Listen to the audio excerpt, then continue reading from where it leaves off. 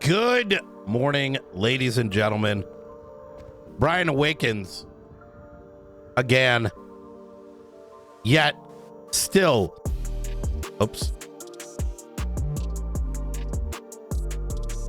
dealing with a cold from hell.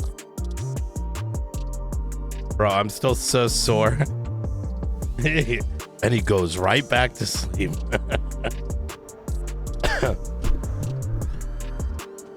You know, I woke up like at 9:30, but then I like laid down for like God knows how long because I am still hurting from that fucking cold, man.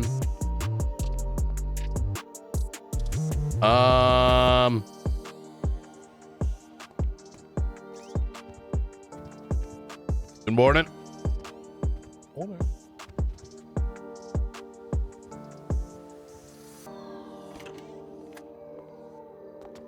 Slowly but surely.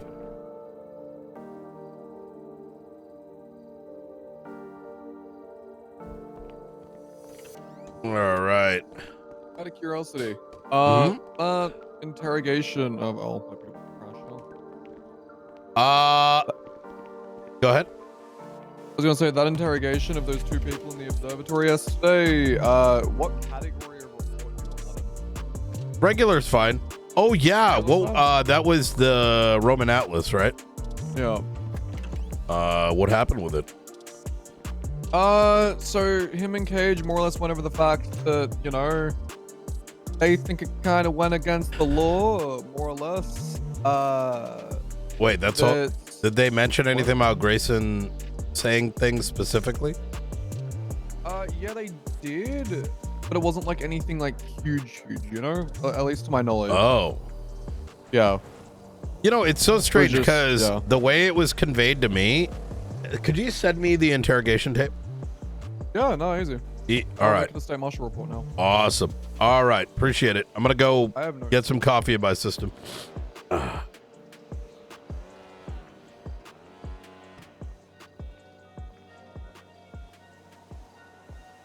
Huh.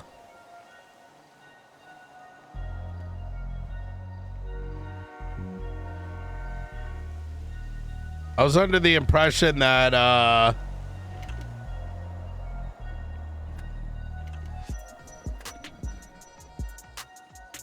y'all gooey, thank you for dropping that gifted sub, man. Da, na, na, na, na, na, na.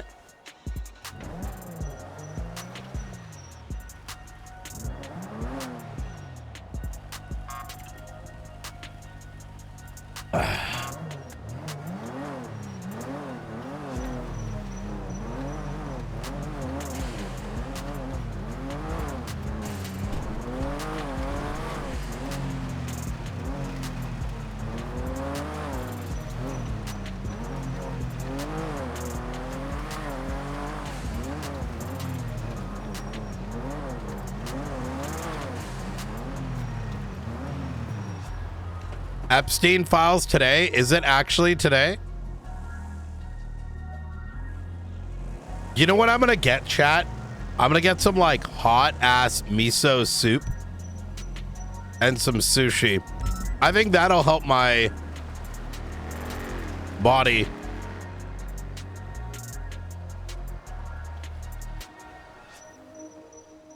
I think that's what I'm gonna do.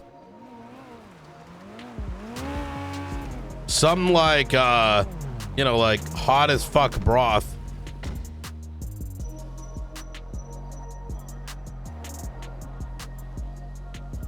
How you doing, Misha?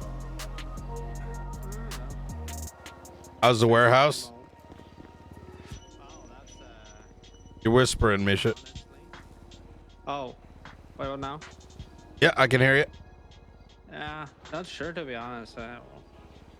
I'm worried about the structural integrity of the whole fucking roof. Yeah. So how much rubble there was on top of it? Yeah.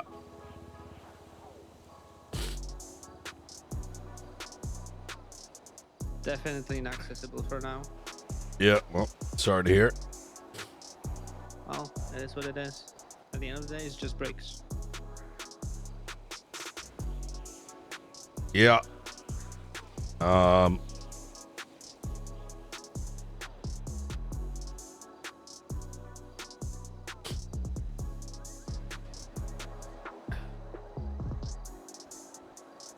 All right. All right. Got any meetings today? Nah, I'm chilling. You know, Friday. All right. Hell yeah. All right. You stay safe. Go for a cold one. Yeah, you too. I'm sorry? Yeah, you too. You too. All right.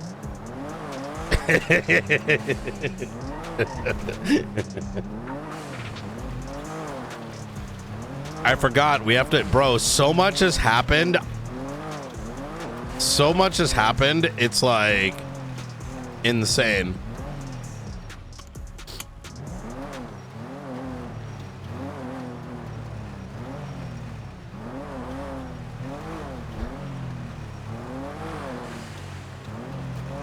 Like yesterday, we started on one thing and there was like 10 things that happened.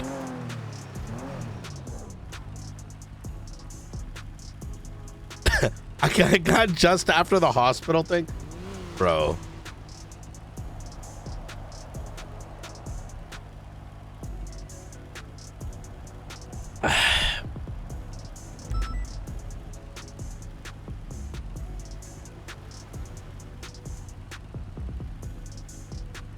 Oh.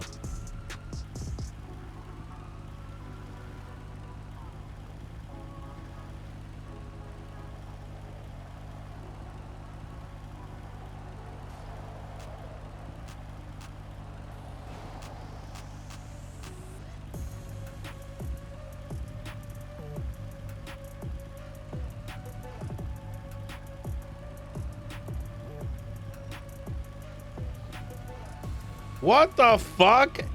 Wait, what the hell is going on?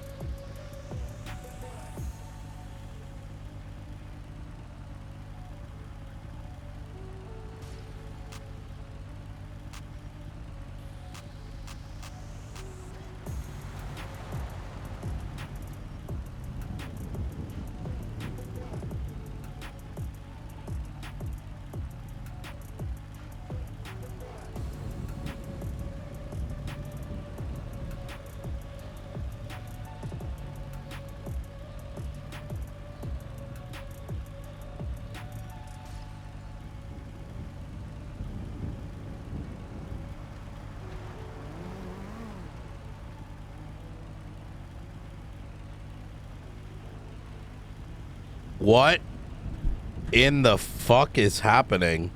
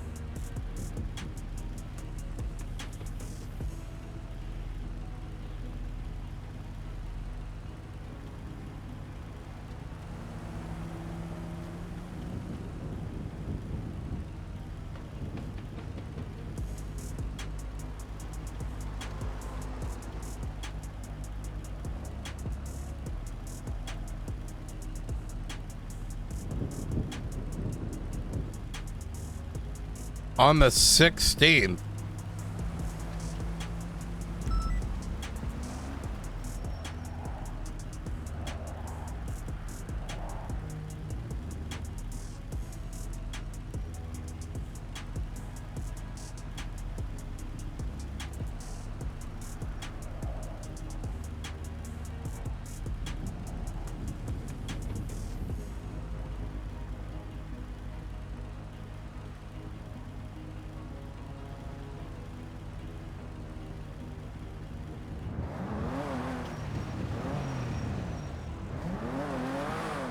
Springfield is investigating the Carmine stuff.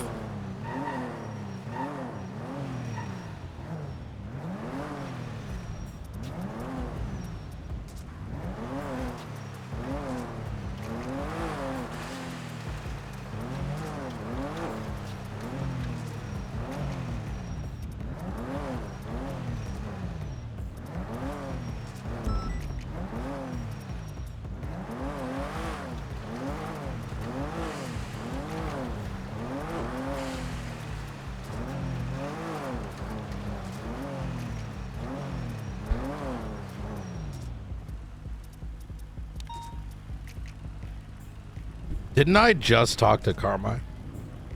I fucking spoke to Carmine, man. Told him, hey, man. Yo, bro, you need to lock it in. And it's like gotten worse.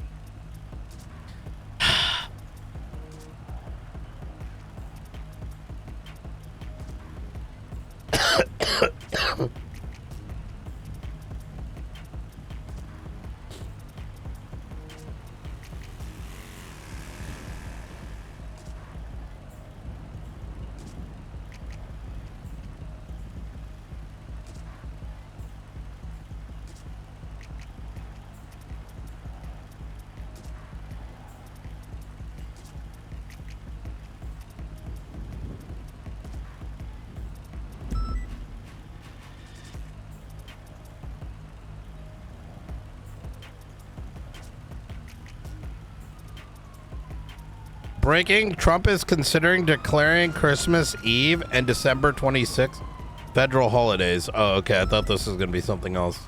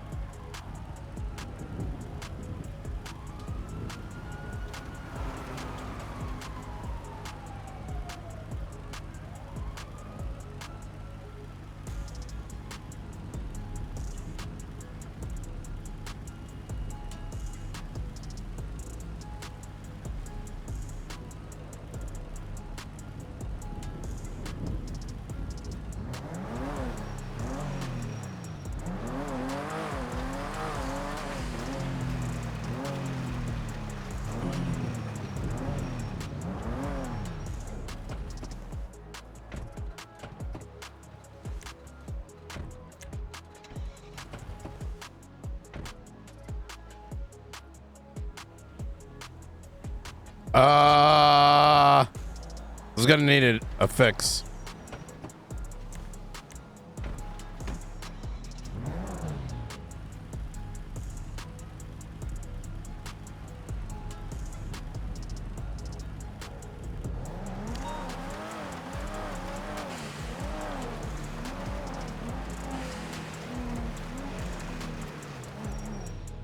Sean wants to chat.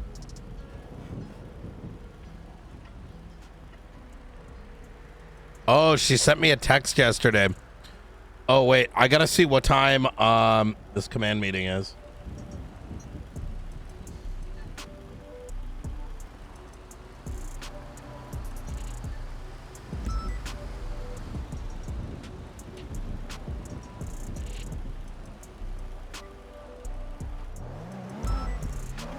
Oh shit. How about Sunday?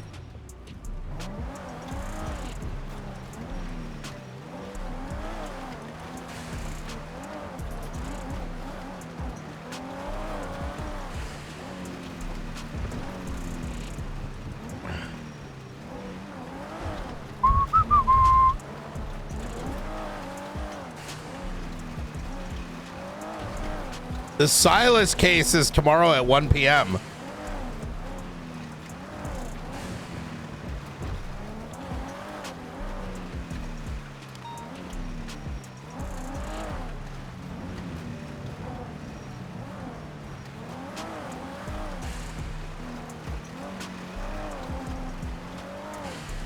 Fuck, I gotta figure out my... God damn it.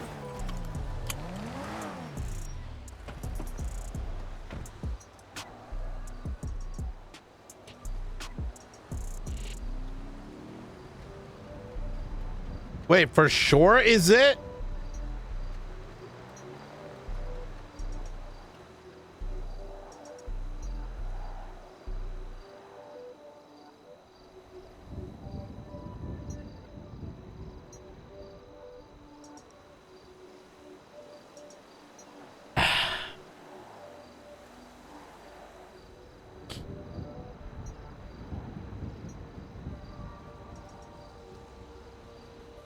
Wait, authority conduct review.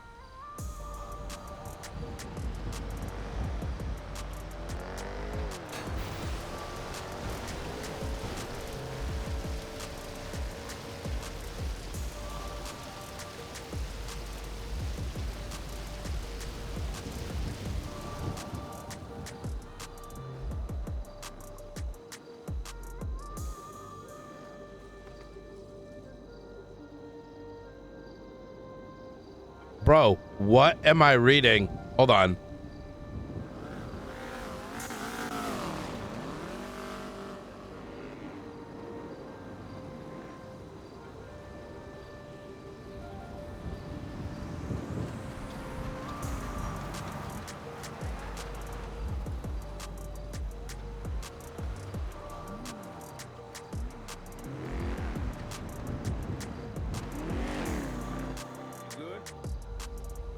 Yeah, I'm good. I was about to repair this up, and then I noticed the... I was sitting at the light, and a fucking car went 200 miles an hour so fast I didn't even fucking clock it, I don't think. Jesus. And, yeah, then I saw you over here with not in the car, so I want to make sure you're good. Yeah, I appreciate it. How's your morning? I woke up later than usual, so I'm just... I've just been listening to the radio, kind of going over stuff, finished a subpoena, so... All right, hell yeah. Yesterday was a fucking doozy. Yeah, it seems like it. Yeah. Everyone and the mother decided to come out the woodwork. What'd you say? I said everyone and their mother decided to be, it was one thing after another yesterday. In the hospital at one point, effectively speaking on behalf of, like, the government type shit. You know what I mean? Preventing us from arresting someone in ICU or placing them in our custody, and we're like, and people just be doing dumb shit lately, huh? I don't fucking know. Like, it's like boredom or like look at our some most other recent shit. 3 reports. It's literally all Carmine stuff. Well, that's actually why I stopped. I noticed there's an impeachment up for him. Jesus. Yeah, I think more than anything, I think the frustrating thing is people are just acting extra. You know what I mean? And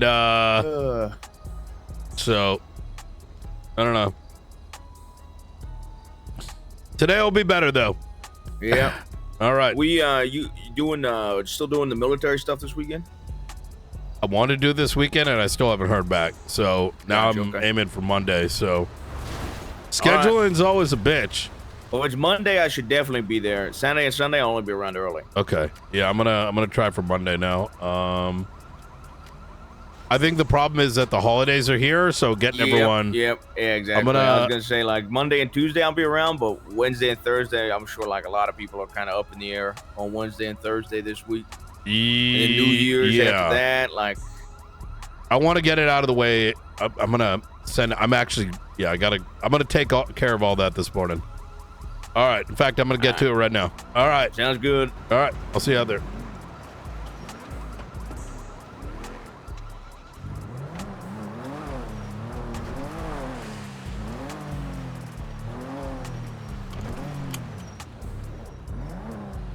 All right. Command meeting Monday. Monday. Okay.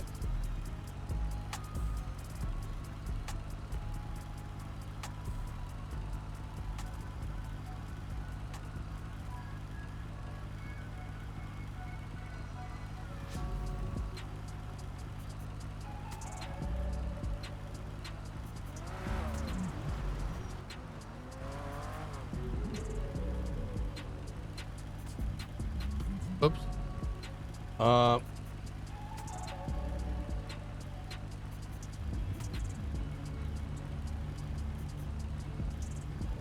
What about today at 4:30 p.m. ET?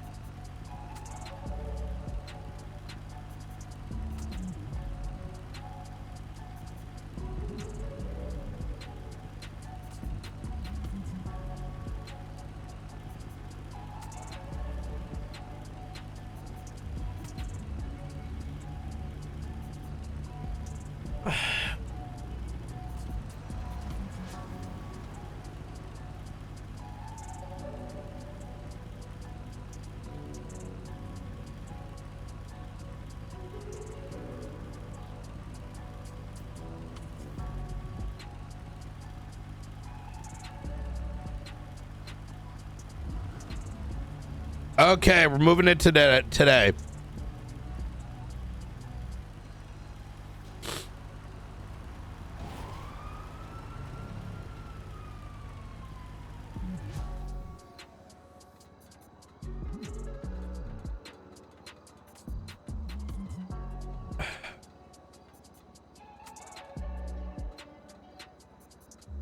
Well, the meeting isn't so much.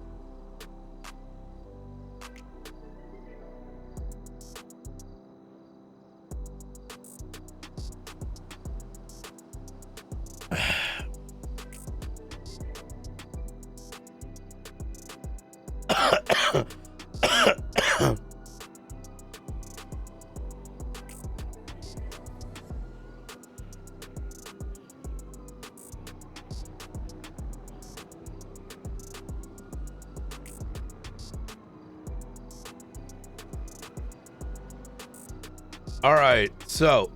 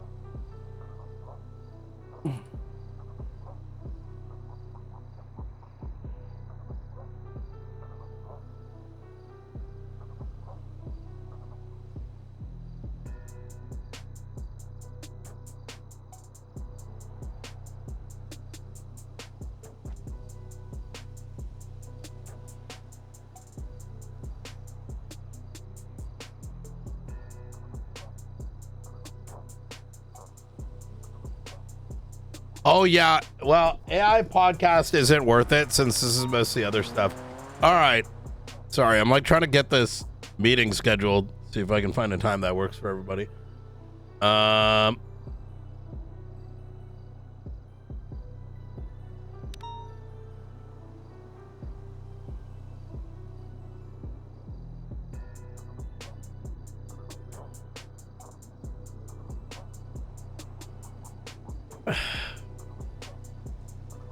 Okay, so littering, gritty, follow the incident, Mr. Beckett. Oh, this is Mr. Beckett.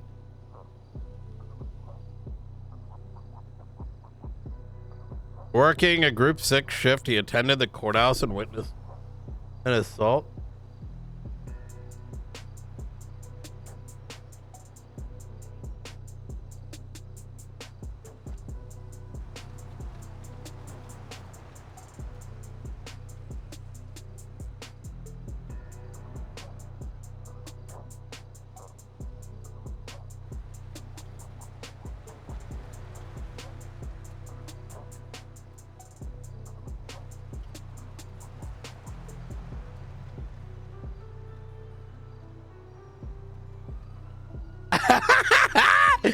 John, you're fucking stupid if you think I don't know about the complaint. I'm a captain. That shit's been ripped up and thrown under the rug. You don't know what you're getting yourself into. Kinsman, there's an esprit de corps. Yeah, we hooked up. Why? Look, you gotta come to our offices on the lot. Dig on the vibe. Well, it's not who you know. Who you know. Am I right? Oh, Christ, the whole band? No, not the openers. Yeah, thanks for the heads up. Bye.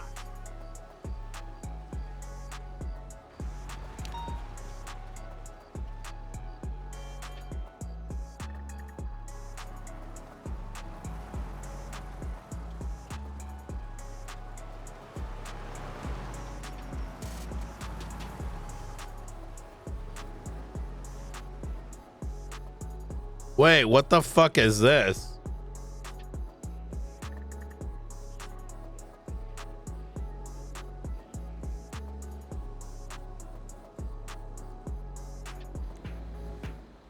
Line. Carmine. What do you want, man? Sean, what do you want, man? 50 signatures. Hey. Hey, Director.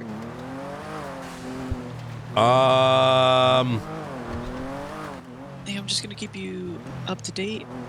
I am passing primary of the Carmine thing to Ruth because she already had a significant file on him, and this is adding on to his file. I'm running support for her since this is her shift. Yep. It's gonna make it a lot easier for her to do it. And I'm gonna run support with her. All right. Do you know if she has the bandwidth? Yes, I already checked with her. She actually requested it, so. Okay, that works fantastic. All right. And I am good to run support. I'll help her run the subpoenas and everything like that. Okay, that's very good. I think the biggest thing right now is it's been like a fucking shit show. After that series of things, yesterday we had to get into one of the most mind-numbing fucking debates on the hospital. They tried to prevent us from... Look, the best way I'm going to put it, and I'm not going to put this kindly, is we had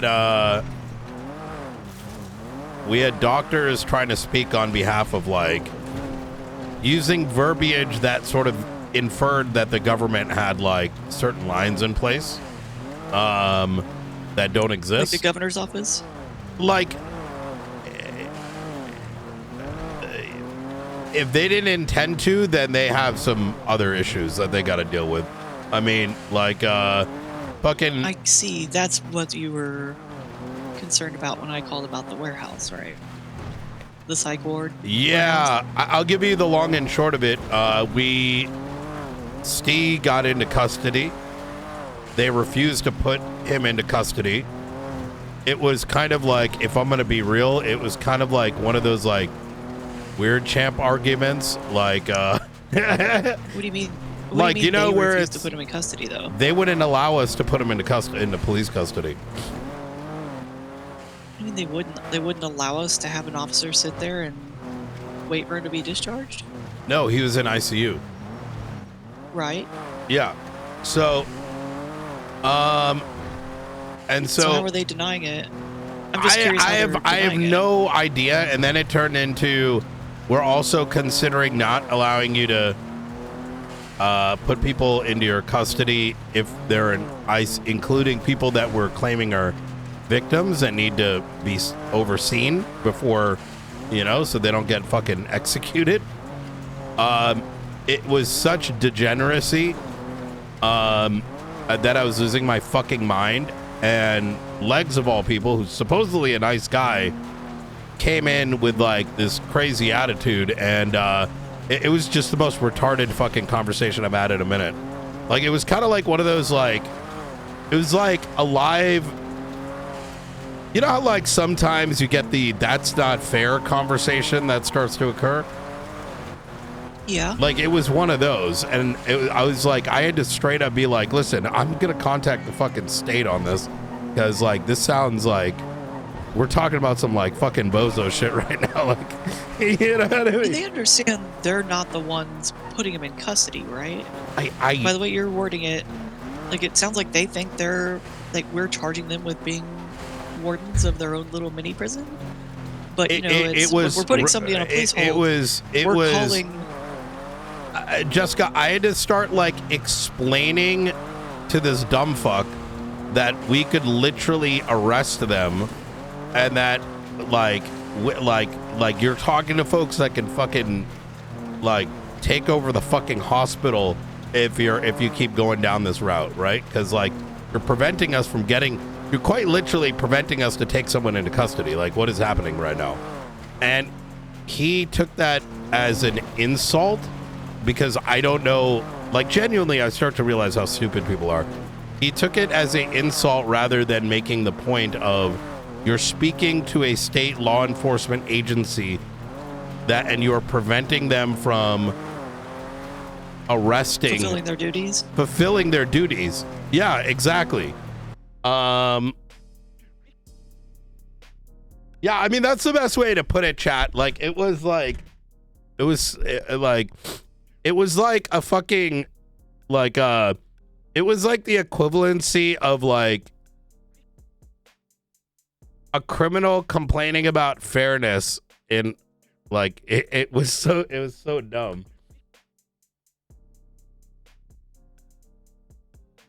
You're fucking pissed that I sat here with my jaw on the floor? Yeah, I couldn't, like, the thing that was astounding to me was I think it's just like a high level of just, I don't know. Bro, it was the most retarded argument. Like, you're a doctor. You can't prevent that. Like, you can be arrested, you dumb fuck. Like, it was like and that's why I needed to like contemplate contacting the state, because it was turning into like a not fully in character conversation, right? Because the implication was like going into "that's not fair. This is a green zone." Thank fucking goodness Hart came in. They can be like, listen, you can always make the claim that like, well, that's not what was meant. Those are the inferences, whether you're doing so intentionally or not, right? It enters into a space that like, you know, it's like, we're a cop. We could, if we wanted to, not that we would, literally have to arrest you, take over the hospital. These are not like, you know what I mean? It was like we were challenging some like it was almost like we were challenging like a little island that they believe they have like full control of. And then came the, well, this is a private hospital. It's like, that makes it worse.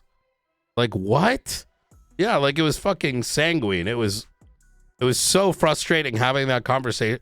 It was frustrating having that conversation because the conversation, like, you had to borderline start knocking a fucking wall down to be like, we are role-playing cops. You're role-playing a doctor.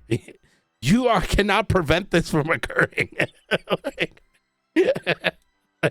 you're asking me to arrest you right now, you stupid dumb fuck.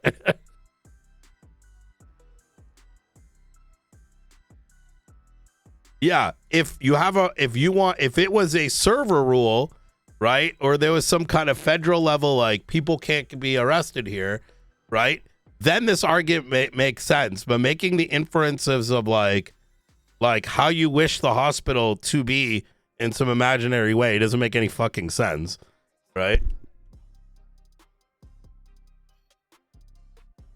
Your body, all right? Yeah. That's why I was like losing my mind, man.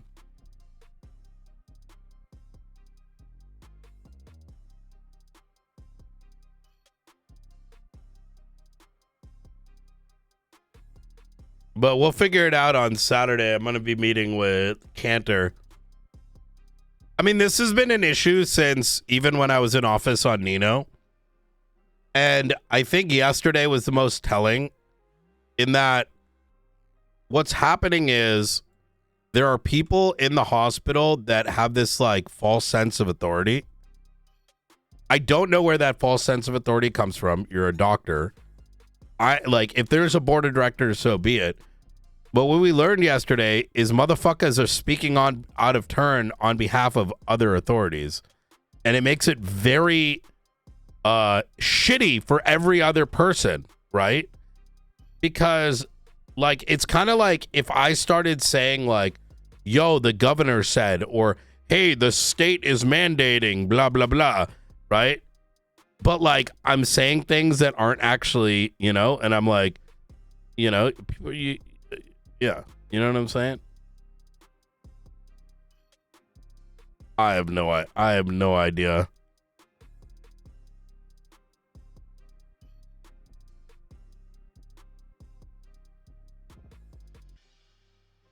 Yeah, yeah.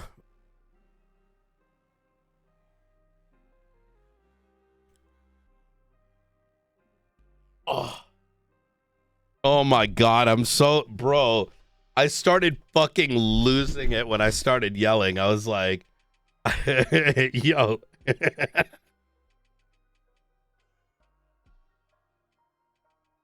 That's gonna be a hard one to look past because I could see this popping up again. Writing it up is important, 100%.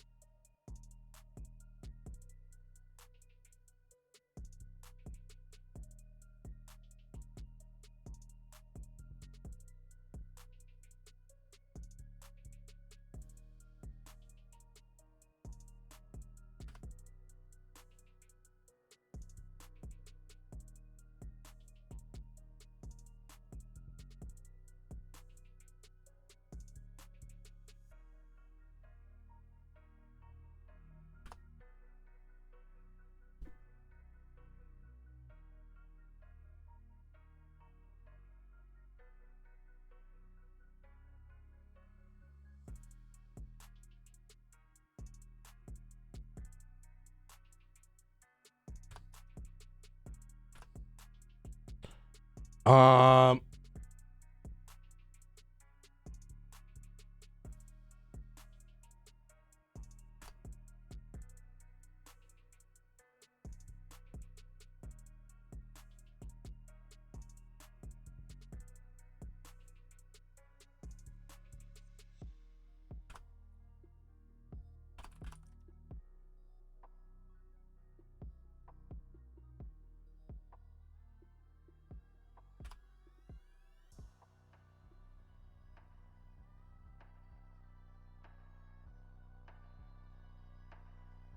another Nino versus Justice situation. Yeah, but I don't know, man. The reason why I tend to bring it right up to, like matters like this right up to the state is effectively if it starts to seem like it's like some unsaid server rule, I rather not debate that in character. It's one that I would just figure out and be like, yo, is this a rule? No. Okay, then we're gonna role play it based on the law. That's it. And that's the instructions that have been given. I don't know if everyone fucking knows that. I think like as was stated yesterday in that conversation, rather just bluntly, some people seem to be under some impression based on rumors. The city doesn't run on rumors. There's literal laws. There's literal legislation. There are things that can be challenged in character, right? And just because there's like rumors of like, well, actually it was a private hospital, unless that's like there's like anything backing it, you have nothing. And I know that can frustrate some folks. Like, for example, who owns the clown house? How much does the clown house? You have to keep in mind that is how 4.0 works, right? Not everyone can like it, but you have to base it on the law in the city. That is quite literally how it is. And unless let's say an admin were to come in or for example, let's say imagine like Nino Chavez owned the resort, right? In 3.0. And I'm like, hey, I'm role playing. I still own this. Well, if someone goes and challenges that in court, well, you have to go and actually prove that shit. You can't just be like, yo, back in the day based on this rumor. Nah. You know what I mean? And for some people, it might suck a little bit, but it's not a ton of effort either. You know what I mean? Because otherwise there is no semblance. Because at the end of the day, and I think this is where people miss things, is cops, lawyers, judges, etc. have to base it on things that are in the law, right? Based on evidence.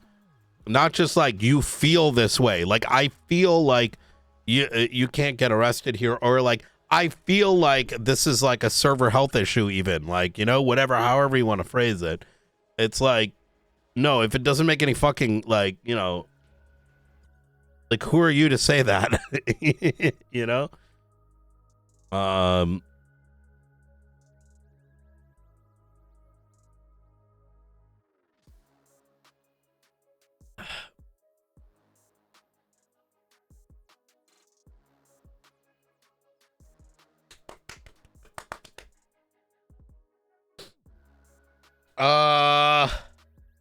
Max with the Liquid Library. Yeah, like Liquid Library has a deed. The other place has a deed.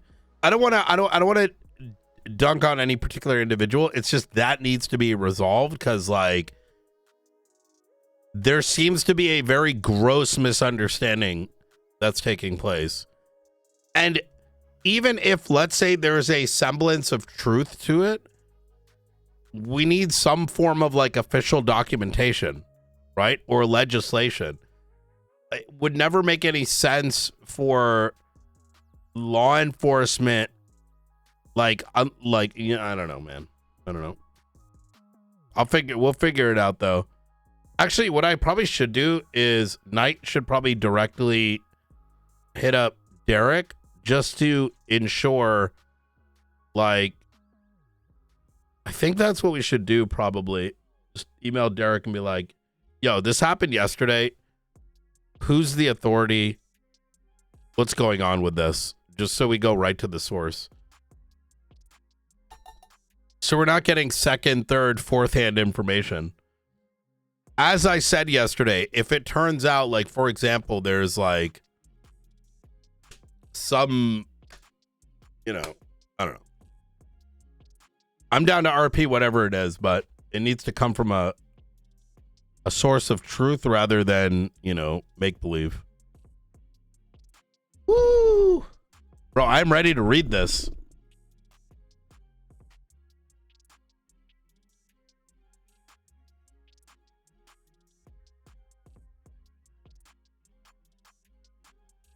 No, I don't think so. It's the same thing as like the state, right? I think there is a lot of confusion. The board has sort of no, because there are entities that like oversee the health of the hospital, right? But in my opinion, what happened yesterday is that somebody was speaking on behalf of the board, and that conversation was like insanely cooked because somehow McQuillan simply saying, hey, by the way, this patient is going to be placed into police custody, somehow got translated into we're going to take him out of the hospital. And I want to highlight that the energy that Legs came into is like even him, like, is this coming from like some email chain or something? Like, I don't fucking know. Because it was like a very crazy level of energy for McQuillan simply stating, hey, this person is going to be put into custody. Like, what's happening here?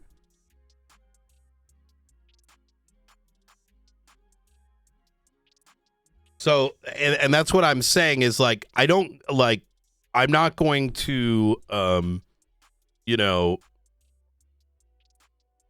whether it's Brian Knight or, you know, my advice to anybody is you don't ever let someone off scot-free if they have a very strong antagonizing position, if they haven't first attempted to understand someone else's position. You know what I mean? You're allowed to have a misunderstanding, but if you're not actually listening and understanding the position and you're just getting like heated, that's a fucking huge red flag. Because then you become an untrustable entity at that point.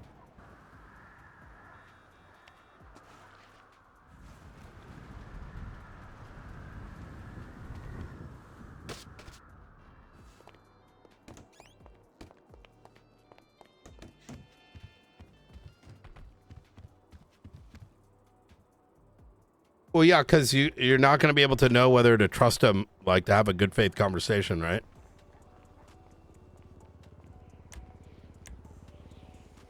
Oh, fuck.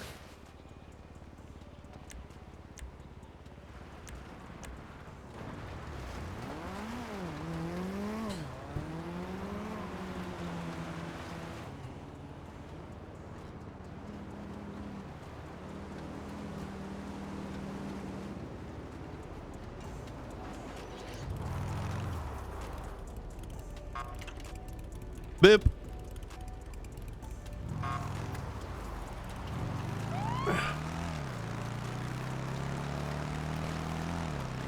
Well, like I said, it's all gonna get sorted tomorrow, but I'm gonna try to get it sorted once and for all.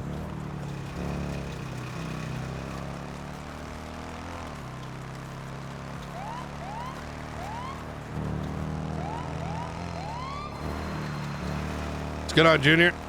Hey Brian, how's it going, mate? Pretty good. Couple of questions for you, if possible. Yeah. Firstly, I probably shouldn't say this over the phone. Oh well. I almost are died. you aware of what happened to me and a certain Lucian a few days ago? Mm-mm. You're not. Well, do you want me to say this over the phone, considering who he is and everything? Oh, Lucian. Yes. Give McAllister a call. Oh, yes, yeah, okay, cool. Easy. The other thing, yep. McAllister didn't mention it, are the marshals hiring at the moment? Yeah, 100%. What's the process about getting an interview? You're not getting hired. Why? Because you're a fucking scummy rat. What do you mean? I would never hire you in a million years. Why would you never hire me, You're the Brian? epitome of a government official that should never have power. Why would you say that, Brian? Well, number one, you alongside that dumb fuck in LSPD, whatever the fuck his name is, spiraled a digital terrorist into causing all kinds of mayhem in the city. How did I do it? Well, that's the problem. I think both you and what the hell's his name, Luke Miller, are like, you know, so up your own ass that you didn't even realize the damage you were doing, nor were you kind of paying attention. And then subsequently, after doing all that, instead of us making any progress on it, it turned into some other shit. All right. And then you made up a bunch of false testimonies, statements about the archivist coming after you, which is one big fucking lie, just because you couldn't face the fucking music, which that's the second point. SASM doesn't hire pussies. All right. Well, Brian, you could have won that damn election. Is a matter of opinion. Yeah. Well, my opinion is that fuck no. Right. Well, hear me out. I ain't hearing shit out. You don't hear shit out. Why not? Because I said no. You're not compatible. Number one, I was explaining, and then you interrupted me. Number one, you're not. Well, no. Look, you hear me out first. Number one, you're not credible. Number two, you're a pussy because you could have won the election, but put your tail behind your legs and ran off. Number three, you don't have any law enforcement training. And number four, you let Denzel become the mayor of Los Santos County. What's right? Firstly, how did I let Denzel become mayor? Hey, what's up, well, I just saw this film about see, that's the problem. You don't even know. What? I wasn't even here. So, all right. Right. Secondly, the whole Lucas Miller thing. Hear it from my perspective. I've got a terrorist calling me up every single day, and with the biggest. Oh no. I have no police training or no background in it whatsoever. So how am I going to know how to handle speaking to someone like that? And I don't really know what I did to rile it up, but if you could explain that to me, that'd be great. Listen, I'm well past that, right? We're only discussing your employment. Brian, look, hear me out. How about this? Give me 2 minutes. 1 sec. Okay. Let me get my suit. Can't say I like people too much, and there ain't much to see, so no. Okay, Hal. You send our love to Betsy.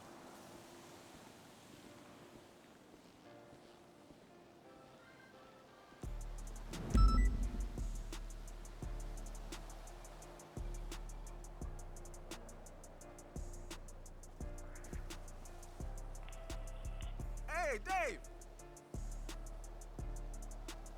What'd you do today? Son, I didn't pay for 6 years at UCLS, so you can sit around in your underwear and play Zorbio all day. Got my soup. All right. All right, go ahead. Sorry, you were saying something. You said, how about this? And you said, hold on. No. Go right ahead. Go right ahead with what? Whatever you need to say. Look, here's what I'm going to say. I am now someone. I recently picked up a new job. Ryan, have you heard? No, I didn't even know you've been around. Well, I've been visiting, and make ends meet whilst I'm here. Because all my money is unfortunately now in an offshore account. I am now a grind delivery driver. Okay, it's good. All right. Yeah, I am now a reformed, functioning member of society. I feel that I am someone who'd be very hardworking and dedicated, and would be willing to put in the hard yards. Would you disagree? Yes. Why do you disagree, Brian?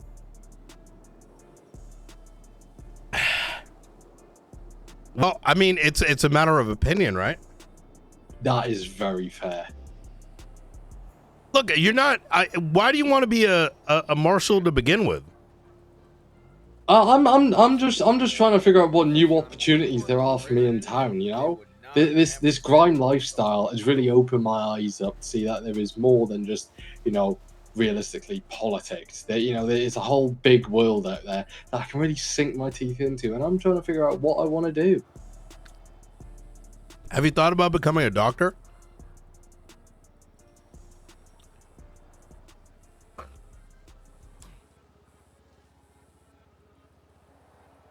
Why do you hang up?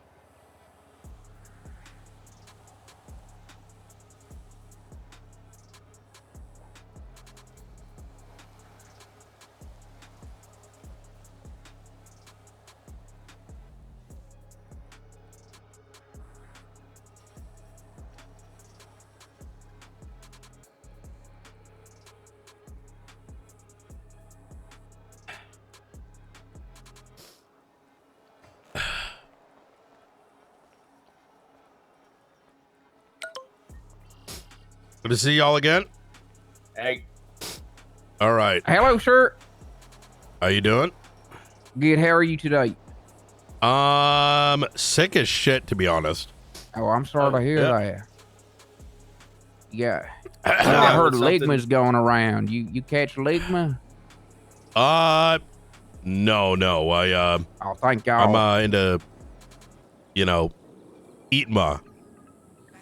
What's eatma? It's when you eat vagina. Oh, God bless. Yep. And that's like a disease or something? Like that's something you can catch? Sometimes it's like a requirement. Oh, okay. Yep. All right. So, I'm probably going to do less of the talking. I'd love to hear about you. So I've seen your app. Tell me a little bit about yourself. Well, sir, I've spent the last 25 years of my life in the United States Marine Corps as a drill instructor, specifically a sergeant major of rank, and I've been drill instructing at Guantanamo Bay Naval Base like my daddy before me. I've also spent 15 years in conjunction with that time in law enforcement, working at various agencies. More recently, I was in a sheriff's department. And, I helped actually construct their entire training program and academy and trained a bunch of fellers there. And I was a sergeant there, and I helped run their motor unit too until, I ended up transitioning to the highway patrol. There's a few things. The department I was in ended up getting, my uncle was in it. Look, it was a whole deal. Anyway, that's what I was doing most recently in regards to law enforcement, but, they're this fucking group of bikers, right? They're real bastards. Anyway, we ran them out of town, and then as soon as we ran them out of town, turns out they was the only one doing any sort of crime. Just wasn't no crime going on, and they made us redundant. You're too good at your job. Well, that's kind of what they said when they made us all redundant. Yeah, that was the insinuation. But I'm a bit of a jack of all trades, I guess. Obviously, I got a lot of technical experience from the United States Marine Corps. I'm able to plan and implement an operation and direct units where necessary, but I also am pretty decent at investigating things. I was big into traffic investigations, and I know that might sound silly, but there's actually that's the bread and butter of investigations. Traffic investigations ain't just about traffic stops, it's about finding out what vehicle's being used by whom and how, etc. Being able to link that kind of stuff up to criminal organizations and whatnot. This guy's already really good. This guy's actually really good. Most people don't know this shit. I'm a big fan of writing reports and stuff. I can fucking write a statement and a report better than probably most. I've worked in a position where my entire job is to, like law enforcement, interpret legislation and charge individuals and have to go to court for it and whatnot. So although I may not be a master of everything, I definitely have a very broad range of skills that makes me a very capable and fearsome person out in the field. What's a pretextual stop? Sorry? Pretextual stop. Oh, sir, I'm going to be honest, I don't know. What about a controlled traffic stop? See, I feel like the thing is, I feel like I would know the basics of these, just maybe not as their names. That's fine. It's just me doing a hot and cold test, right? I understand. Okay. The main job that I currently do is a lot of, because of it, we don't operate off North American verbiage for a lot of things. So although I may do them, it may be as simple as I don't call them that due to where I'm stationed.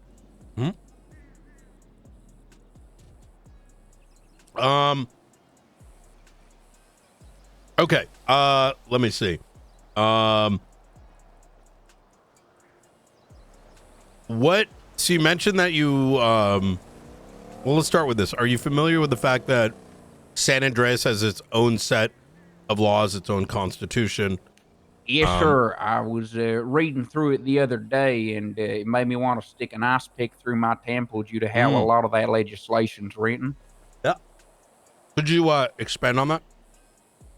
Well, sir, the issue is there's no actual standard to how a lot of that legislation's written, which means different people have come in through different times and written legislation on certain topics without following the same, I guess, like Thought template process. of what's considered a fucking article compared to a part, compared to a section, compared to a subsection, etc.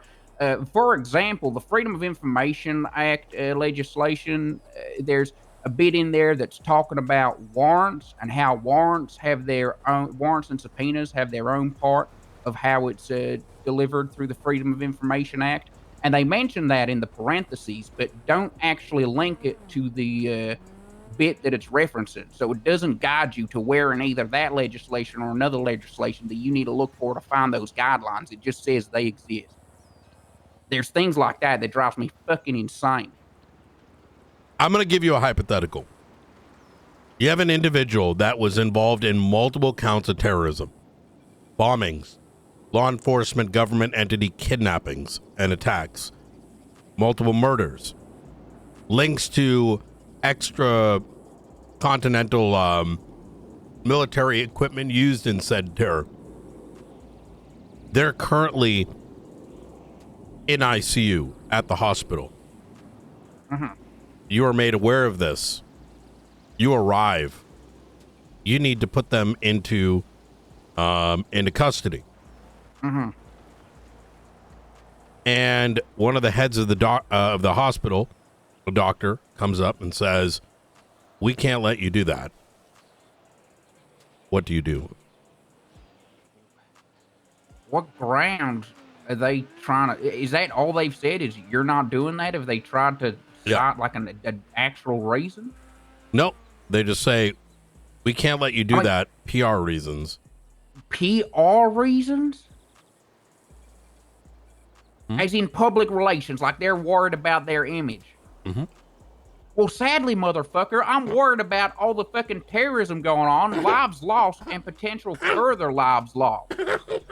It ain't uncommon to have a person in custody in hospital. Like a hospital guard ain't a strange thing. If there's an arrestable person in there, you know they're in there.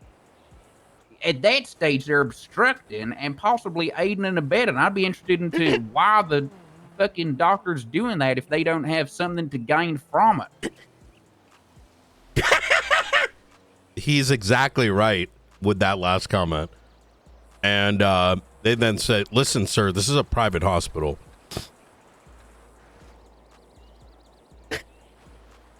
But again, I know there's an arrestable suspect in there. I mean, I ain't all over. I'd have to fucking double check in the Constitution, etc. But I'd imagine if I believe there's an arrestable person in there, in fact, I know it's confirmed there's an arrestable person in there, someone who is a threat to national security, to lives, has already caused mass damage. I'm making that arrest. He prevents you from opening the door. Well, and he's going in for obstruct. That is, by definition, obstructing me from conducting my lawful duty as a member of law enforcement. Okay. All right. His bosses come in. They're like, but they're not actually his bosses. They're pretending to be the bosses. Okay, because I was confused because you said he was the head doctor. Well, that's what you that's what I would have thought in this scenario too. But now someone else has come through, and They're like, well, we can't let you do that. They just said that again, just like him. They haven't given We, the any hospital, other are going to prevent you from getting that patient or putting him into custody. I mean, I hate to break it to him, but unless God himself came down, I don't think anything's preventing me at that stage. If they've got a problem, they can go ahead and try to fucking civilly sue the goddamn agency. Man isn't designed to be. Okay, very good. All right. All right. Call me later. This is Sir, is that scenario you just gave me? Did that actually happen? Yeah, last night. Jesus Christ, man. Yeah.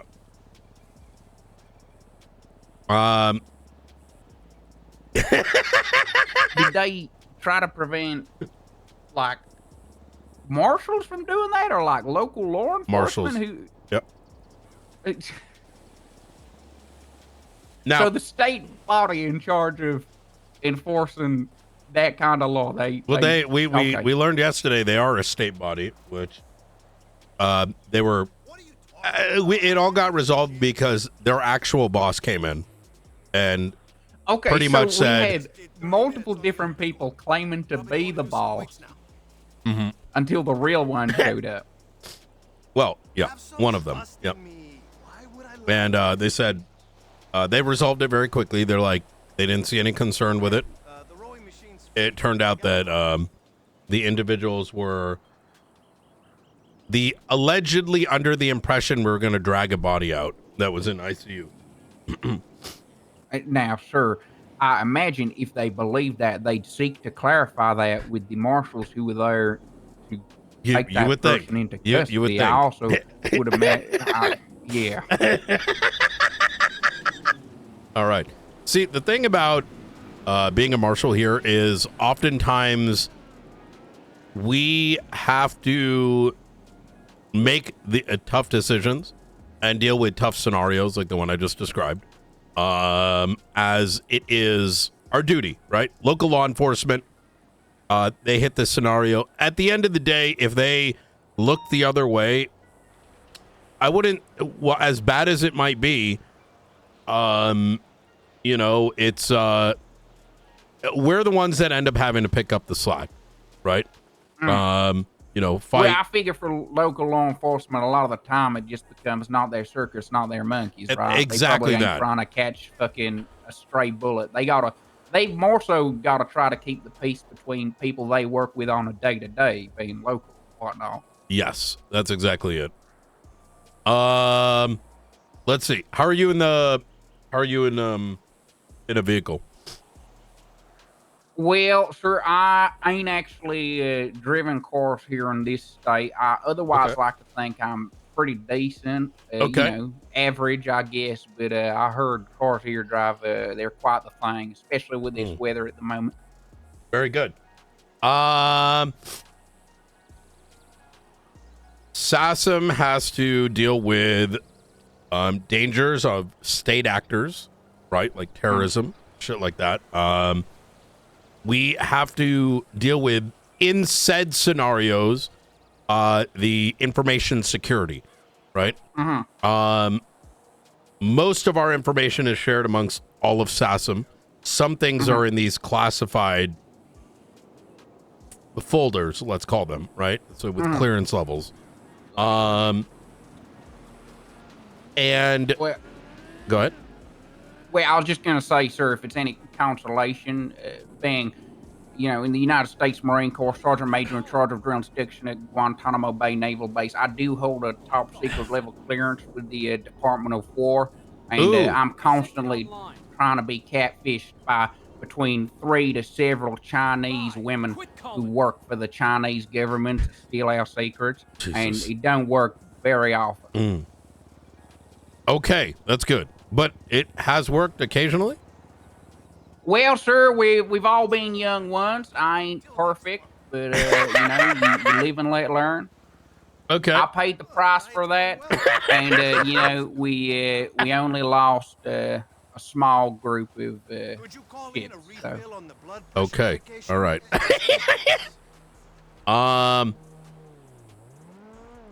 information security is a very important thing for this department. Some things will be need to know for reasons that you may not be fully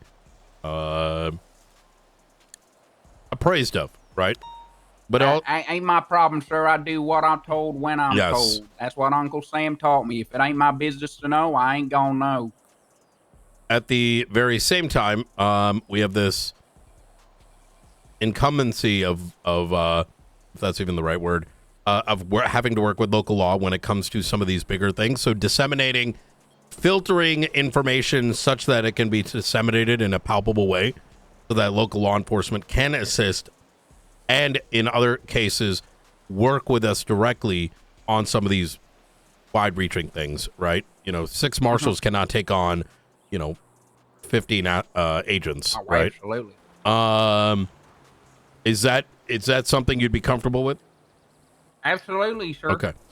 Balanced against that is sometimes you will be on the field working with local law. In fact, you're going to be working with local law likely very often. And you may see things that are not just unbecoming, but might be illegal in nature, right? You see someone plant a gun, right? You might find a weapon belonging to a off-duty law enforcement officer that does not have a civilian weapons license. Maybe that gun ties to a murder. These are people that you might work with, but need to be comfortable enough with at least reporting it to us. Is that something you'd be able to handle? Absolutely, sir. Okay. Where of all the different areas of policing, what are the 2 areas that you're most interested in? Oh, that is a question. I would say definitely. Okay, when you say areas of policing, sorry, I just want to clarify. Are you talking the difference between like running traffic or investigating things, or are you being more specific, like gangs and narcotics compared to like financial crimes? Yeah, like warrant apprehensions, financial crimes, government corruption, right? Okay, well, I'm going to be a little bit broad with the first one when I say proactive work, which I want to include in like your government corruption and like maybe more sort of banger kind of like gangs and narcotics investigations. But then also like warrant apprehension. Okay, good shit. All right, and what would be? Those are 2 or 1? 2, I guess. Okay. It's pretty broad, so probably encompasses Yeah, more than like I said, I'm very much like a jack of all trades. Justice. All right. Definitely, I guess warrant apprehension definitely up there, and it would be between either like government corruption stuff and maybe illegal distill. Aldo and Chapman were telling me about distilling and stuff, and how no one's really kept too much of a finger on that. There's only 2 groups that can actually legally make it. Very true. It's sort of like moonshine stuff has gone by the wayside, and that's really up my alley. You see, when my daddy was a cop, he focused on back in the 80s. See, he focused on like reefer and marijuana and the hippies importing it through fruit stands. Yep. Okay. And so I feel like looking into that distillery stuff and the way that that's maybe being abused. And I mean, that leads into almost white collar, because you're talking about these businesses are probably using it as a front and could possibly be brewing it and selling it where they ain't meant to be. And that's kind of where our suspicion's been leading. There's not really much advertisement around like legal sale of moonshine yet. Everyone and their mother's cooking it up, so it's going somewhere. Yeah. And it could be something as simple as, tax evasion to God knows what. All right. Look, I'm impressed, especially with your background at Guantanamo Bay. Actually, I had to cook one up about 6 years back. Throw some terrace in it here in San Andreas. God bless. Yeah. Had a lot of pushback, but you know, sometimes, like I said, the SASM has to sometimes make the hard decisions, especially when the state says jump, right? Sir, one thing I learned, especially from my time in Iraq, is the ends absolutely justify the means. Hoorah. And although the general public may look at us in shame, Ark, we thank you the sleep 500 quiet at kicks, night man. knowing that no harm will become to them. If tomorrow I told you we needed a black bag 3 individuals, throw them into a van and bring them to a secret facility, would you be able to do that? Sir, you give me the pictures and they're there. All right, easy. All right, let's get him onboarded. All right. Yeah. All right. Welcome you, aboard. Sir. I really appreciate this opportunity. I ain't gonna let you down. Absolutely. Once you're all saddled up, get everything in place. Although if you need any, I don't know if you've done an onboarding before, but there should be a checklist for it. I did the I assisted Dakota and McQuillan with it, so be able to Easy. get it done. We'll get a sworn oath afterwards. Hey, sir, and one thing, if I may, Absolutely. I know that my good friend Victor Jankowski, I think he applied for the job as well. I just want to put in a good word for him. I really like that guy. I like him worked too. with him before. He's really, really solid. Okay. Yeah, he's definitely on my short list. Jenga towers everything, so we're slowly putting the pieces on so it doesn't all topple over. Administration can get very 100%, sir. I'm really glad to hear that because I really like that guy, and he'd be a fucking incredible asset to the agency. Hell fucking yeah. All right. All right, gentlemen. Onboarding done. Does he need to get his keys and shit sorted, or is that all good? What's your state ID? My state ID is 20785. I want Aldo, come over here real quick. Yeah.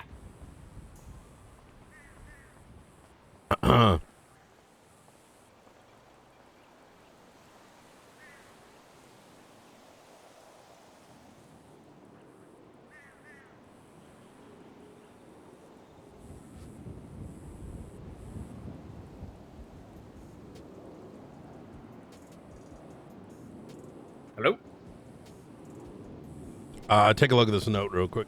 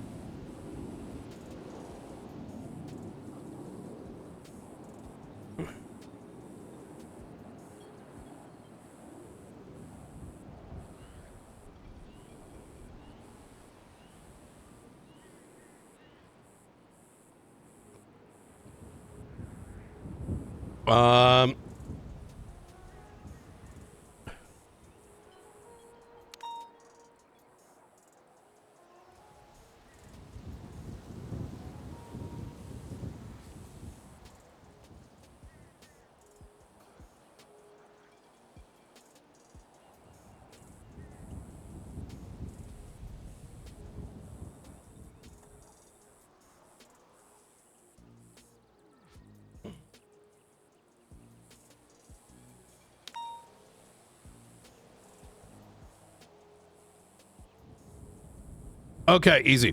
All right. Let me throw him keys right now. All right. All right, easy. Worst case, so he gets kind of used to the city. Some, UC work in the interim is not a bad idea. Yeah. You know what I mean? Perfect. All right. All right, let's go. All right.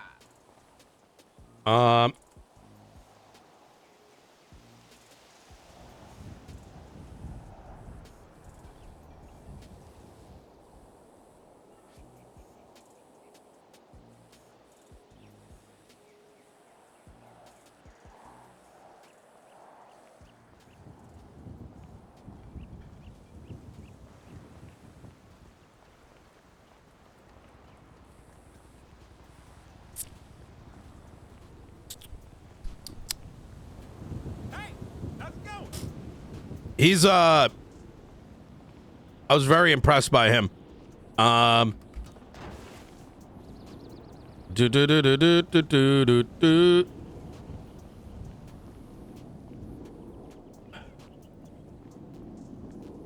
This miso soup helps my throat so much.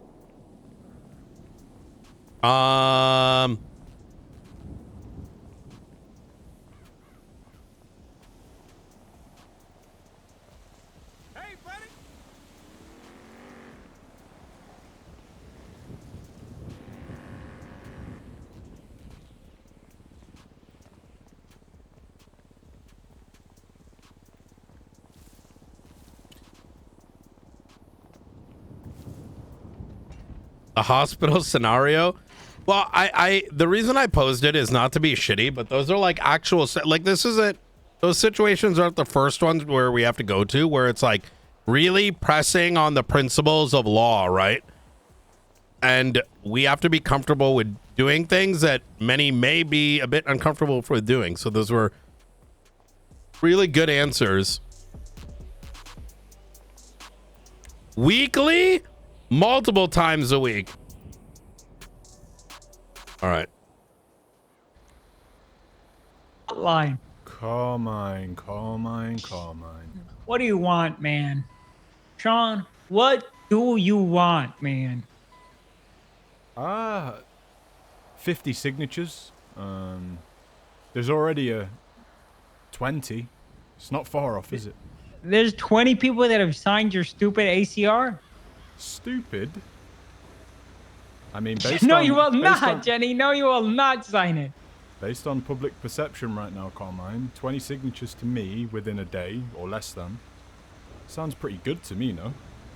So, what is this because... Why are you doing this, man? I don't like abuse of power, Carmine. I also don't like... How did I abuse my power with you, you fucking weasel? Is it because of my aura? Are you intimidated by my aura? I will give you Do one I scare you, little boy? I'll give you one thing, right? You did gritty on me, and that I was did. cool. That was cool. And it all right? was. And it still is. Yeah, all right. Yeah, you can have that one, you know? It's a 90-minute match, you know? I can still get 2-0, or 2-1, sorry. But yeah, 20 signatures, pretty good. And yeah, you abuse your power, Carmen. I look at my record, you know... How'd I abuse my power, man? Well, I look at my record and I see, you know, littering citation. I mean, I didn't litter, but you know, obviously a Carmine would assume so. And Then why ACR me? Contested in court, you bum. Take me to court. No, it goes deeper than that. But you see, why would I feed the horse's mouth? Why would I tell you what I quote unquote have?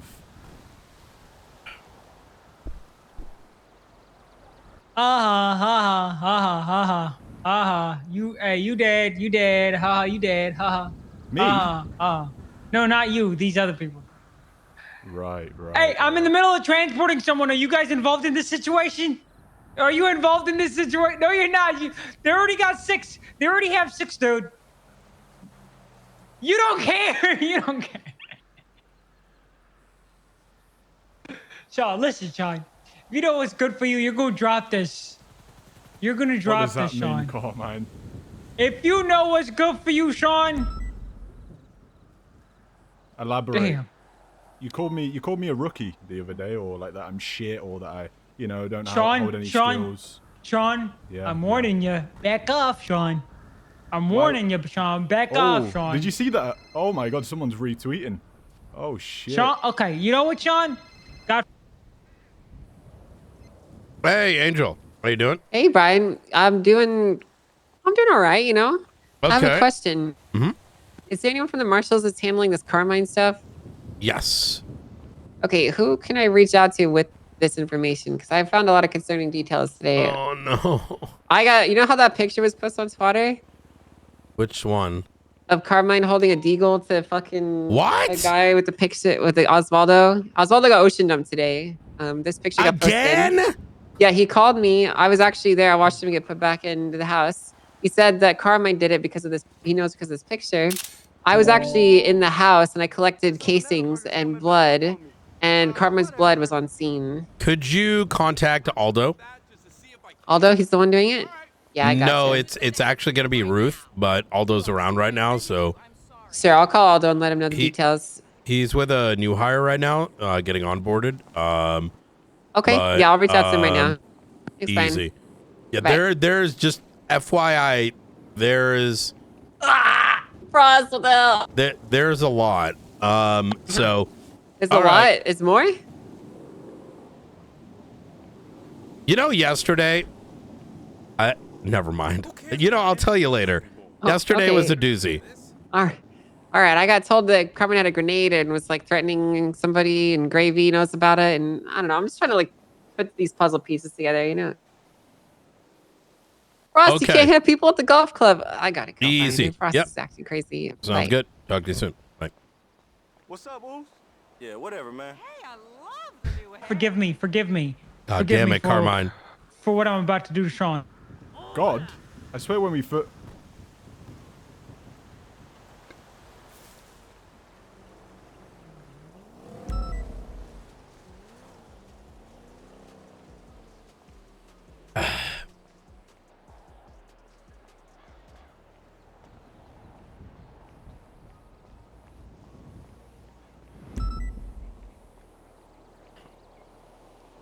Oh, is that meeting happening today?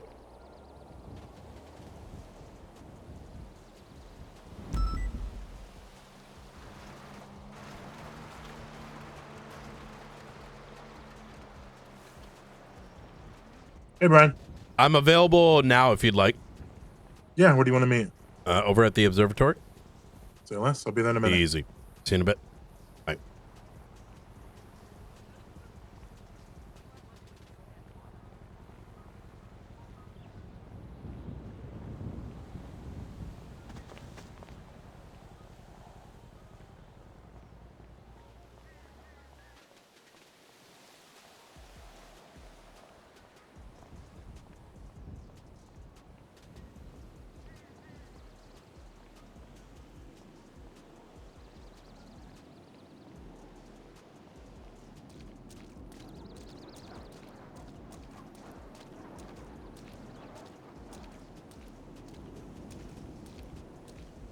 Ah.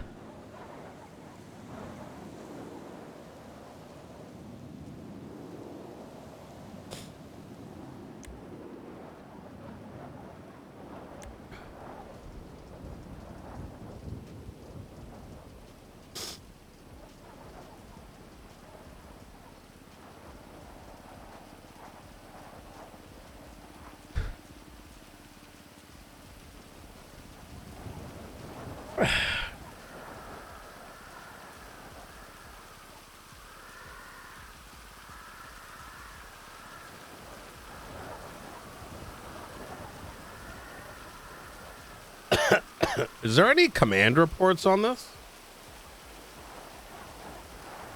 Why are there 2 command reports?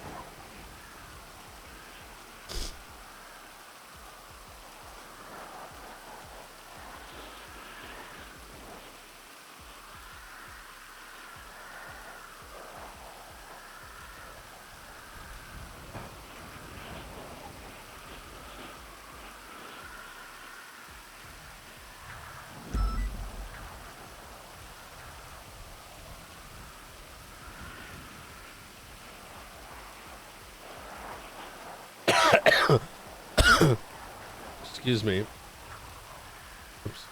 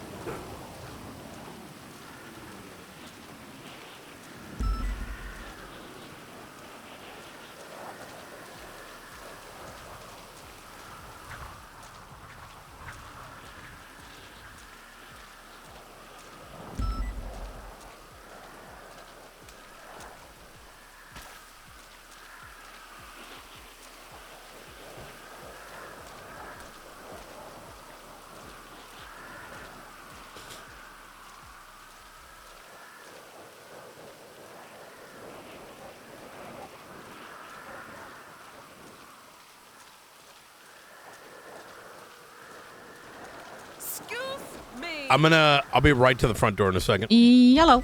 Hey, would I be able to get a repair over at the observatory? Absolutely. Awesome. My vehicle is going to be just your car? Just my car. That is correct. Okay. It's going to be parked next to a bike at the front. Mm-hmm. And then if you just text me your state ID and the total, I can fire it over right afterwards. Perfect. Will do. Awesome. Thank you very much. No problem. All right. You take care. Bye. Bye-bye.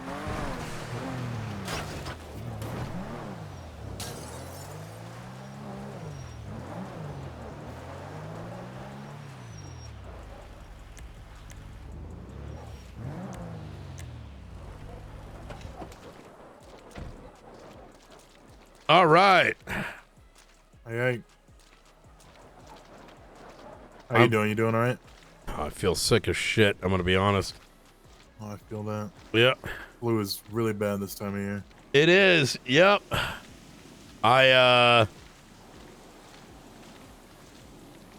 It's like been slowly creeping up like every day. Mm-hmm. Like I started feeling it like, throat, and then you start coughing a little bit. Yeah. A little bit turns into a lot of bit. And, I think it started like Sunday, and now it's just something else. Shit, wait, this is way different. What the hell? Yeah. Oh my god, this is sick. Yeah. It's Dawn Winters been setting it up. There's still a lot of furniture, but I wanted a loungy like area here because desks and chairs just aren't it. Yeah. All right. So. Alrighty. Well, here we are. I'm gonna be honest with you. Beginning of this week, I didn't think I'd be here trying to petition for this, but I feel like You're I running? have to at this point. I want to. All right. That's the plan. I got to get a nomination is the problem. And that's why I'm here Done. talking to you about it. Wait, really? Yep. You don't want to hear nothing from me? What? I mean, anything you tell me is not going to matter. I mean, what matters is what you've been doing. I appreciate that. Yeah. I just, obviously it's not going to change your thought one way or another, but truthfully, I do want to be transparent and tell you why I want to go for it. I mean, this is something I've been struggling with since the legislation got posted, right? Because effectively what the position is what I have been doing since January. Yeah. It's just personnel, upkeep of the back end stuff, and then when I got justice, kind of taking care of the stuff that's outstanding and needs someone who's not conflicted on shit. And I feel like with the position, a lot of what slows down the process right now is not like, oh, it's so and so slowing it down, or like it's this justice or that justice. It's the fact that there is 4 justices that needs, like, I feel like that's like the chief justice position alone is going to fix a lot of issues where it's like, hey, we got to wait for a vote on this. Because, like, let's say we start a vote on something like 8 hours from now, we're going to be waiting another 8 hours until somebody else wakes up to be able to see what they think on the vote, right? Whereas, like, if there's a chief justice, you kind of just pull the trigger on that stuff. And when it comes to like hiring and procedure, like, I feel like I have I'm not trying to dirty mac anybody else in the department, because I feel like the panel is good, but it does need the one. And I feel like I have the right direction for that kind of stuff, because I'll sit there, I'll make the handbooks, I'll make the processes, write out what the expectations are, so that like there's something to at least reference, and it's not just like, hey, we're gonna take you on a court case with us and have you do some procedural stuff, right? It's like it should be deeper than that, and that's what I strive for whenever we bring in new people. If they're around, right? It's hard to get the people, like, if they're not around and not clocked in, it's hard to kind of bring them around and be like, hey, this is what you should and shouldn't do, right? Yeah. But for those are the ones that come around and are able to do it, right? Like Angela Adams, for example, just the SAMA director, and before that she was EMS High Command. I saw that she came to me at one point and was like, oh, I'm just interested in legislation. And I'm like, well, you know what you're doing relatively when it comes to the law, and the major step, like the hard thing, in my opinion, right, when you're teaching people to be a judge, the hard part is the like courtroom control, because it's hard to teach someone to be confident in themselves and to be able to like command a courtroom and know what you're doing, because if they're not confident, they get sidetracked and it fucks up the case because they don't do stuff procedurally right. Law, I could teach people law. I could teach people how to interpret it, and I could teach people how to be a judge in the back end and be able to deliberate. I think that for me, I feel like that's the easiest part to teach, because all you have to do is show them what they should be referencing and how they go about these things, and what thought process they should be using, what stuff they should be looking at, what's too far for them to be reaching into, what's not enough, what's unreasonable versus reasonable, and like all that stuff I feel is teachable. Whereas like the other side of like giving them, making sure they have like a sort of confidence, but also understanding that they need to learn. Like I'm sure you're very familiar with a lot of people who are unaware of how much they need to learn and think that they're ready for positions, but not, right? And that happens a lot within people who try to join the judiciary. And sometimes at first, like Roman Atlas, was a lawyer for a long time, and thought he knew what he needed to know to be a judge. And when he was a magistrate, it was a lot of just like kind of reprogramming, because you can't think like a defense attorney while you're a judge. It just doesn't add up. It doesn't make sense. Whereas with him, it was just it was a lot of reprogramming and just kind of being like, hey, you need to think like this. You don't want to put these pieces together too soon, because what you're doing there isn't right. And being able to change him into how he is now, where he's able to see stuff from the judicial perspective of being like, okay, I need to see what's presented in front of me, what the law says, and what's in between, what's being presumed and what's being said within the courtroom. Now I say all that to get to a much shorter point of, I feel like I am the one who can, like, I have the energy, the time, and the willingness and the determination, I would say, to change the department into that. I mean, that's why I brought in Angela, because it's easy to teach her law. If someone's willing to learn, it'll be so easy for her to get the what many people might think is the hard part, but very much becomes the easy part of being able to interpret the law and understand what concept you should and shouldn't be using and whatnot.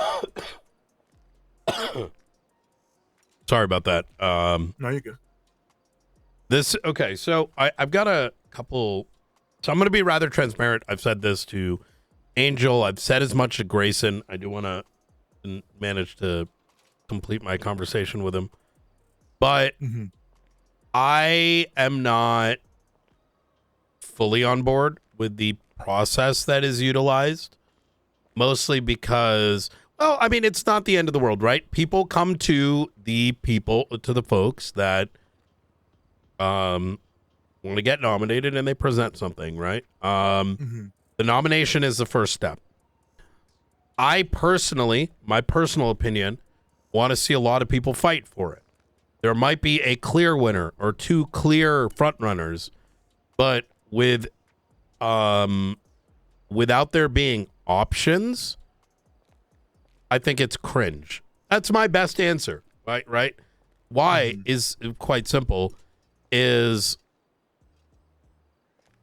if there aren't a lot of people at least trying, then that's actually a worse state. That tells me something, right?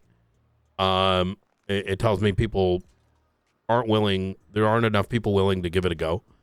The second is you need people going head to head, so they have possibly competing ideas, because competing ideas is healthy. You know, when I said that, you know, I'll definitely add you to it. You know, we've seen Angel up there. I think Grayson's up there already. Y'all put him in. And I want there to be options, because what's going to truly matter is the vote at the end. You know, I'm not into a two-party fucking voting process. It's just not healthy, no matter if there's a clear winner or not.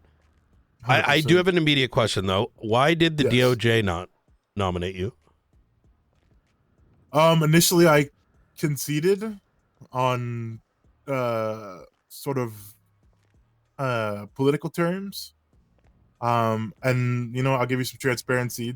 Members of the judiciary weren't thrilled about that it was just between the justices.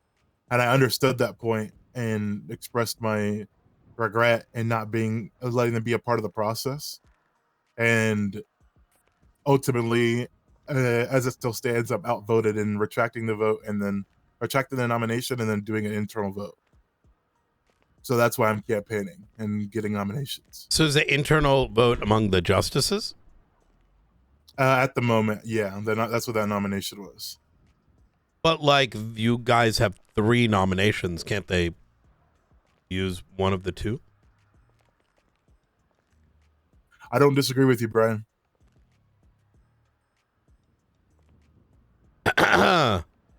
Without saying too much. Well, at this time, you have the right to remain silent. Anything you say or do will be used against you in a court of law. You have the right to an attorney. If you cannot afford an attorney, one will be provided for you by the state if one is available. Do you understand your rights as they've been read to you today? I do. Hey, Springfield, can you make your way into the lobby real quick?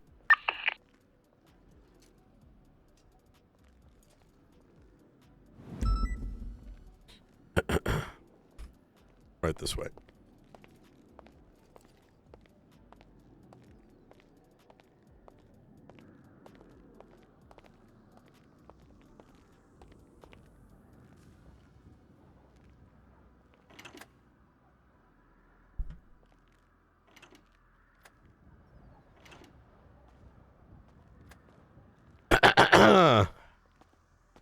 It is 12/19/2025 at 1:11 p.m. Eastern Standard Time. I'm going to be Director Brian Knight, San Andreas State Marshals, call sign 0495. Excuse the coughing on the recording. I'm cold is getting to me. Springfield. Jessica Springfield, 020, the San Andreas State Marshal's Office. And Justice Sean Danielson for the Department of Justice. I'm just going to go ahead and Mirandize you one more time. At this time, you have the right to remain silent. Anything you say or do will be used against you in a court of law. You have the right to an attorney. If you cannot afford an attorney, one will be provided for you by the state.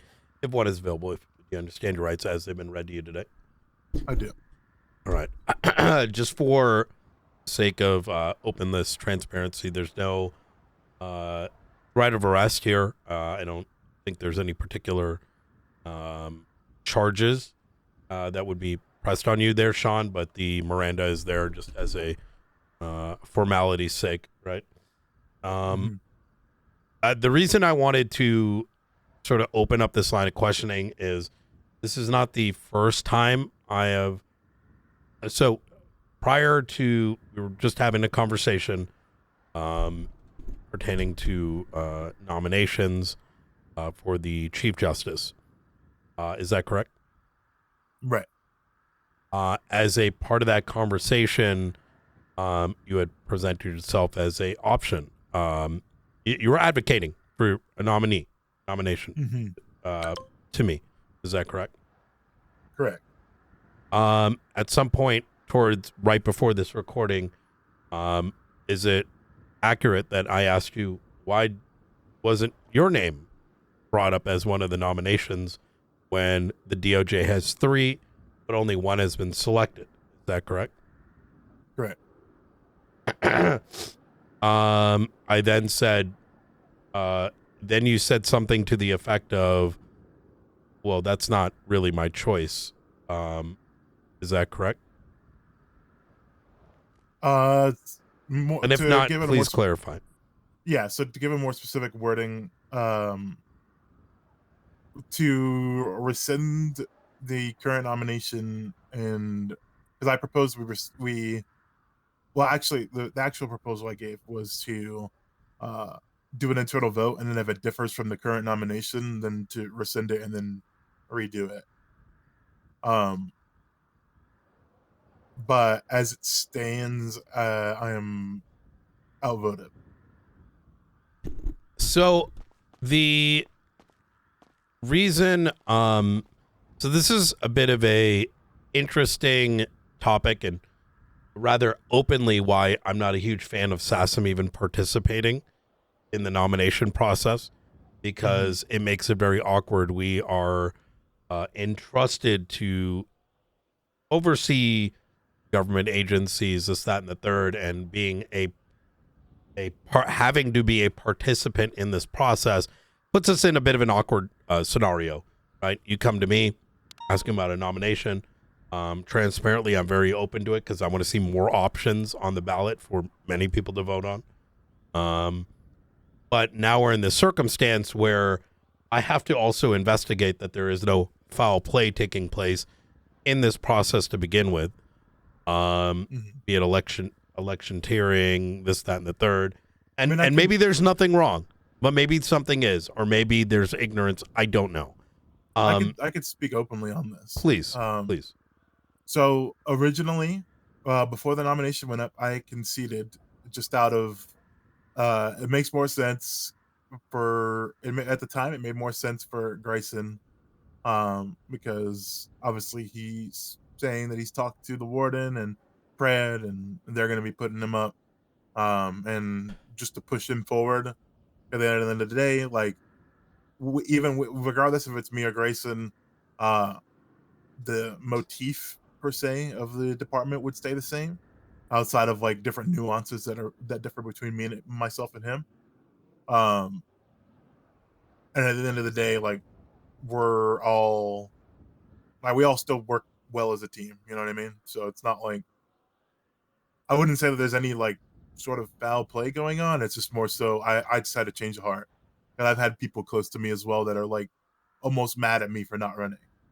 So and even my usage of the word foul play, I think, is a little extra compared to I think where my concern may derive from, or in and my concern is more of there needs to be a assuredness in the election process as underlined on the city hall, right? We have a set of terms. My understanding is that came from the state. And, sometimes the interesting thing about law is sometimes it comes down to opinion, right? And sometimes things may happen that happen out of ignorance, misunderstanding. I mean, there's only so many lines of text that are in the process there. And so I don't want to say that there's wrongdoing, but I should at least explore whether or not there are any same mistakes that may have been made. Because I do find it somewhat concerning. So I'm going to give you my personal opinion, right? Absent exploring the details. Sure. If you, as the DOJ, this is my personal opinion, right? Not a federal justice, right? But my personal opinion is that if you, as the justices whom make up the DOJ, come to a conclusion, that is your conclusion, right? And whatever means by which you come to a position as to what the DOJ, whom you represent on an issue, whatever your position is, you present it. And if that was a vote, it's a vote, right? However, the question comes up is the docket notes that y'all are can put up forward up to 3 nominations. And while you might vote to put a individual up, to vote on only putting a individual up, and throw away 2 of your nominations, I think in some lenses may be seen as undermining the election process, right? It would artificially skew votes, right? It would artificially remove the ability for another nominee to make itself present. And in this case, you're one of those individuals that is now suffering from it. So you know, and that's my opinion, right? Once again, to make it clear, I don't speak on behalf of the state, right? But I think that is a valid position and a valid concern that should be explored prior to the voting process. And if it does not, then it may affect future elections. It may very well be currently affecting this, the current one, right? So, I just want to make that clear on the recording where I'm coming from here. Why? So, and because this process isn't finally detailed, I'm going to ask some like sort of exploratory questions. Firstly, am I correct in saying y'all did a vote to simply choose one at the time? Yes. And it was a conscious decision to pick one rather than three? Yes. Was that so as to focus more votes towards one nominee as opposed to spreading it across three? It's not so much to do with the votes. It's just he's the person that we wanted to put forward at that time. Was there any other reason? Because logically it would make sense. You vote for one, or you only put one nominee up. That inherently prevents split voting. Was that at any point a part of the thought, like the conversation? For me, personally, internally. For you, that was a part of the equation internally? For me, yes. Okay. Was that a discussion had amongst the judiciary when making that decision? No. So how did you conclude on a singular entity versus the many? And once again, I'm making it very clear this is fucking awkward as shit. Like,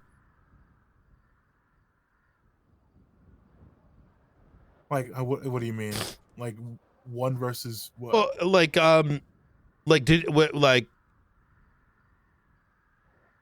if the conclusion of the vote was that we're going to put a singular nominee up, right? How did the conclusion on that, like, who formatted that vote, right? That we're only voting on one. What was the format for deciding the three nominees? Did you discuss that?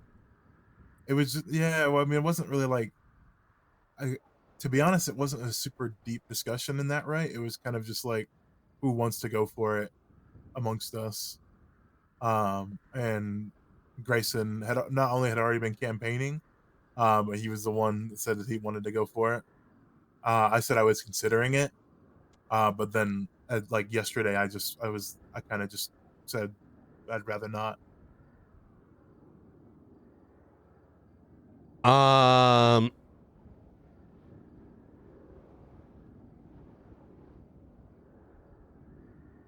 So because Grayson was already going for it, who put the vote up? Like, who was there a conversation prior to a internal, let's say, ballot being placed? It's hard to explain. Like, sorta. It wasn't like anything. It's kind of been a conversation for like since the nominations have been up of like who wants to go up, and obviously the others two haven't really been around as much, so it's kind of just been me and Grayson talking about it. Yep. But then we had a meeting about it and then talked about it. And so in this meeting, you say who wants to go up. Who made the decision that it's going to be just one of you? Because there was only just one of us at that. Like yesterday, when we like before the nomination went up, it was just Grayson, because I said that I didn't want to run anymore. Understood. And the reason I'm posing the question like this, and I want to make this very clear as well, is I am not going to make a judgment whether that's okay or not, right? But I think it's fair to question whether that's appropriate, right? Right. From my perspective, I don't know the answer to it, to be clear. So just from my perspective, I see it as I officially stepped away from wanting to run, and then we agreed to put just Grayson up because he was the only one that wanted to run. Me flipping like late last night after just sitting on it and wanting to do something else and talking to people that are around me and my friends and family, and they're kind of like, hey, you should run. Me flipping after that, I feel like it's on me to go outside of the department and rather than just flipping the vote, because I in my opinion, me trying to push for like even just asking to rescind the nomination, I feel like is kind of wrong, because if it's like obviously it's like sort definitionally selfishly motivated, right, to see if I can get the nomination via a vote amongst others. But I feel like, in my opinion, I feel like it's on me to go outside of the department at this point. If it's something that I want to run for, and I got to go outside of the department and get those nominations. Like there's 4 other people other than us that still haven't put up a nomination.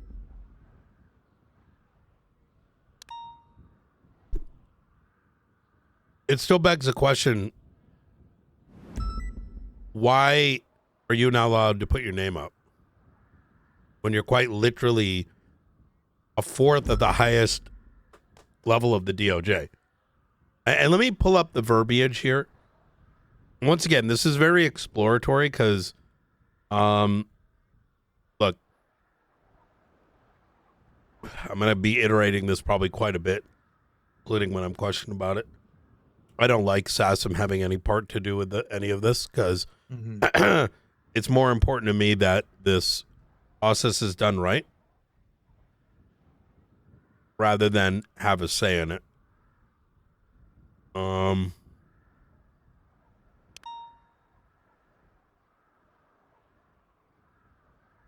In the event, all parties have 1 week to submit nominees for a Chief Justice. The internal decision-making for those nominations are decided internally by each faction. Right? And it says Department of Justice can nominate up to 3 names. So, internally, y'all collectively decided that there will be only a single nominee? Yeah, when we voted on it, it was just a single nominee. May I clarify? Please. The decision making for how this was decided, was it decided between just the justices, or were other judges and magistrates involved in this discussion? Just the justices. And so just the justices themselves decided that just the justices will be able to make this nomination. Is that correct? Yes. Go ahead, Mr. Knight. Yep. So I'm going to go through like each of the clauses on the posting.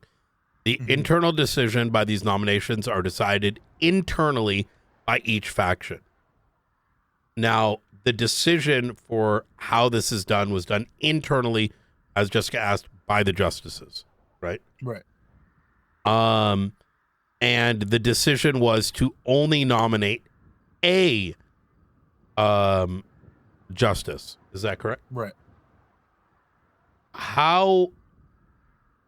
So it wasn't. So am I correct to say? I know that this sounds very pedantic, but it's intentional. It wasn't just, hey, do you want to nominate Grayson? Yes or no?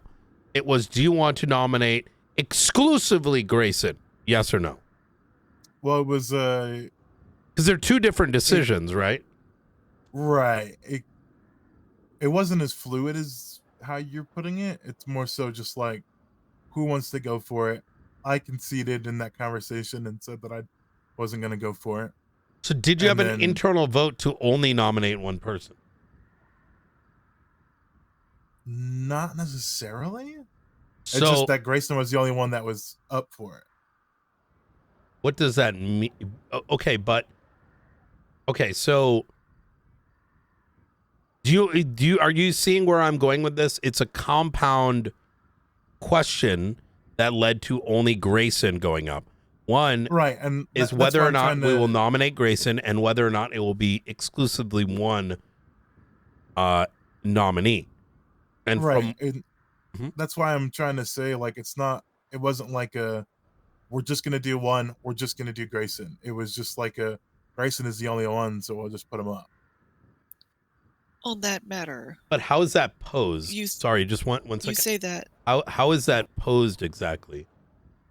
Like, What do what you was mean? the format of this decision making? Was it like an internal email vote? Like, was it like a yay nay in a room? Like, what was the process for that internal decision? It was just like a sort of internal discussion of like who wanted it, and then if we heard from anybody else. And Grayson's if the we other had- one, and you guys said yay. Yeah. So, was there ever a decision to make it exclusive? No, not specifically. So, why can you not put your name up?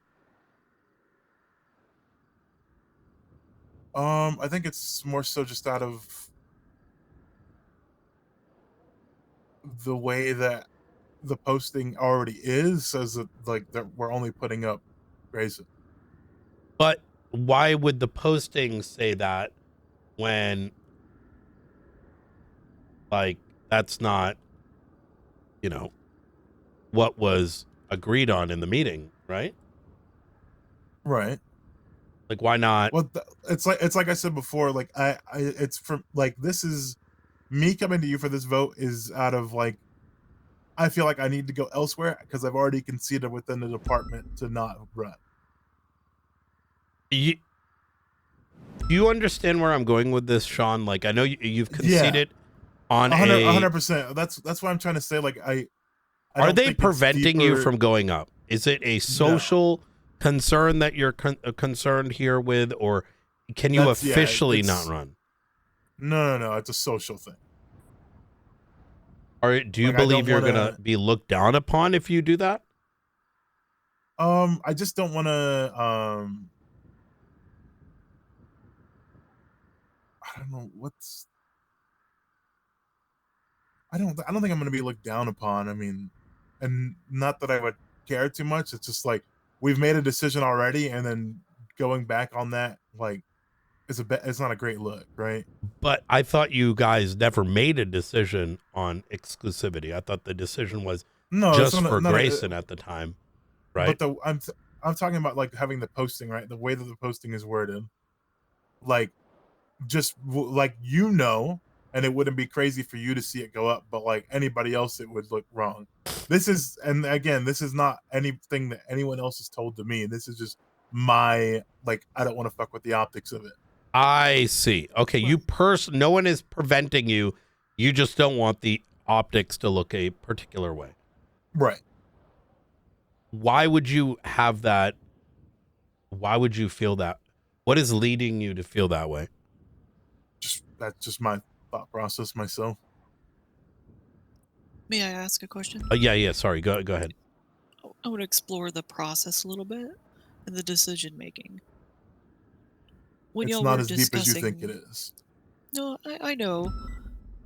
When they were discussing the decision on who to nominate, was a general consensus that y'all would only nominate from within the justices, the 4 justices?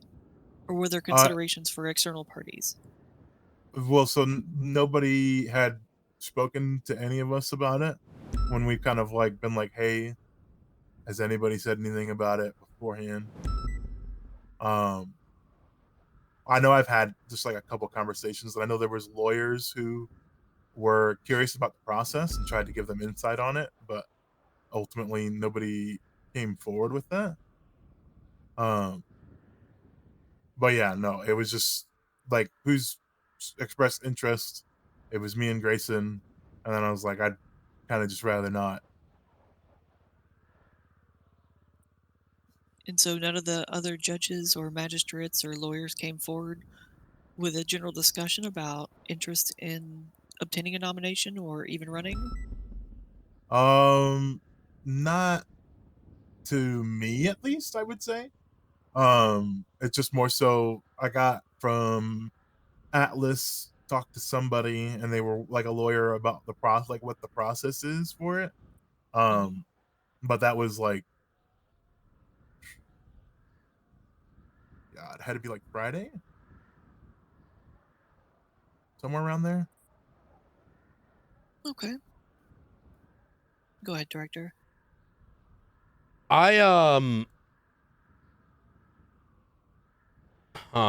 understand you're saying that it's not too deep, but as a outside observer, it is concerning if No, when one I of say the that, justices I meant feels the that they're conversation that we had wasn't like super detailed and deep. That's all I mean. and I don't mean like the. and I get that, right? But if there is a social barrier preventing one of the 4 justices putting their own name forward for a nomination when the DOJ can put up to 3 is a matter of great concern, because in the same vein that it would be a concern because like social pressures are still they come from somewhere, right?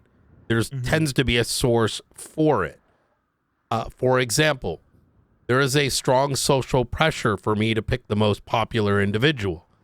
Otherwise, you have a bunch of who lose their shit because they can't imagine a world where someone doesn't win 99-1, right? I don't think you have to deal with that necessarily, but there may be social pressures of one of y'all winning, right? And that may come from just basic conversations, you know, or the vibe that might be in a room, or the inferences that could be made.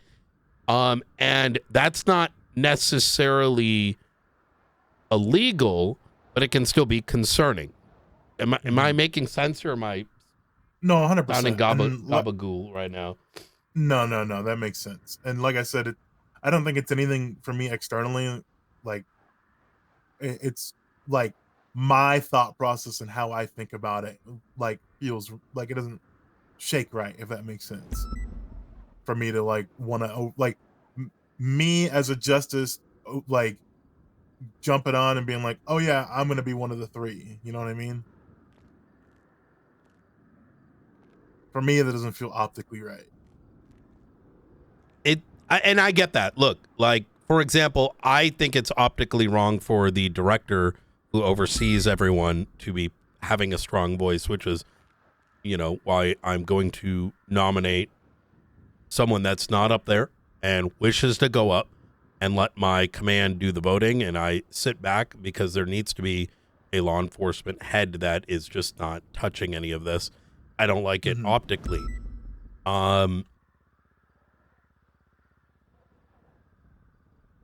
And I want to just dig this just a little bit here.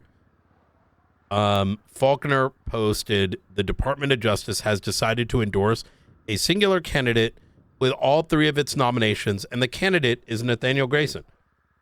That makes sense at the time of posting. But why do you feel as though you can't be like, hey guys, I want to do it too? Have you at least posed that? No, I haven't. Under fear of internal or external optics? Just really external. I mean, so like a part of the conversation when Grayson's nomination went up, right? Before, like the conversation we had before we actually put it up. Like even like Grayson himself was like saying like for me to run, and I just didn't, like, I wasn't there for it, you know what I mean?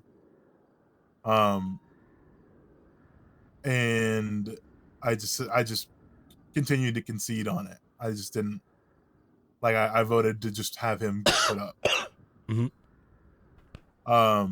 But like there's never like internal pressures of like, oh, you can't run. Like it was always like gonna be like, until I conceded, it was gonna be both of us, right? Mhm. And then until Falconer conceded, it was going to be all three of us. Why did you initially concede? I was in my own little headspace and didn't think I'd have the energy for it. Understood.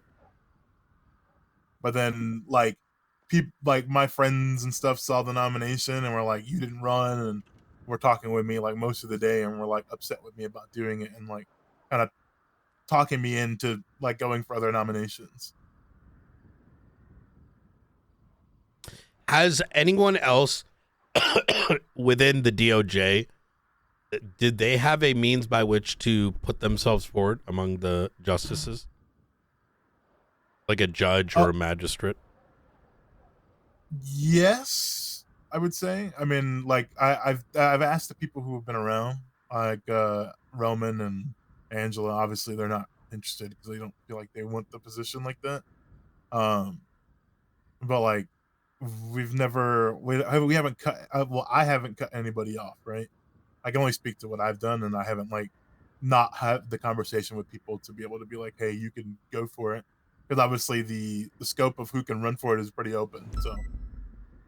So if hypothetically a lawyer, a judge, or a magistrate wanted to get their name up, what internal process would be utilized to evaluate whether or not they will be put forward for a nomination? I'm not 100% sure on that. I think we'd have to figure out like how we'd want to put that together. I can't run. With That's, it's good to what do you mean? ease into it, Yeah. Gentlemen, if you could give us the building for just a little bit. Of course.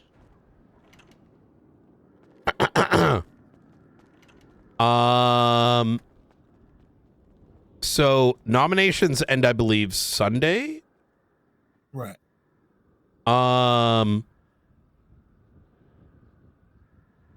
Monday, sorry. Monday at 1 p.m.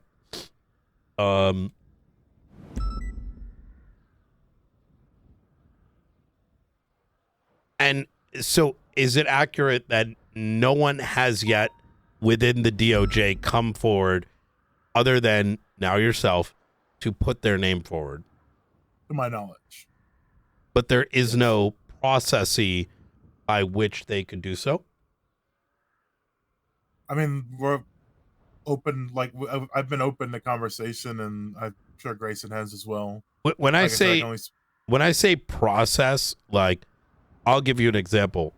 I am going to determine who SASM will nominate. My command will determine on their own accord how they choose to vote come election time. That's our process. I am dictating that as it is my right to do so in this position. That's our internal process. And the reason I put it as such is it's clear, it's evident. There is no, it's documented. So if there isn't one that the DOJ has, then how would one know to engage in it? Because they themselves may then be affected by the same social pressure that you may. I think it comes back to like what I said earlier about giving information to, because there was like I said, like lawyers had talked to Roman, and then I talked with I talked with Norman just a little bit because he was talking about how Angel was going forward for it. But giving that sort of information of like, hey, if you're interested, just let us know. Okay, that has been advocated out. Yes, to my knowledge. Is there it verbally or like through a email or? I said it verbally. I don't know that it's been written down like that. It may be worthwhile doing. and this is advice, right? Because you don't want to get yourself in a position where someone wants to do it and they cite social pressures and they cite, well, no one ever talked to me. It's why I love recordings, right? We live in Sean, we live in San Andreas. People are fucking they're pretty abnormal. So you can say one thing, people will fucking lie about it, right? And they could be the nicest person in the world, and just because they're cute and smile, people believe that shit, right? It's probably not something the DOJ wants if someone were to do something like that, right? Makes our job difficult too, right? Someone comes to us and maybe what if they start complaining and they're like, well, we're not being allowed to do this, and then what leg do you have to stand on at that point? It becomes hearsay.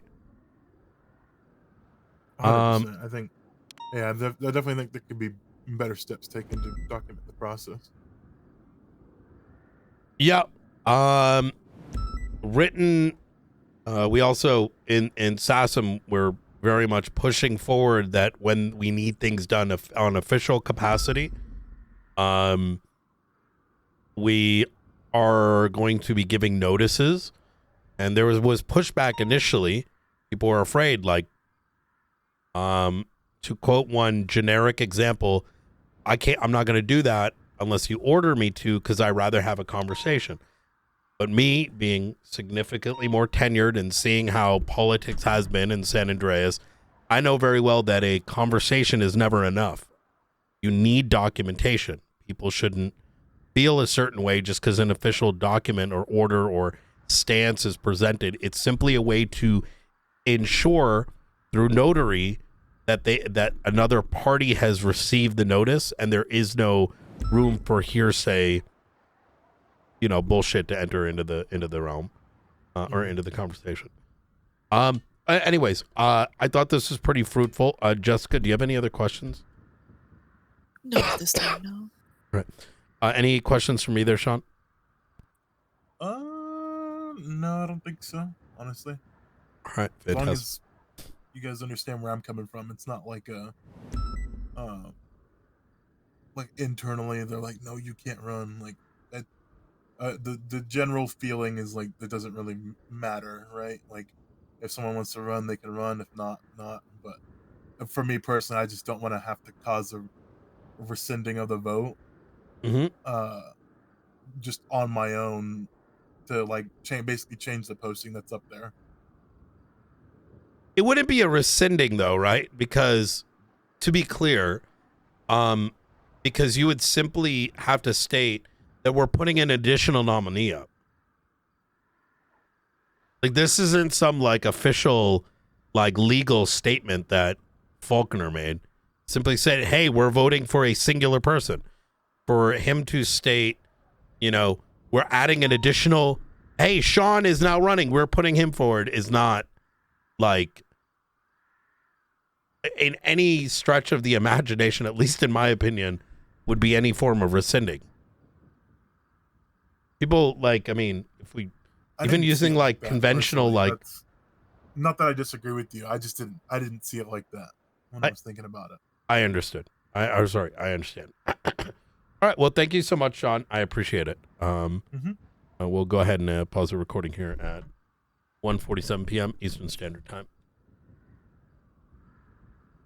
Could you turn that off for me, Jessica? Done. Thank you. Man, I am fucking dying. Thank you, Sean. I know. How spicy? I know these are very pressuresome questions. No, I mean I get it, right? Because with what I said, it's kind of like, oh fuck, some bullshit's going on. I want to make sure. I realized that I was like, oh, I'm kind of conveying something that isn't really imposed on me. I'm just putting it on myself. Yeah, and that's it, right? For as far as I am personally concerned, right? I want to make sure things are fair. And I think the nomination stuff has been rather transparently. I haven't been a huge fan of the. Oh, I like the process. I think even when I do not like director, that. I just didn't like the the politicalness behind everything. It's like, oh, you're putting up Bryant. Oh, you're putting up V. It's Look, like, you have to understand we're San Andreas is made up of, not people don't move to San Andreas because they're looking to advance their careers, right? This is San Andreas is the reason why it's 99% criminals. right. I don't like the politicized. People are fucking dumb, right? Nominations are not votes. Unfortunately, not everyone. It's just you want to see them try to get votes. That's it. It's not as deep as I feel like a vote is more telling than a nomination. In my opinion. Nominations are the not. Utilization, the utilization of saying our 3 nominations are all for the same person is kind of a signal in and of itself. Mm-hmm. And is taken in a different political manner. Yeah.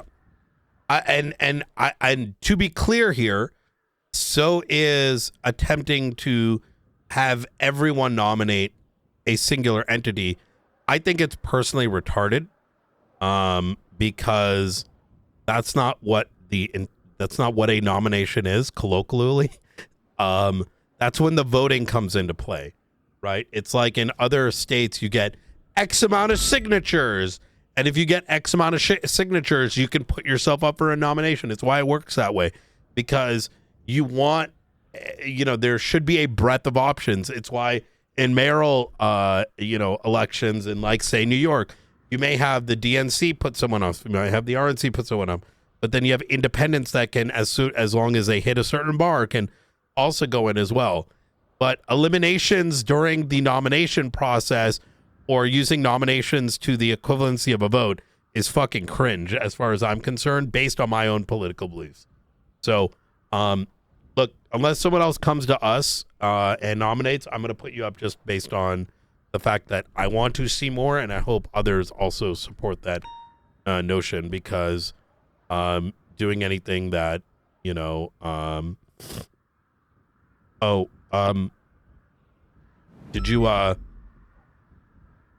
you looking to do Chief Justice as well? No. Goodness, no. Yeah. You sure? Why would I want to Well, I don't know. You go put for your, Chief Justice? Why not? You made that gesture. I assume that's what you meant. What gesture? You're just looking eager. What do you mean looking eager? Oh, I was looking eagerly at his hands, I'm sorry. His finger placement was very, just the way you naturally rest your hand is on the countertop, I just realized, a little curious.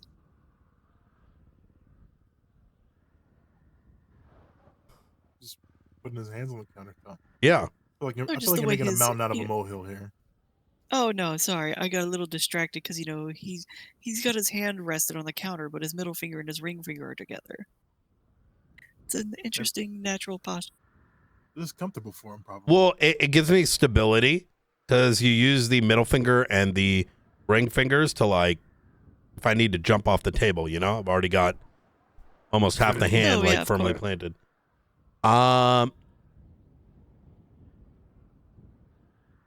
Anyways, Sean, unless someone else comes and puts their name forward, I mean, I'm gonna wait till probably Sunday, just in case. You have ours, for the sake of there being a breadth of more options rather than, a few. And God, I fucking hope, I don't know, there's a bit more to this. I am not a fan of that last mayoral election. Jesus fucking Christ. Well, you don't like that everybody is the same fucking person? It was the same shit. It's fucking sad. All right. Transparently, honestly, with this Chief Justice stuff, like, I just want it to be done with. Hell yeah. I don't care if it's Angel or if it's Grayson or if it's me. I just want it to be over. I feel like I can work with any of them, so. Make no difference to me. Hey, Sean, I think you're a good one. So I appreciate it. And thank you for the honesty. I try. You take it care. easy.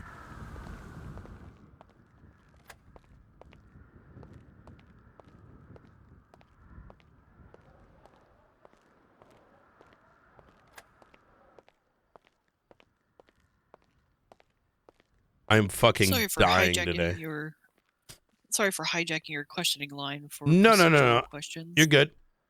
I was on one of those I heard like. something that concerned me. I may have missed it. Well, Go ahead.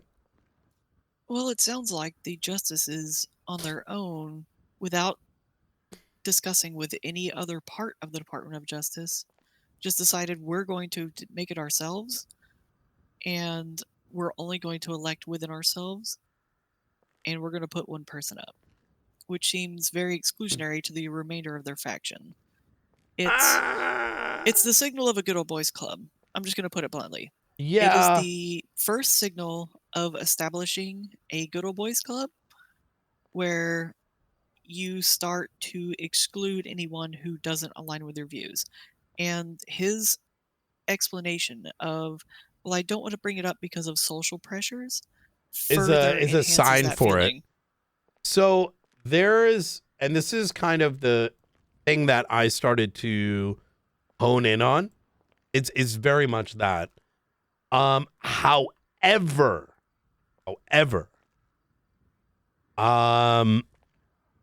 it doesn't mean it's illegal, right? It's not illegal. I don't think it's illegal in a sense at all in regards to what's going on. No. It's a signal to me that we need to keep very close eyes on the Department of Justice. I mean, well. Sorry, go ahead. I was just going to say that this is why a lot of police departments, for example, don't allow the assistant chief of a department to become the chief of that department. It's to prevent this kind of situation. Mm-hmm. And everything we're seeing is them trying to, like, everything that he just said and how they're handling this is them setting themselves up to become that you're either one of us or against us kind of situation, which for the Department of Justice can be entirely detrimental to the entire process. To our justice system. I don't disagree with you. However, the DOJ isn't exclusive to it. It's no. LSPD it's the very same reason why Angel is being put up by some folks too, right? Mm-hmm. And we cannot ignore that. If we are going to be fair, right? BCSO absolutely. And Blaine County Mayor's Office is putting up Angel. It's the same reason why LSPD and Los Santos County is likely to put up Grayson. And in both of those cases, there are sharing nominees to limit the pool of of potential candidates so that the votes are filtered in a particular direction.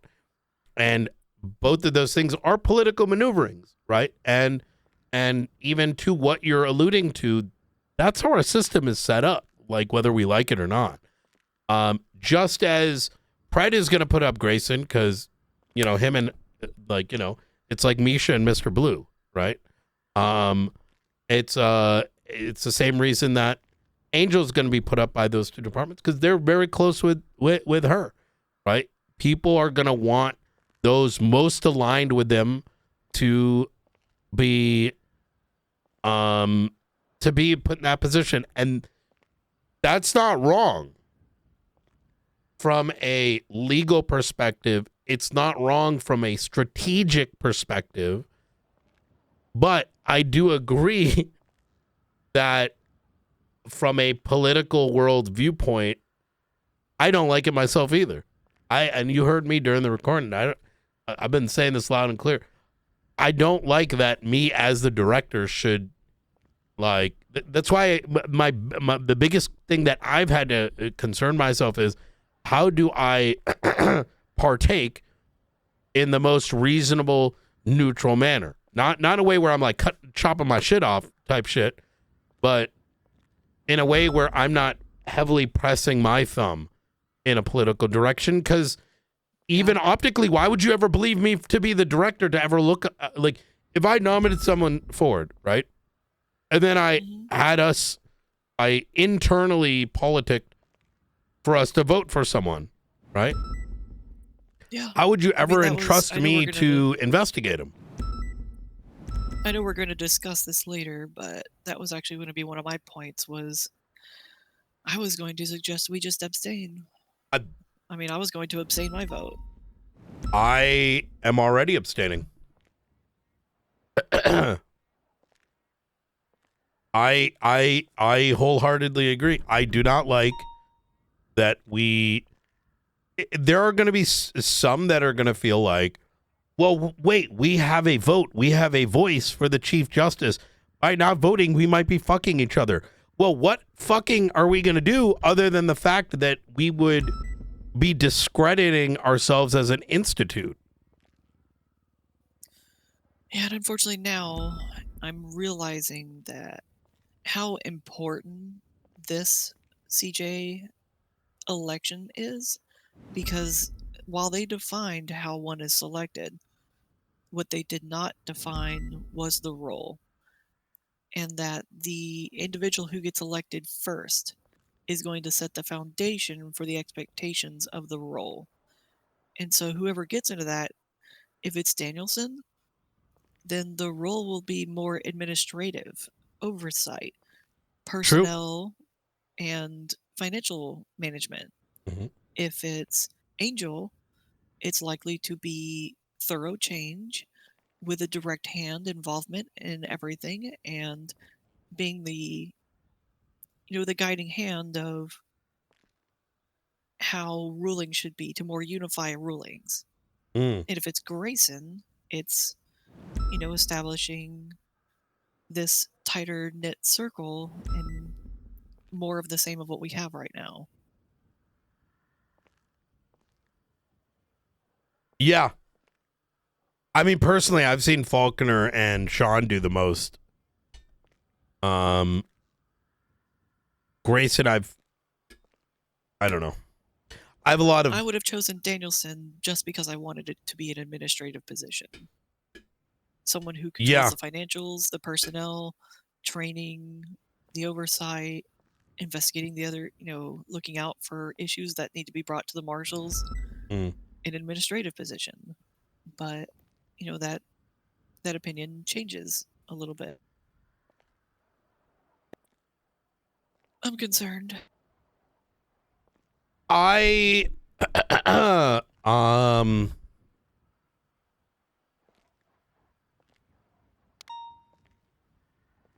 almost feel like it's our obligation now to nominate somebody who is being excluded from the other procedures. The DOJ was given this opportunity to put up nominees and allow everyone to discuss what they want the CJ position to be. By them signaling very strongly that they want Grayson independently without any other discussion. They didn't discuss it with the judges. They didn't discuss it with the lawyers. They didn't discuss it with the magistrates, the county clerks. All of those positions are part of the Department of Justice. And instead, they've closed rank and pushed forward their own internal agenda. Yeah, I mean, to be fair, though, that's what I'm doing, right? What do you mean? You're still discussing with your lower ranks? Well, I am, but, like I even said on the recording, like, and it's funny how similar the rest of it is that we're saying is, that's precisely when Sean came to me and said he wants to go up, and he's someone that hasn't gone up, or doesn't have an option. I want to put him up, so there are more options. But absent that, I'd rather abstain. I will abstain from voting. I will want you guys to vote if you so choose. I'm not going to stop you, but I'm not going to encourage you either, right? But I will share what we need to consider in the bigger picture. But like, when it comes to the nomination, right? We don't have an internal process, right? We don't have. There's nothing illegal about it, right? I'm with you. They have a much broader.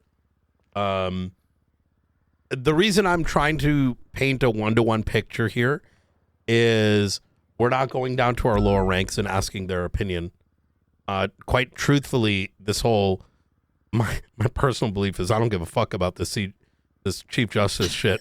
I don't give a fuck about it. Because at the end of the day, either do your job or we coming for that ass. You know what I mean? And I don't want us to have a political opinion. I don't. I don't like it. I mean, I've been asking for the opinion of some of the lower ranks, but more not in so much of who they want to see, but what do they see the role as entailing? Because that's how it should be. That's how the nomination, how the voting should be. The voting should be based on what you want the role to be, not a personality figure. I mean, you're not wrong, but then there's like other factors at play, right? Like, for example, you, me, and you and I are around quite a bit. We may have a different perspective than others. That's where the voting comes into play. I wish this was slightly tuned differently. Same. I mean, would it is say tuned that the differently in more the way that it's concern, weighted. I will say that it's more concerning about the way the DOJ is handling it, because this is a DOJ position and they're not allowing the entirety of the organization to handle it. Yes, that's where my red flags are going up. Like Yeah. like you said, it's not illegal. They were given those nominations clearly so that the DOJ as an institute has a higher weight behind what they want to decide. But that institutional conversation seemingly was left with just the 4 justices. We already have a recording. I mean, did you watch the recording with, do you know about this recording from McAllister yesterday? Oh, I am dying. With who? Yeah, how spicy was it that you ate? No. I've got a cold. So like I'm fevering up. Oh. Yeah. Sorry, I should have. It's a good thing you got a mask on, but that's more for me than for you. Should get some cough drops.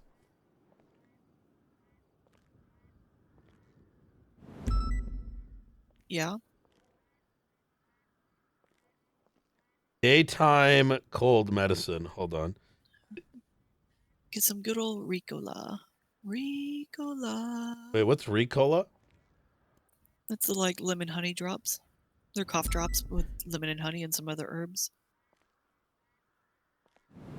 Day kill, Never heard those severe commercials? honey flavor, cold and flu.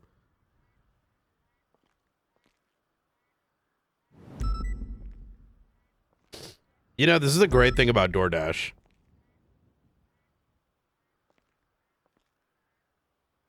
Sorry, please continue Will they as come I up to order. the observatory? Yeah, I think so. Well, that's good.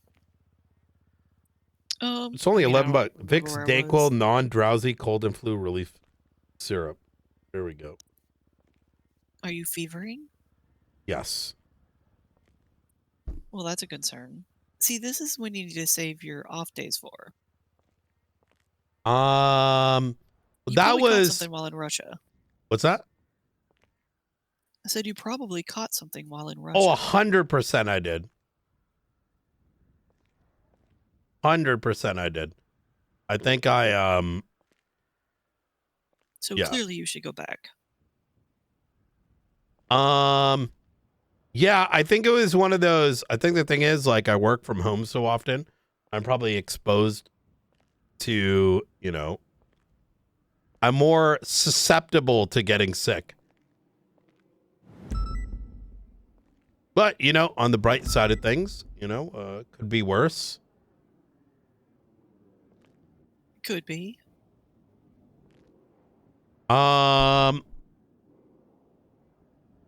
Shit, where were we going with this? Oh, yes. So, McAllister. So, this is the thing that's got me fucked up a bit. McAllister told me that I was under the impression that McAllister was told by the magistrates that they wanted to run and they couldn't run. One sec. It's Aldo. Hey, Aldo. Hey, I'm pretty much wrapped up the onboarding. Just the only thing I can't do is the subpoena tool. You can do Oh, the, subpoena yes. tool. I can get him a code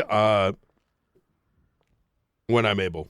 Yeah. I'm just letting you know that that'll be the only thing that won't be done today. Easy. Subpoena tool.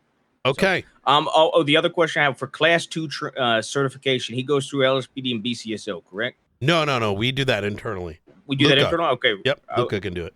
Okay, Kovacic? Okay. Mm-hmm. Nobody else? Luca is the go-to for the time being until we. I just don't know if his hours will overlap with Kovacic. That's why I was curious. Oh, McQuillan. Okay, cool. When I see McQuillan on duty, I'll have him and McQuillan link up. Easy. I wouldn't mind assisting with that stuff, monitoring McQuillan's, because I like doing firearms training. Have McQuillan show you the way.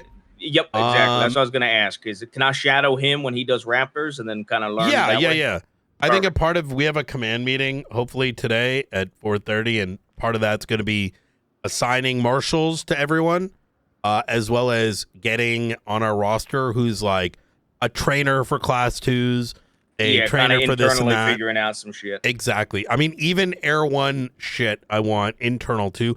Not because local PD can do it. It's because we need to be able to be self-sufficient as well, right? No, I agree. I know, that makes sense.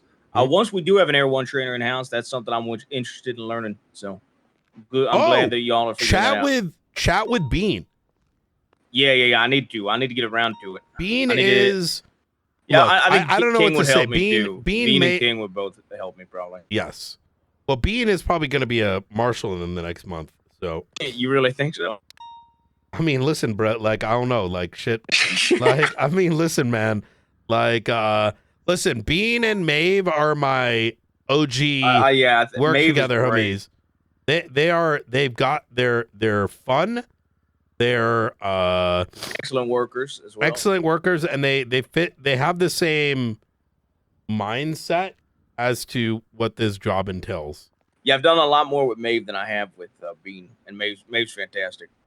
I've touched base with her on some of my gang. I showed her like the gang stuff that I'm doing, and I've touched base with her dossiers and kind of worked on some of the dossiers she's done for local law as well. So yeah, she's great. Hell yeah. All right, hell yeah. All right, brother. All right, talk to you. Talk to you soon. Yeah, a big part of the command meeting today is like we need to start having frequent command meetings just to accelerate our administration stuff. Like roster, fucking like, hiring, blah, blah, blah, all that shit. Just so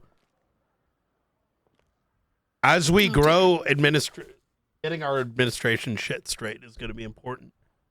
Gotta probably write down all the shit we got to discuss, including procedure for how we handle stepwise discipline. You know what I think we should start doing? I think we see someone standing around, we tell them to run a lap or do push-ups.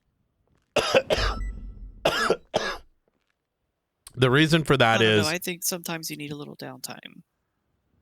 No, I mean like not when it's no. When it's like obviously not downtime, right? And it's just chilling. Well, I mean, sometimes you need that though, or you're gonna go crazy. What I'm trying to say is we need to implement that occasionally. The key is however you explore it, right? It's you're implanting the seed of discipline at the lowest level. Running laps and doing push-ups, they do it in the military for a reason, right? And a big part of that is it's ingraining the notion of when you say jump, you jump, right? When you say, McAllister, quiet down, he's like, all right. Eventually you get to a point where you just look at him and he just stops talking because he knows. Because in the back of his mind, he's like, I don't want to go through that push-up again. I can't do another 5. Ugh. Anything else we got to chat about? Because otherwise I need to stretch my fucking body. No, I think we cleared some of the things with Carmine already. That's a more urgent thing. I'm waiting for Ruth. Hopefully will come around and I can synchronize with her a bit more. You saw the impeachment, right? I did. Okay. I don't know how much of that is like related. I don't think much of it is related. It looks like more of a I don't know. It looks more like a petty civilian outlash, but Yeah. it could be used as a very good distraction. I just don't want it to get tangled up in our investigation. Mm. It's a So perfect. It's a perfect opportunity for a impeachment ACR. yeah, what the fuck is this? What dog type is this? I see something called Bill. What are you looking at? I don't know, 37965. Our fucking the entire permission shit. So this was brought up yesterday by TLDR. We tried to put It's a doctor Steve document. into custody, and Stacy and was like, the board is saying you can't do that or some shit. Like you can't do martial custodies anymore. And they were complaining about Leon Edwards, who by the Sama director, who quite literally was being hired by the Faceless to fucking murder people in the hospital. Right. And Legs, who's like a that. fucking gang doctor, which we've never had anything to press charges on, was like very adamant of pretty much calling the place like he was trying to like green grass that shit. Fucking I don't know, man. It was like the most awkward conversation. He was trying to prevent us from being able to place him into police custody. It turned into a whole debate. Luckily, Cantor came down, was like, yeah, that's obvious that they can do this. But absent her coming in, it was the most migraine-inducing conversation. Oh yeah, you were mentioning it like they were saying they will not put somebody in police custody. And it's more of a, I just wanted to make sure it was like how I understand it to be. We're not having them place people in custody. No. We're notifying them that we have called. Exactly. Hey, I need a local police officer over here to the hospital. I'm going to have them stand at this door. We have a suspect No. that's going to be in our custody. Jessica, he knew he was trying to make a backwards conversation on a topic that he has no right to be enforcing. And yeah. And I have no problem wording it that way. Police custody is. It's the same as like locking down a property. It's not like it's a magical barrier on the property. We've called in local police department to secure that facility and prevent Exactly. And they're simply making a note so that their local doctor does not release somebody into the wild when they're in custody. I had to go as far as saying like, I could take over this I had to explain to him like, he's a fucking doctor. What is he going to do? I could fucking take over the hospital if I want to. You know what I mean? Is that where you jumped in when I was looking at the psych ward thing? Yes. By the way, did you see the picture I sent you about that? No, or maybe I You did. probably have to scroll up a bit now. It'll be the Um, most recent picture 18 hours ago. It's right next to the Ravens warehouse. oh my God. Wait, that's Sophie Sanders' building. Oh no. Wait, they both No, are? this is Pixie's. Yeah, the psych facility is right next to Why the there are Ravens two that warehouse. says door 2 and then psych facility? Is it just that big? It's because I'm pointing. Yeah, it's that big. It's that whole building is the psych facility. From the psych facility arrow to the door to psych? Yes. Like that whole build. It looks like two different buildings, but it's one building. I don't think altogether. in good faith we could really. We need to Maybe figure not- out what not the good fuck faith to that is. connect it all together. Yeah, but it is good to know that. That's how would where you it's at. ever fucking know what that is? You know what I Right. mean? Like, No, I understand. I it completely doesn't agree. I'm just yeah. letting you know that's where it is. Now that we were asking, where the fuck is this facility? How That's is the that facility. there? Oh, You've Dax got me. Marshall is a Ravens member. Yes, and then the Hounds. Easy access. Like the Hounds building is. You see that like gap, the alleyway between two of them. If you go down that Mhm. alleyway, it's the Hounds building. I asked them. I called them up and I asked them for entry into their like little walkway so I could inspect the site facility. Okay. The transformer for the site facility is on the side inside the like past the fenced area. So I need to go inside there and check it. They let me in Okay. there. Okay. Yeah, that site facility is actually pretty big. It just doesn't look like a site. It's actually like, it almost looks like a black site for crazy people. We need to get ours. We're All going right. to take it over. I'm going to go take a ride before this command meeting. Sounds good. All right. Thank You have a you, good one. Director. Thank you.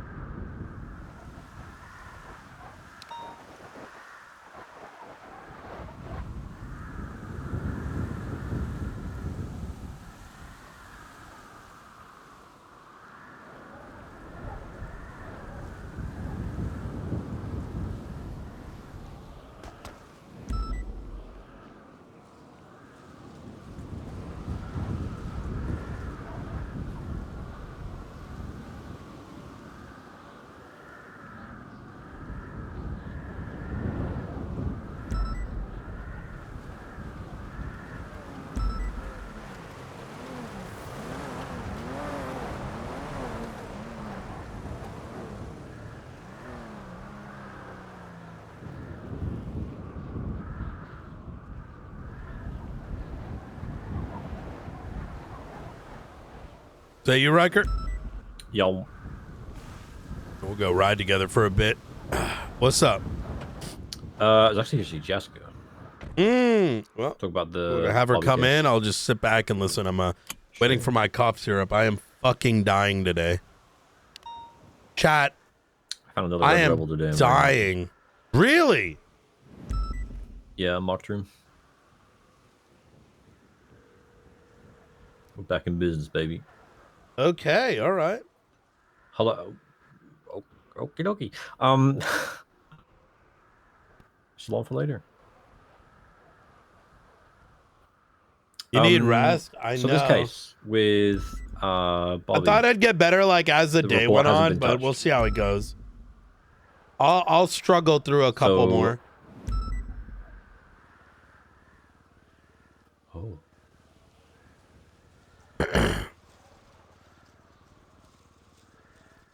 Okay. All right. So I think you guys can suspend, right? Yeah. So I do think he needs to be suspended for his protection and LSPDs and BCSOs and everyone's safety. Yeah, That's that Tarkov? Bro. It's cold. I'm going to hop inside. Okay. Hello. It's the status of my medicine. It's going to be here in 20 minutes. Let's see how the cough So syrup yes, does. that is on the topic of discussion, is how to move forward with that. We're just trying to decide between Ruth and I when. But I appreciate you holding on to this report and investigation for as long as you did. I hope you understand why I asked for that, right? Yes. It was strategic in nature. Yeah, I was kind of hoping that strategy would pay off and something would happen, but It did, and you just aren't aware of it. ooh, okay. Is that T off limits? A little bit. All right, fair enough. That's fine. There are tools at our disposal that local law enforcement may not be aware of. See, Brian, this is the kind of recruitment that you need. You have food and drink by any chance? Yeah. What, like saying things like that? Yeah. Oh, yeah, we got shit. Other shit coming too. It's all about ensuring proper use. But do you have the PD baller? That is a good one. The PD Telling you. baller? Like the car? Yeah. So, long time ago, we had a collection of civilian vehicles that had hidden lights and sirens. Because it's all well and good to strip the light bar and RAM bar off of your, you know, PD Premier or whatever, but it's still very obviously a unmarked police car. So we had a Banshee, a Comet, a Baller, the local style Buffalo, like the old one, a Seminole Frontier, I think, like an off-road truck. Yeah. And they all had lights and sirens. No, I bet that was And fantastic. radar. Ballers were all the rage like 7 years ago. Oh yeah. Those were all over the town, I bet. Yep. You can park that shit up somewhere and no one would think other than, oh, it's just local. And then bam! And you can act as law Especially if you enforcement. get the plates changed to a local pattern. Yep.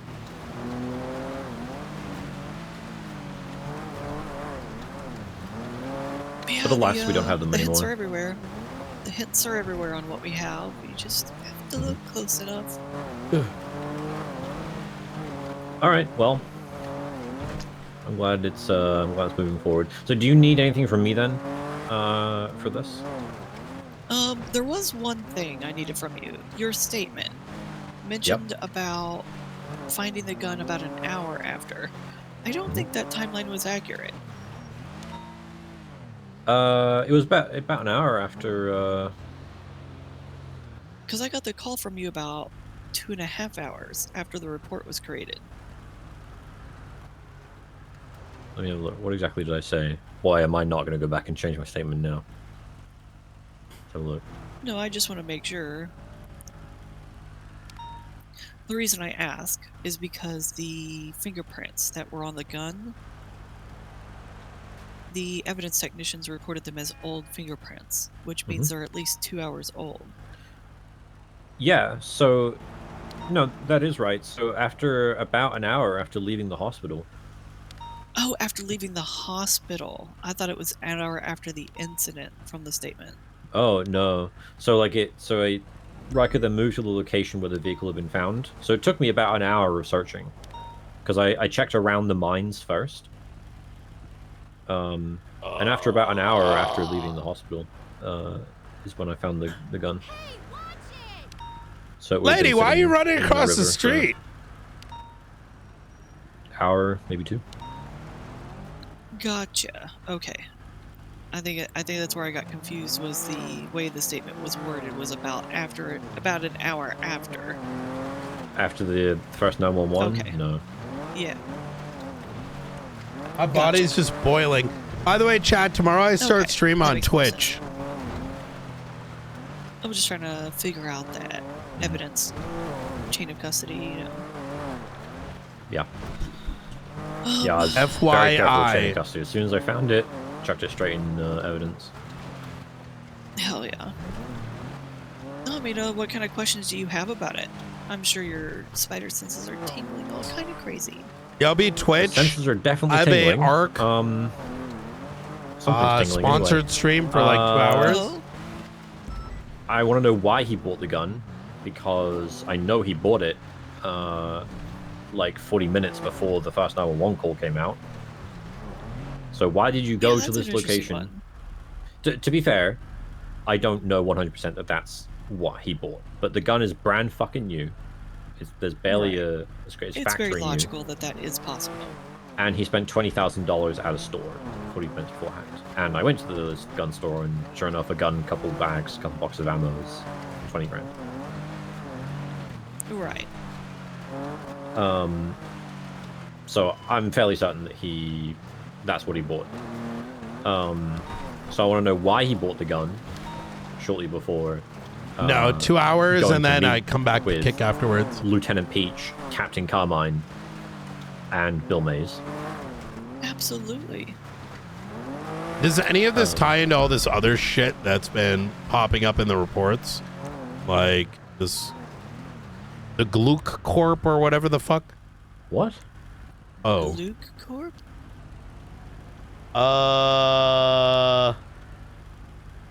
Wait, Carmine's statement piercing 19.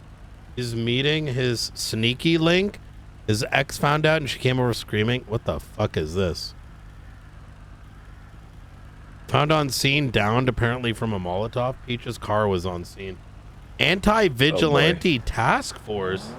Oh yeah, he started a new task force to go against vigilantism today. Okay. Unknown number played distorted Carmine audio. What the fuck? Wait, an unknown number contacted Marshall Jackson and seems to be playing a distorted audio altercation between Bill and Carmine. What? Yeah, I feel like this is related. This just happened. Yeah, Aldo put up the report. And then there is another one.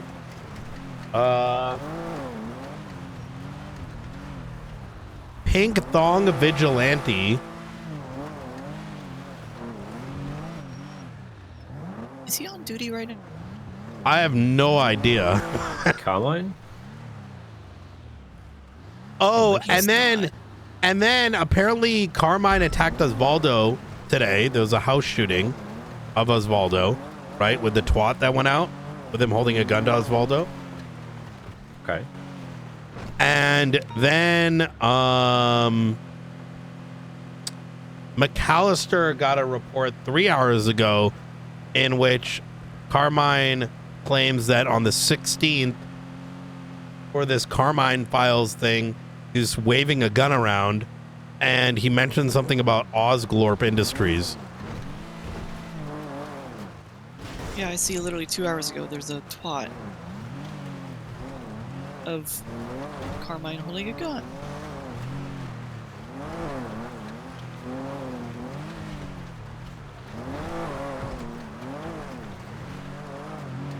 Okay, so Carmine's spiraling. I don't know what the Where fuck is Bobby's this? been doing. Where is this taken? It's inside of a house. Wait, Osvaldo's on house arrest, isn't he? Yeah, I think so.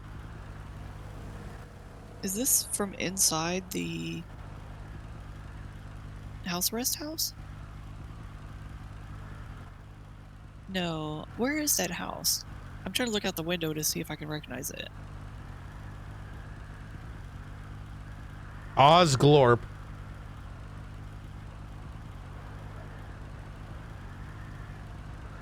I thought the house arrest house was on Vespucci.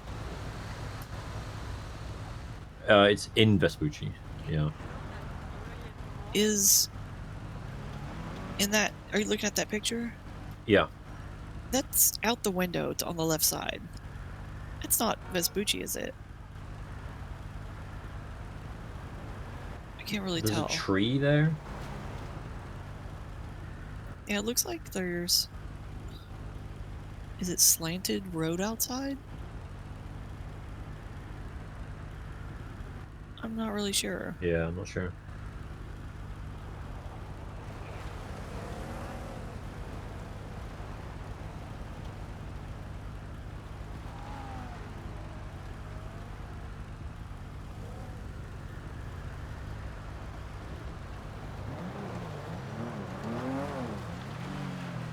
Huh. Anyway. So you want to talk to Ruth when she wakes up in a couple hours? Yeah. Okay. If this shit's gonna keep escalating, I might have to act faster. Yeah.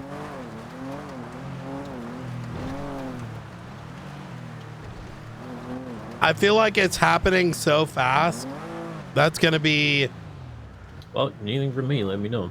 I'm happy to still be involved. virtually a requirement. I feel like just based on the reports that are coming in, it's happening faster than... There's enough here that the advocacy should be the suspension of Carmine until... 100%. There's just too much, right? There's also a lot of reports for a lot of folks, and there almost needs to be... But we oh, might what actually the... have to act on it Yeah. rather than later. Yep. Yeah, I mean, it's for the protection of the LSPD, right? And law enforcement in general. And people, right? Yeah. It sounds to me like there needs to be a bit of a taking all this shit, putting it together, and getting him on an interview as to what the fuck's been going on, like, holistically.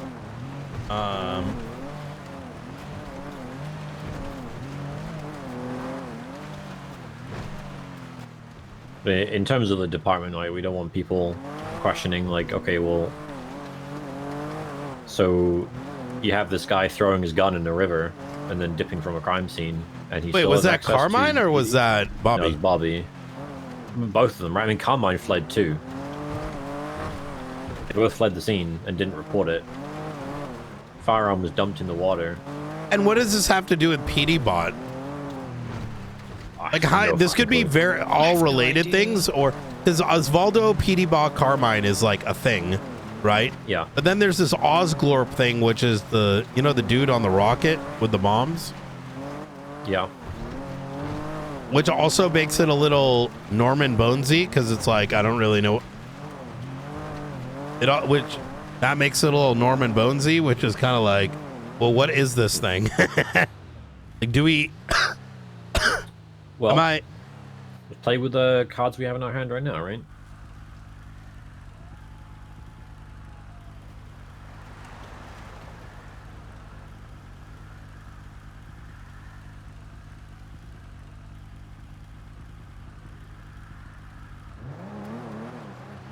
Hey, Riker, did we ever interview or ask questions to Reed, or was he in ICU? Nice, I see you. Still is, I think. What was his injuries? Was he stabbed, shot? Oh, wait, no, he was. I think he was interrogated. He was shot. No, he was stabbed. I couldn't find any interrogation or questions on Reed. I think McAllister was handling that. But he might still be in.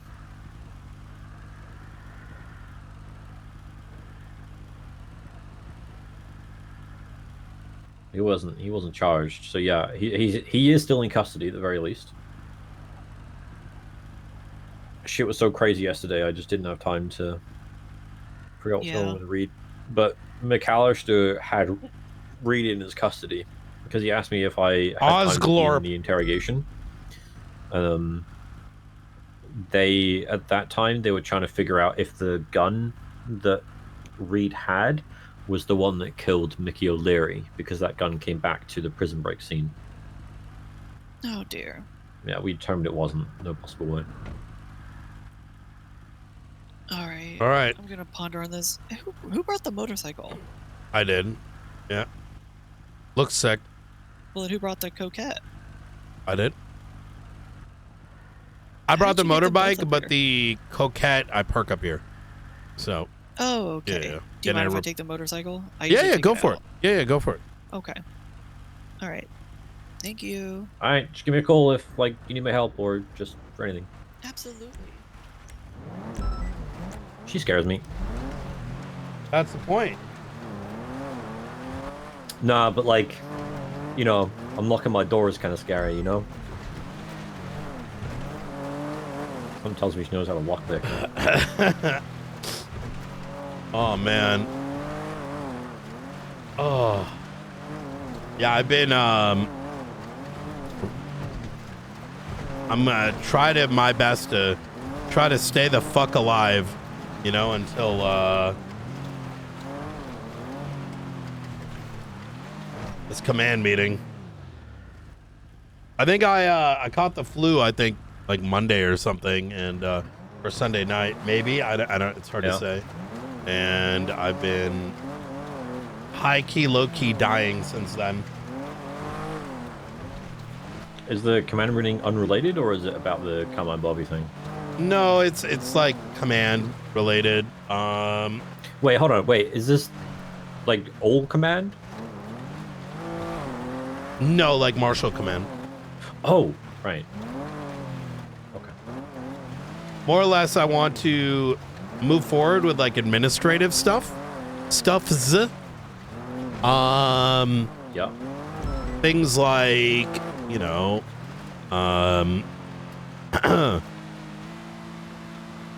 So the structure that I'm aiming towards is we have marshals, they are command. They oversee deputy marshals who oversee, right? There's kind of like a full chain, like an actual chain of command that breaks away. There's like rank-based chain of command, which is a patrol thing, a everyday thing. But then there's like chain of command for like at a higher level, which is which marshals are responsible for which lower ranks in terms of like career building and having to do the talks, you know. It's like, think about it as like your direct manager, right? And so I want to get some of that stuff out of the way. I think it's the only true way to scale. I mean, I look at the I don't understand how these other structures work, if I'm going to be real. I think it's the reason why there's no cohesion. Well, I look at like LSPD, right? When you have a bajillion, they've got like all these bajillion ranks. Oh, yeah. That they don't have independent autonomy as a consequence of there's like a bajillion captains, right? Yeah, so, I think every single person who holds anything other than your entry level position needs to have a very clear job description. Like, what exactly are you doing?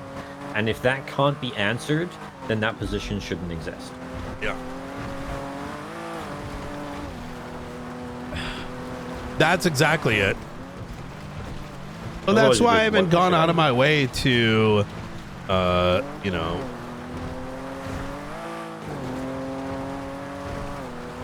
I haven't gone out of my way to like create a bunch of marshals. I want the full marshal rank to actually be responsible. In future, there might be another layer, right? But unless you have a strong set of layers first, adding more layers is actually complicating the administration. And I don't want to be that guy, but you know, I have experience from other places, right? Yeah. The style we use in some of these iterations of the police force are like they don't make any sense. Yeah. Well, and I don't say that in that like, well, this is San Andreas. No, it's because the problems that tend to seep out are indicative of why people don't use those setups.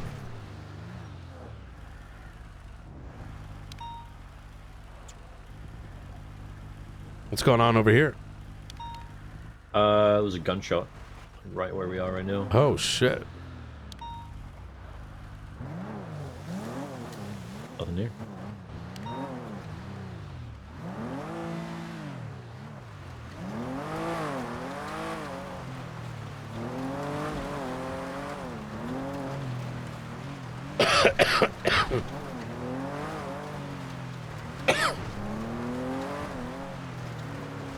The thing is, they got DoorDash come by. They're gonna drop me off some cold syrup that might hold me over for a couple hours.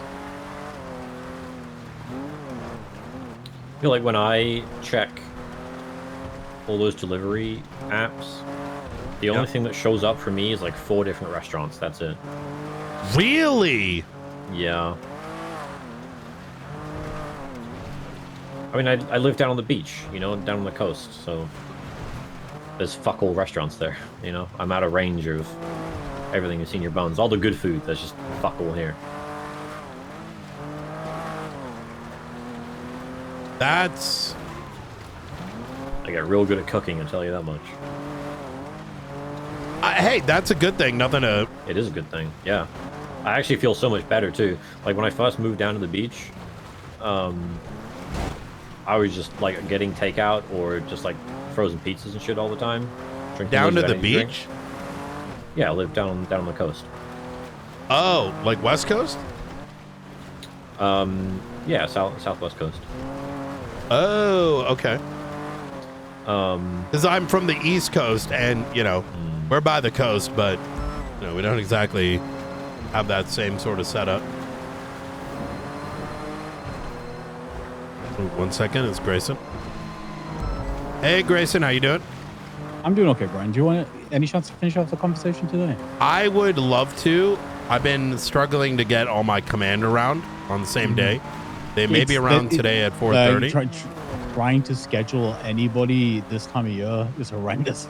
That's exactly it. And I got to do like fucking training for military stuff, and it's like one day one person's here. Yeah, that's the challenge I'm running into right now. 4:30 is hitting my availability. I'm going to be entirely honest with you. I think it's fine. I think. Can I finish it with you just quickly right now? You asked me about my tomorrow. Tomorrow. You can try to do it. I've got like a awful cold, so I don't want to miss the go right ahead. Go right ahead. So here's the thing, right? You asked me about walking out of the meeting, right? Yes. I'm going to be 100% honest with you. I know it was the worst thing I could have done. I know it was a bad move, and I'm willing to admit that, right? I also flat out showed up the next day and tried to talk to people about it, and they wouldn't even talk to me about it, dude. I get it. I made a mistake. Oh yeah, it's not like Can you give me direct examples about what? About talking, right? Yeah, like who did you try to reach out to? Dawn. I reached out to Dawn, and she brought Veronica with her to meet me to talk to me about it, right? And while trying to talk to her about it, I was basically told, I think the verbatim response was, we shouldn't have to care about your little feelings. It was a little bit toxic. I'm going to be real with you. Yeah. They weren't willing to have an open conversation with me about it. But that's what, when I say even if I make a mistake, I'm willing to show up and face accountability for it the next day. I am, right? And I don't see that from everybody else. If I make a mistake, and I'm willing to admit I made a mistake in walking out of that, not just politically, right? Because politically it's bad, because that's the narrative that's being spread about it. The same reason you know about it, the same reason everyone's talking about it still. Well, I was there, right? Yeah. But I know there's conversations happening about it, right? Politically, it was a bad move. But personally, when the worst thing people could say about me in the 9 years I've served in the DOJ is that I walked out of a meeting once, I don't think it's that big of a deal.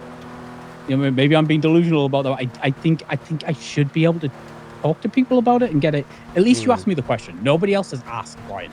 No one's like, hey, what do you think? You think you did the right thing? No, I don't think I did the right thing. I know I got hot. I know I walked out.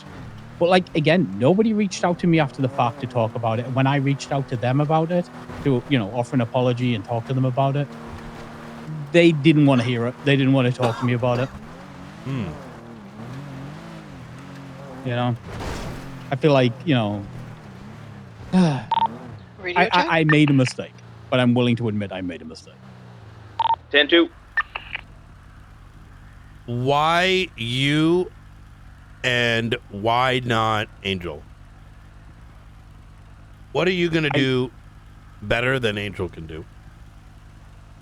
Face accountability. Face accountability. Okay. Right? Because could you expand on that?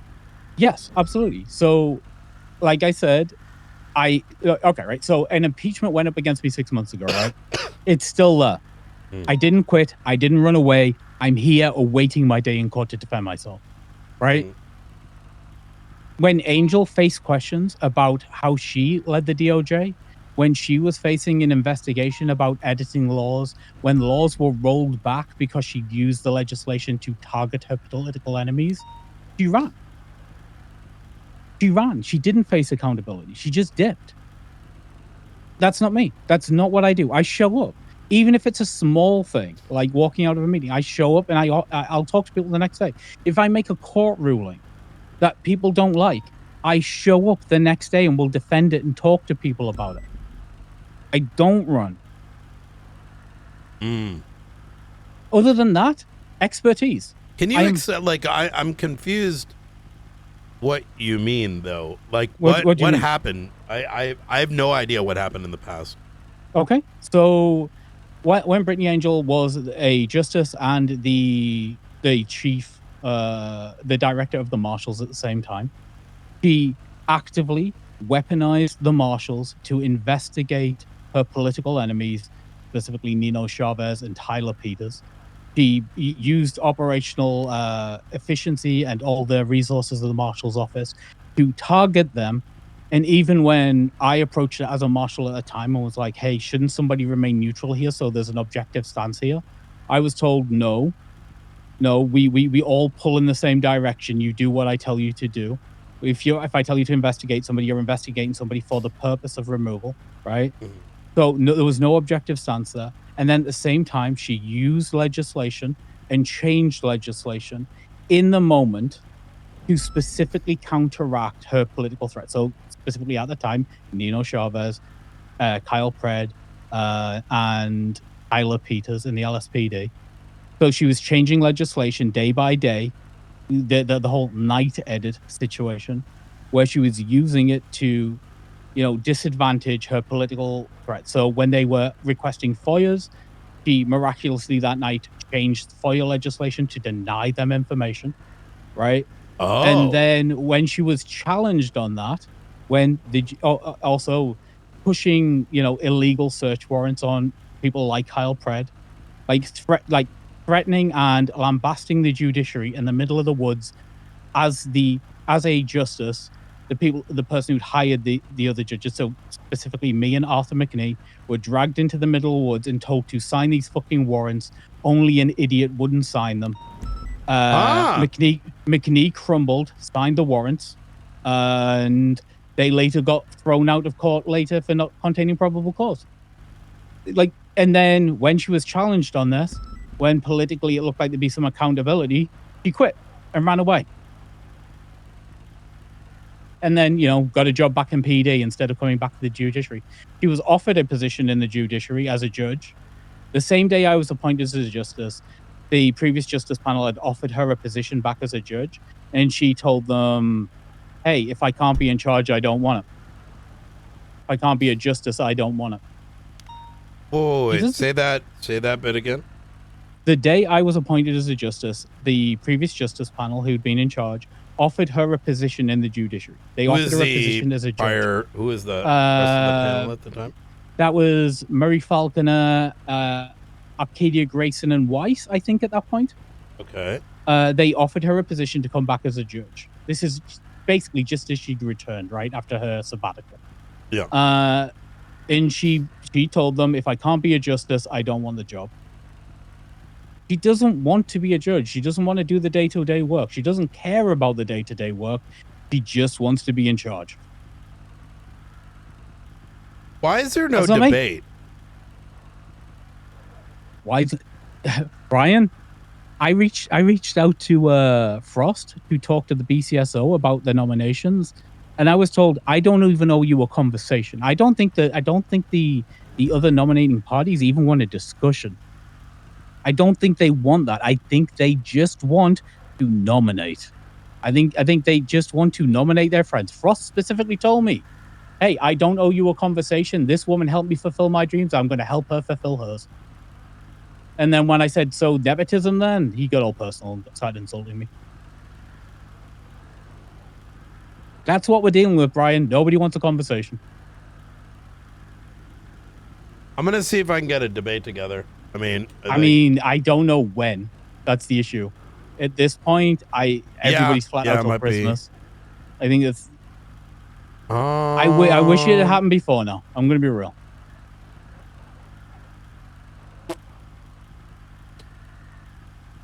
You will have noticed that since we last talked, the entire DOJ put their nomination behind me.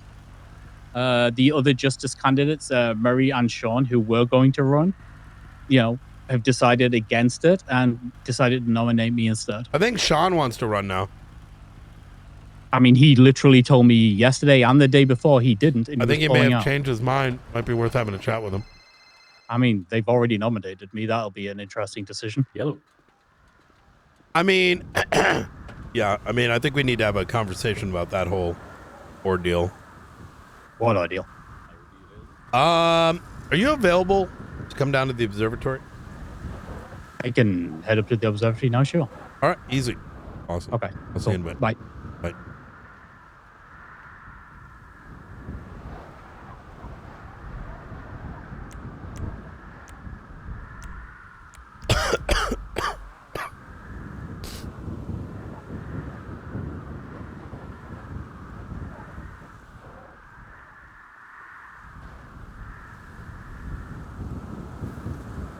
I am dying.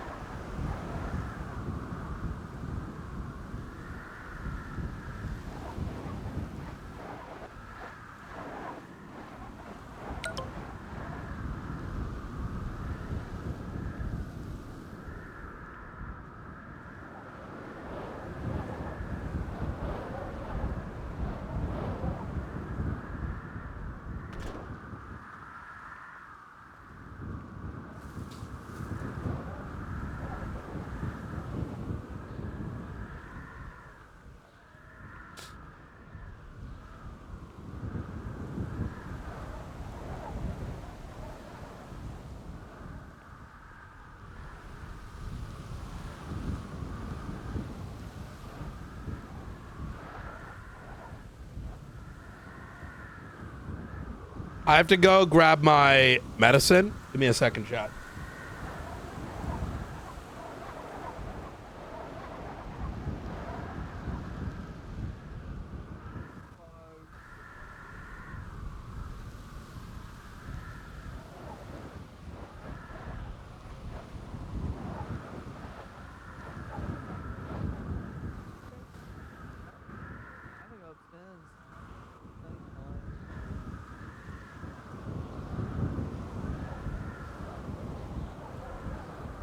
Hello, Director.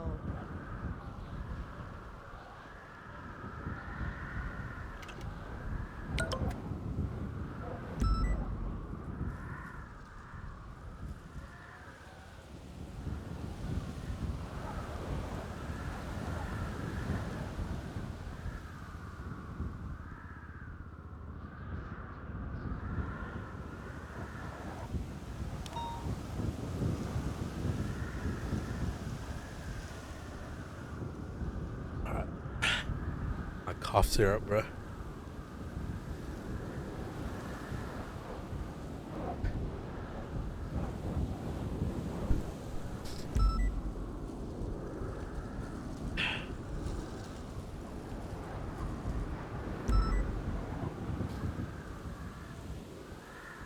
Dude hitting the tussin.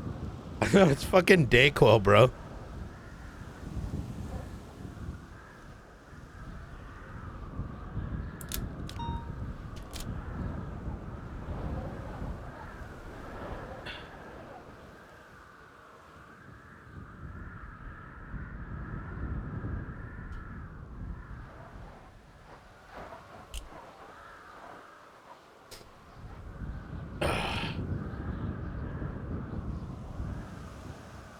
How much is it? One dose is the fuck are the instructions, bro? Peel back for drug facts. Why would you peel it back, bro?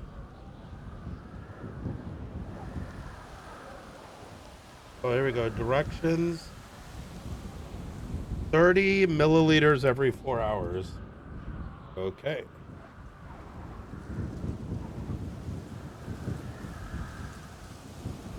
Ah.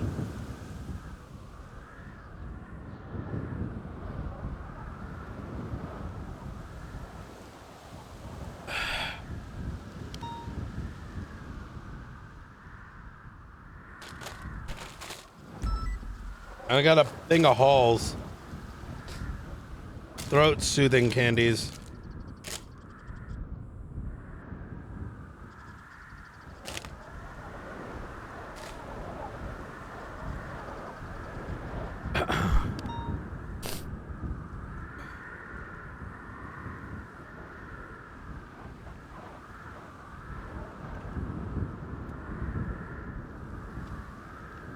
How you doing, Callister? I'm good. How are you? Oh, was that meeting with Danielson earlier about the thing from yesterday? I'm just curious because I also. It was. I realized afterwards. You might want to listen in on it, but I've got the recording, so I can send that to you. Okay. Everything's turning into such a shit show of like so many different things. Yeah. Like there's a Carmine bullshit, where it's like. Did you see my statement on that, by the way? Gonna have to remind me. I made a report today about a trip I had with Carmine yesterday after their. Oh God, what kind of trip, McAllister? I took him to the hospital so they could get his Zoloft prescription. Okay, so not drugs. I mean, yes, drugs, but no drugs. No. I took him to get his prescription done at the hospital. His Zoloft? His Zoloft prescription from Osglorp Industries, yeah, that one. Don't ask. But during that, I asked him about why he pulled out a firearm in an open courtroom. Because I was curious. And he said that he could see PD Bot or Storm or whatever you want to call him in the courtroom. Is Storm and PD Bot the same thing? Yeah, it is. I think PD Bot got like a fresh new painted like body armor and then started calling himself Storm. You might want to hear this. Just in case. By the way, I got my Dayquil and I got my cough drops. Hell Yeah, we're gonna have a sit down with Ruth when she gets on duty. Everyone that has details about the Carmine situation. Oh, Carmine's now Good, establishing an anti-vigilante task force. It's like a whole thing. Yes. I don't know. He's Yeah, like losing because it. I believe it's targeted at people like Sean. If it does exist, we need more details. But he's, has the signatures for the ACR. He's moving forward with it. But evidence that he's brought forth to me shows a pattern of basically off the books detective work being done by the LSPD to target these individuals. Hold. Let's wait till that meeting kicks off. How you doing, Grayson? How's it going? Pretty good. Right this way. Fucking cold up here. It is. It's been quite the week. Yeah. I think that's why I'm starting to get the cold. Just got some Dayquil in me. Got a little bag of cough drops, so hopefully it keeps me alive the next little while. Mm-hmm. Oh, sorry, it's actually gonna be this way. Oh yes, right here. Okay. It's the talking kitchen. Oh. We got the interrogation room too, but we'll leave that, for the For the monsters. More exactly. What's up? All right. I'm going to use a recording here. This is for your sake and my own. So Do I need an attorney? If you so choose, I was going to actually Mirandize you as a part of this process.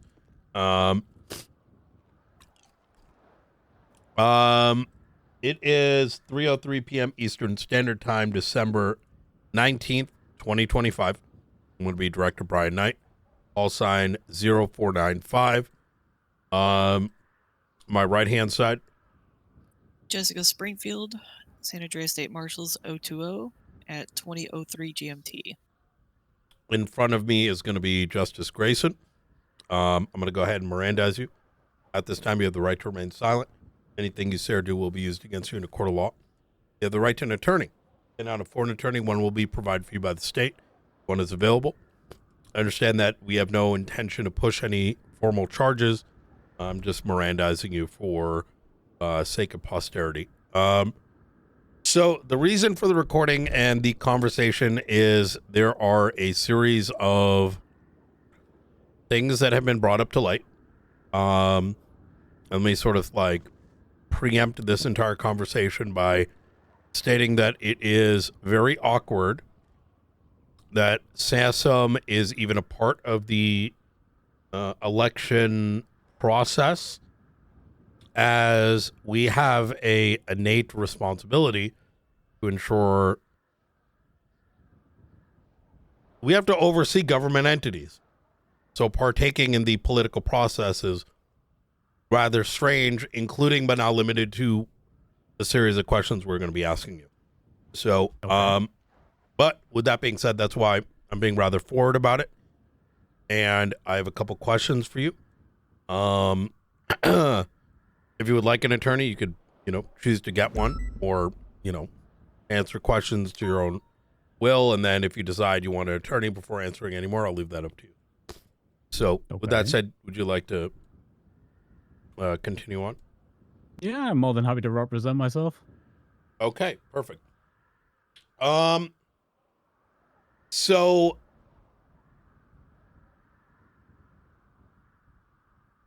I'm going to be pretty direct with my first set of questions, and then at the end of which I can give an explanation for it, as to where these questions are coming from, so that I'm not sort of inducing you to answer any specific way.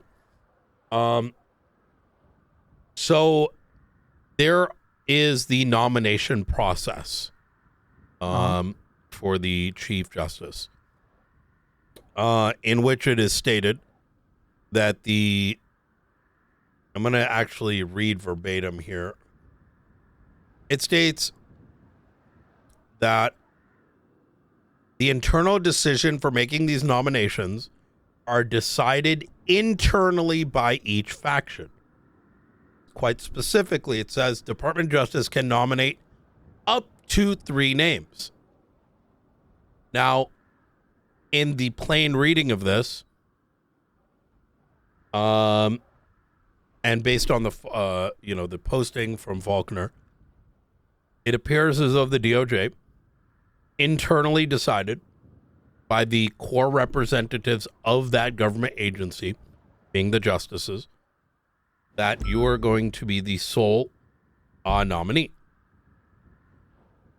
Now, there's kind of a couple of key things, and we were speaking on the phone just now. Is that correct? Yes. And I believe the conversation, to paraphrase, was effectively, of the 4 justices, you're the only one that wanted to run. Is that correct? At this point, that's my understanding, yes. Yes. And that is our understanding as well. Now the question is being brought up, and I'm not a judge, right? Nor do I know who the fuck would ultimately make this decision. And yeah, it's confirmed. They can. What was the process by which that internal selection was made? I don't know. I had no part in any vote in the nomination because I offered myself as a nomination. Oh. I did not vote on myself to become a nominee. I offered myself as a nominee to the other justices. There's been ongoing conversations for the past, 2 weeks or something. Since this went up? When did this go? Is it we're over a week now, right? However long it's been. Yeah, you've wanted to take the position. Yeah, I wanted the position. I made myself known. At no point have I taken part in any votes on any other candidates because I wanted the position. So it was my understanding at the beginning that other justices wanted it and then have dropped out subsequently. Okay. Maybe that's where some of this confusion's then coming from. And for the recording, I'm sick as shit, so you'll probably hear me sucking on a cough drop trying to stay alive. So as far as you're aware, you are unaware of what the process was? And please correct me if I'm wrong. Yeah, I'm unaware of how the other justices voted for this. I don't know. 2 days ago, Danielson approached me and said, "You're it. We're giving you the nomination." That's as much of the process as I know. We're going to go all in on you. And then it took them 2 days to put up the nomination. But yeah, that's I did. I wasn't asked to take part in a vote. I didn't take part in a vote. All I know is that Sean said it was me, and then Murray put it up.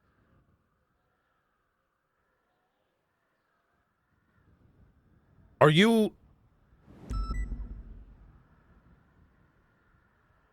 a decision infers, in my opinion, some form of quorum. As absent that a quorum, it wouldn't innately be a decision by the entity of the DOJ, right? So in other words, I if don't you see why not. So if you yourself were to put up 3 names unilaterally, would that be representative of the DOJ? I wouldn't think so. So you would need some sort of quorum, no?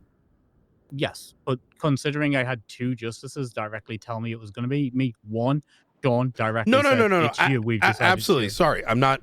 Mhm. Yeah, and I get that, right? Mhm. I'm sort of leading us to a point is that it would need some form of quorum, and based on what you're saying, it sounds like the other 3 justices are like, I bet 2 of us ain't going.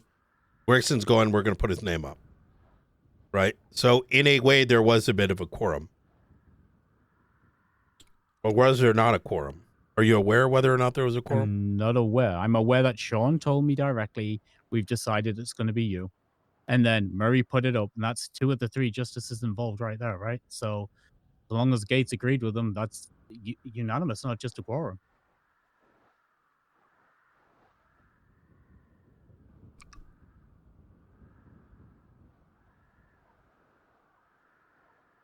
Do you know if there was even a quorum? Or how, do you know whether or not Faulkner consulted with the others? I mean, I know that Sean told me it was me the day before Murray put up the nomination, so I'm assuming. Oh, so there But, may have been. No, Okay. I don't know, but I'm assuming because it all makes sense. It all it follows on, right? One of the justices says, "Hey, we've decided it's going to be you," and then the next day they do it. So where I'm going with this is, so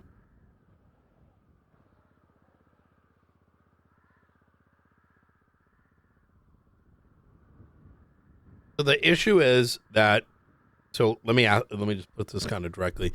If Sean wanted to run, would he be able to? I mean, I'm assuming at that point they'd be asking me if I was wanting to nominate him, right?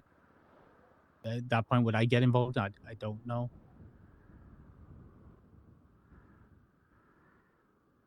I mean, like, from my understanding, what I understand is that Sean withdrew, and at that point they decided they were going to go all in on me.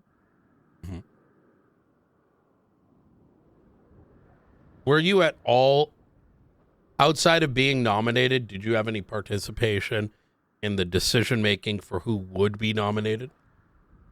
I fought my corner. I gave them the same pitch I gave you. No. I understand that. Did I have conversations about why anybody else should or shouldn't know? You put yourself forward to the rest of the judiciary to be nominated. Is that correct? To the justices, yes. To the justices. But did you partake in the in choosing the nominations? No. So you did not have any sway on your own nomination. I have not voted on any nominee at all. No. What about opinion or statement or any of that? Did you? I mean, in the same regard, when I talked to you about, you asked me why you not Murray. I will give my opinion, yeah.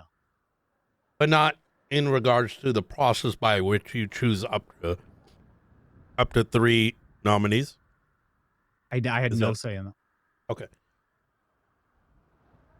Once I put myself forward as a nominee, I wouldn't get involved in that conversation. Okay. Jessica? No, I have nothing. I'm mostly just listening to the, everything sounds fine to me so far. Yeah. As with me. The concern... Can I ask, will Yeah, the same questions absolutely. be asked of Sheriff Frost and how he told me he was only nominating his friend because his friend helped him, when literally in that it is the Blaine County Sheriff's Office will get to decide, but it seems like he made a unilateral decision. That's interesting. Will Sheriff Frost be asked? Yeah, because like I'm being asked, how the justice panel made a decision, right? Sheriff Frost made a unilateral decision on behalf of the entirety of the Blaine County Sheriff's Office for a friend. That's an interesting decision, right? I can't answer that question, right? Okay, no, I'm just raising it. Yeah. There's also, you do recognize that it's kind of two different circumstances. I'll be more explicit. The four justices represent the organization at the highest level, whereas the sheriff represents his organization. The respective mayors, their organization, the chief of police, his respective organization, and as has been outlined on the posting, it's a internal decision, right? So if y'all as justices, and it's very plain reading, and I'm open to other interpretations we may not be aware of, we might be missing an angle here, but how that internal decision is made would land on Frost, on Pred, on Dawn, on what's his name? Denzel, thank you. But in the DOJ's cases, it's 4, right? And or mine, for example, when it comes to SASM, which rather forwardly, we're gonna have a very unique way of presenting ours, because personally, I don't want SASM to be too. I don't like that we even get a voice. I'm gonna be honest. It's kind of strange. I'm gonna be honest, and like this is being raised because apparently some concerns were raised with people. I think internally in the doctors, they were asking why EMS and doctors didn't get a vote. I kind of feel the same way about the lawyers, but like this is a state decision. It was outside of my pay grade. No, and I get their perspective, right? I'm not going that deep. But just as internally as the director, when I look at this, internally I can decide we're only going to put up candidates that haven't been put up yet. And then which is what I'm going to do, or I'm going to abstain from nominating. And then I'm going to have my command vote as they choose. Okay. And if they choose to abstain, they can, because from my perspective, casting a public vote for a chief justice to me is kind of gross for SASM to do, because regardless of what my relationship with may be, it's going to be brought into question, right? I vote for you, I vote for Angel, I vote for the next person. Is there more meaning behind that than what is posted on the forum? I don't even want that question to be brought up when it comes to our organization, because we have a responsibility to oversee government wings, right? Okay. I mean, I can respect that. I understand. Sometimes it's the appearance and not even the reality of it, and that'll conflict you. I get it. I totally understand. Yeah. I ain't trying to, I'm not, it's a relationship I like bringing up. Like Mr. Kaj Patel, Brian Knight. I'm not trying to pull one of those. We will be releasing the files, by the way, as soon as. Okay. Oh, good timing too. Isn't that today? Is it? Yeah. Deadline's today. But I want to be honest about it. When I look at all this, when I look at the nomination stuff, when I look at this, is the way I'm trying to run it, right? I'm just trying to talk to people one-on-one, tell myself as a professional, not as a person. I'm not leaning on people on like personal relationships. I don't think it's appropriate. I think the DOJ itself should be a neutral party and a neutral body. And I think that like finding a chief justice, you should be looking for a neutral party, a neutral body, not a political entity. It is what it is. I want to respect your platform for getting a nomination or the votes. The primary reason I brought this up is it came to light that Sean wants to put himself up, and I'm confused why he's unable to. And I don't think it's he's unable sounding to. like rather transparently, and I said this to him too, and I'll say this to the other justices as well, is that, and this might sound pedantic, but so be it.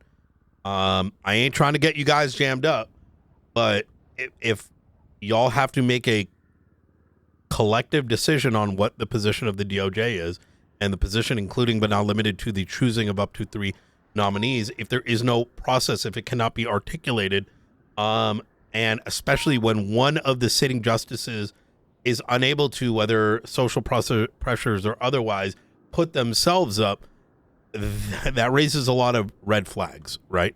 And question marks, regardless of whether there is or is not any wrongdoing. I'm just being rather forward, right? Well, let me be just as forward, right? I did not put myself up. I asked the justices to nominate me, but I had no say-so or engagement in who the nominee was, right? At that point, I stepped back.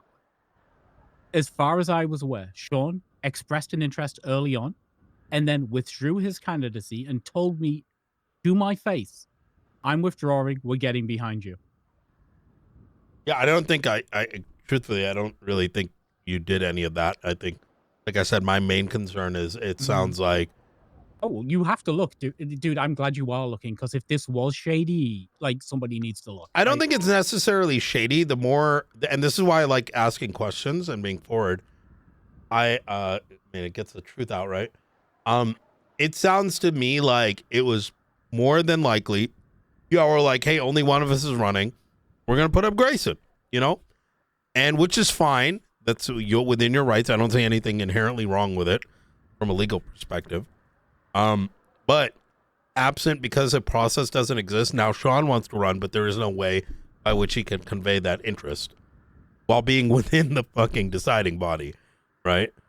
But equally, the same can be said about a magistrate or a judge that may want to put something forward. And without anything that's written, and I'll tell you exactly what I told Sean, I have had to pressure my own marshals and deputy marshals very recently that when we have to give notice to someone, right, it should be written.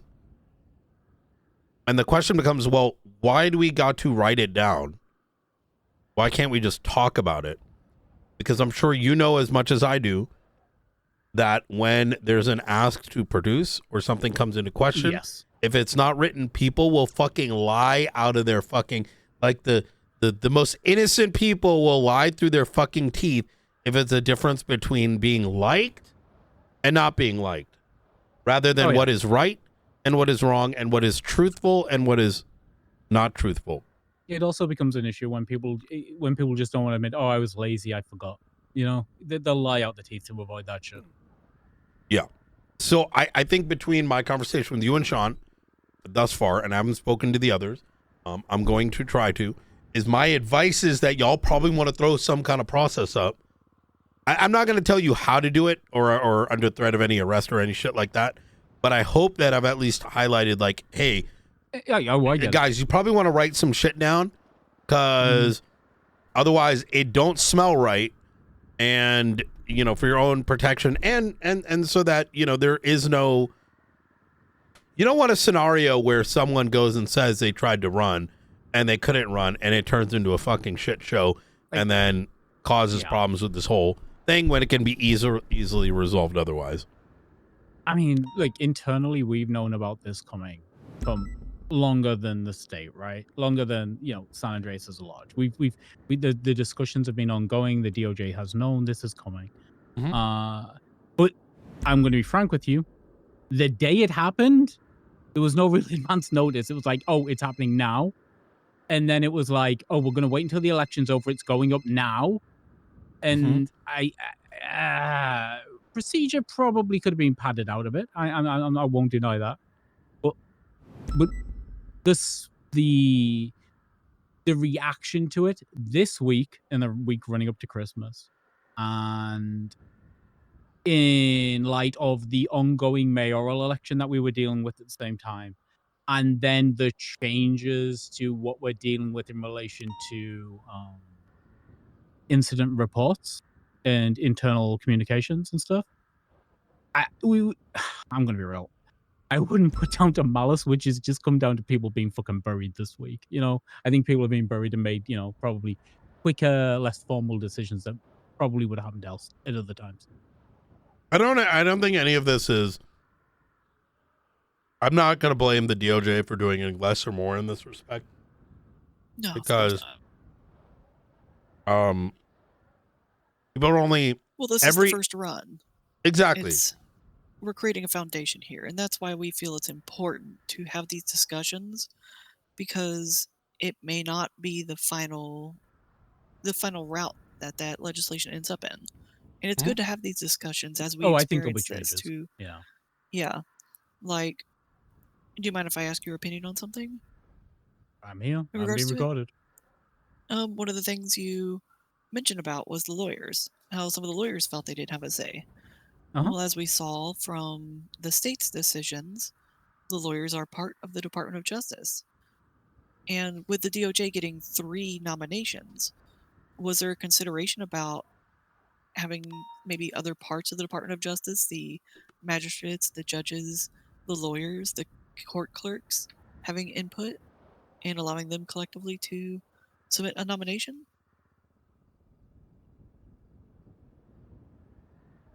I mean, again, you guys get to decide how your system works. It's literally written in the legislation. Y'all decide how to select these nominees. Yeah, But I'm with going so to be many real. nominees as an option, The state's decision that came down, I don't particularly think fell specifically in relation to a lot of our legislation and the way lawyers are classified. Specifically, defense attorneys and lawyers reclassified it are, only considered government employees when acting as a defense attorney, right? Not in other aspects of the law or having a bar license. And I think the fact that there were 2 separate conditions in running. One was a bar license, the other one was a role in the Department of Justice. I didn't foresee that being the state's response legally, but it was, and then we have to pivot, right? So, I think Right. pivoting after the fact's different. and the legislation was written extremely vaguely. And so a lot of open interpretations are allowed on this. Mm-hmm. Sorry, Director, go ahead. No. Those are good questions. Yeah, and I want to re-underline I want to double down on what Springfield said here is, this conversation is, hey, we found what might be an exposed nail. Let's talk about it, see if it needs to be resolved. If not, here's our suggestion, right? Rather than, I don't like things festering. I rather... I don't either. Hey, we found exposed nail. Hey, should we nail it down? Right. I think to be frank and open, I think expecting us right now to fix a situation that a new Chief Justice in a week and a half will want to fix themselves is probably, jumping the gun. Like I've told other people, I'm not going to be legislating anything in the next week and a half either.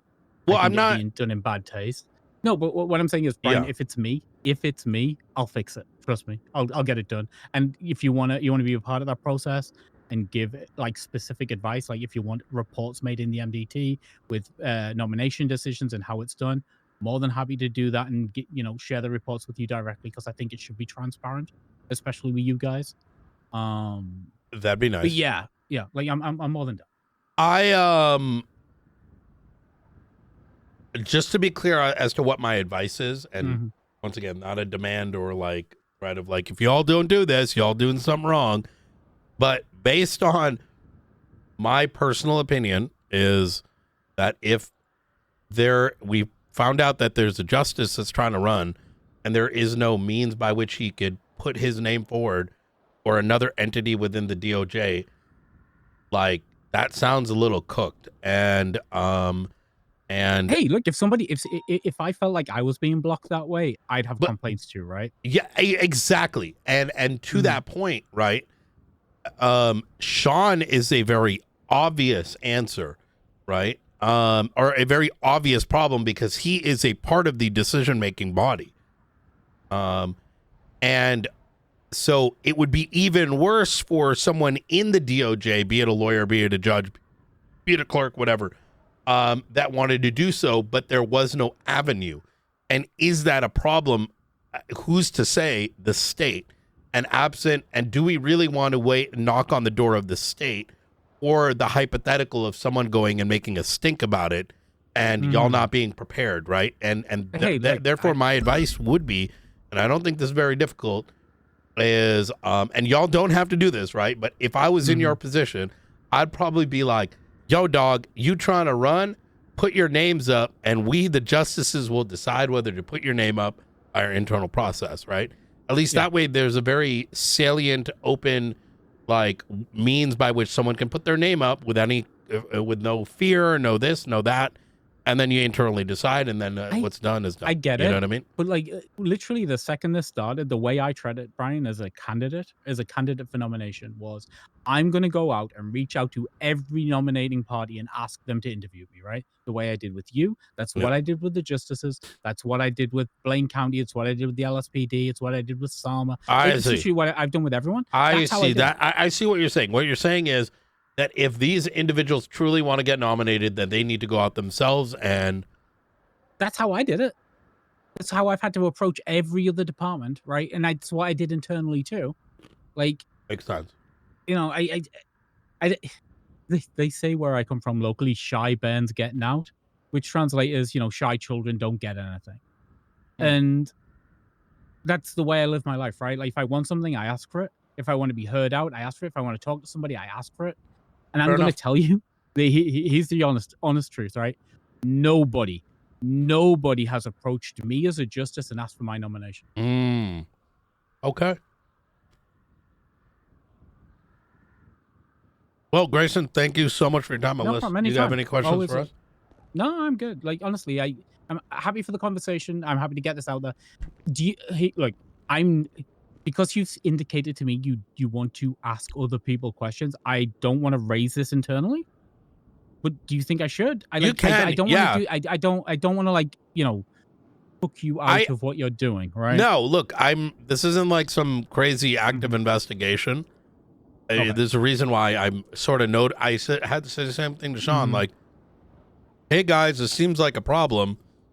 You might want to get ahead of this before before some entity has to figure out whether or not it actually is a problem, right? It's like, you know. Oh, anyways. Okay, I'll raise it with the justices, including Sean, and just see if he's got anything to say. Because literally 2 days ago, he's like, "I'm pulling out. You're the dude." He said as much to us. And you know, to me, this is not a private conversation, right? When you're looking for a nominee.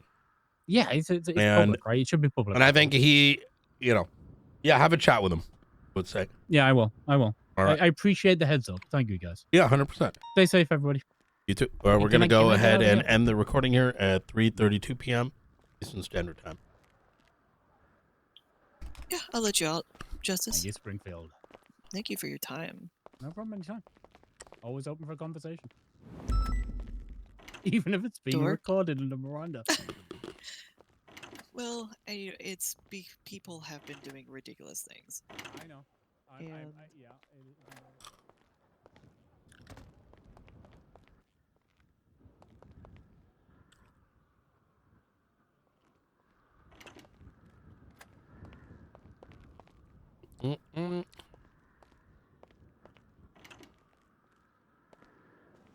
get it. I mean, like, the reality is you can always choose not to.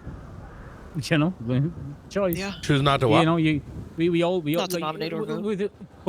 With the election, right? You've got choices, right? You can choose to vote for somebody and choose not to vote at all. Like, that is. It's equally political. It is. Yeah. Yeah. And if you decided not to nominate and tell people, maybe the legislation will change to remove the marshal nomination. I was personally running on the idea that I would abstain my vote. I get it. Which is crazy because we hadn't even talked about that till just today. And I'm doing things the same. But I might be voting for you out of spite. Yeah. All right. Easy. All right. Bye, Brian. You stay safe. Thank you, Justice. So, DOJ comms are just as bad as PD comms? I mean, that's kind of the thing, right?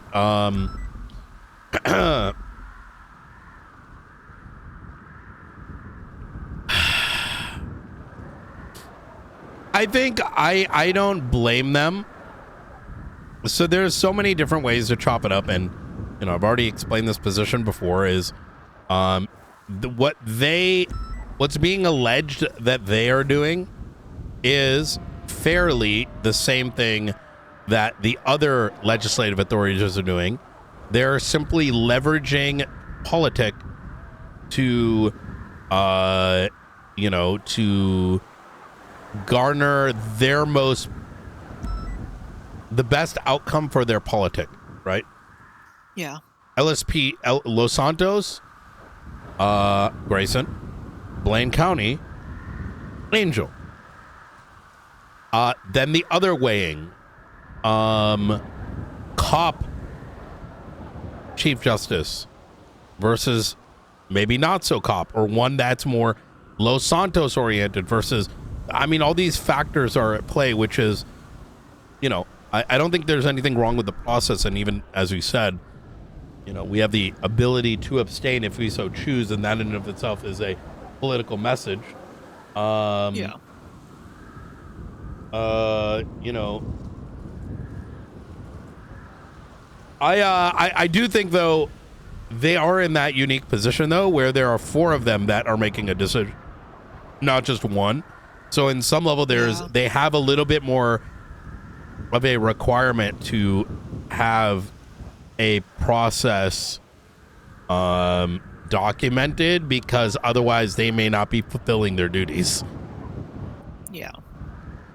Like, if we were to chop it up, by them not having a process and having that is documented, I would argue that it might be negligence. Yeah, very possibly. Because without a process, how are they coming to a conclusion on something so serious?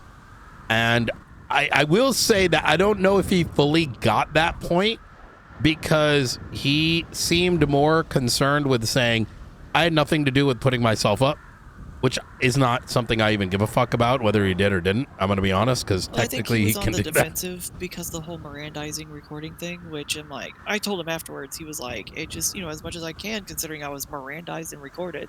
I was like, look, Justice, I hope you understand. We have to deal with LSPD every day. And so that's just I do it with everybody. Process for us.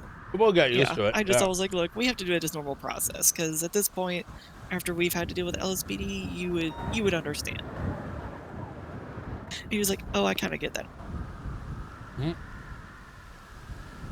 But that, and with all due respect, a lot of judges don't know what the Miranda is. That's true. Almost nobody knows what the Miranda is. No.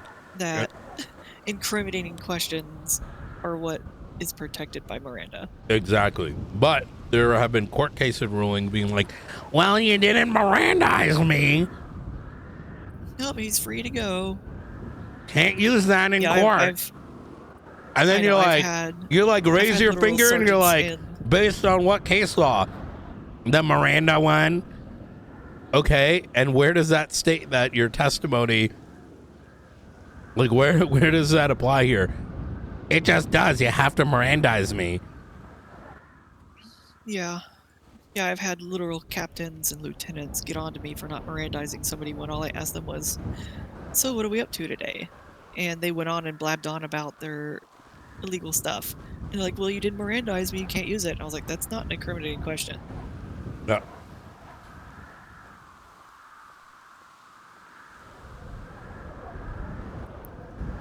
Hello, you two.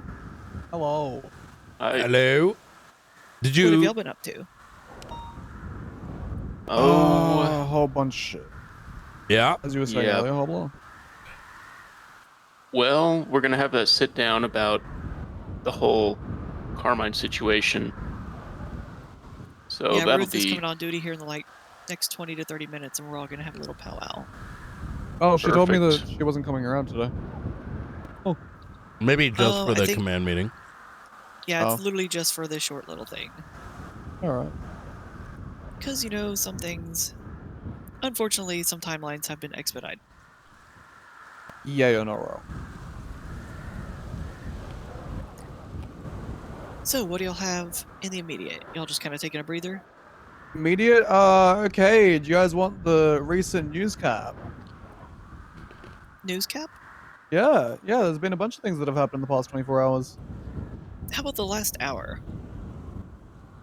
I found out the mana disbanded apparently, according to the besties. Wait, what? Yeah, it's all over Twitter. Apparently, mana disbanded. Not quite sure as to what's up with that, but that'll be relevant, I guess, if it ends up being a thing. And they got into a massive shootout yesterday or the day beforehand. I think it was the day beforehand. Maybe But that's why Steve was in ICU. Not a clue. I don't know if it is even the truth. But it could be. I mean, if the besties are calling them out like that, I would presume We don't that it see is, that much. but I mean, you it's don't know. Oswaldo. There was stuff there from Future, I think. I mean, they're on Twitter, or they're on. I have an idea. Oh, real quick. Harold, your KTB subpoena. Yeah. Shrink the date And requested. Hey, to is about your May brother? 23rd. What's your brother's name? Jason Okay. or Jason? Right? May 23rd. John. 17th. John. Yeah, John. Okay. John Joyce. Right? That's my brother. Yeah. Okay. I just wanted to make sure because you also had the last name Joyce, so I got confused. Is Banner disbanded? You fucking what?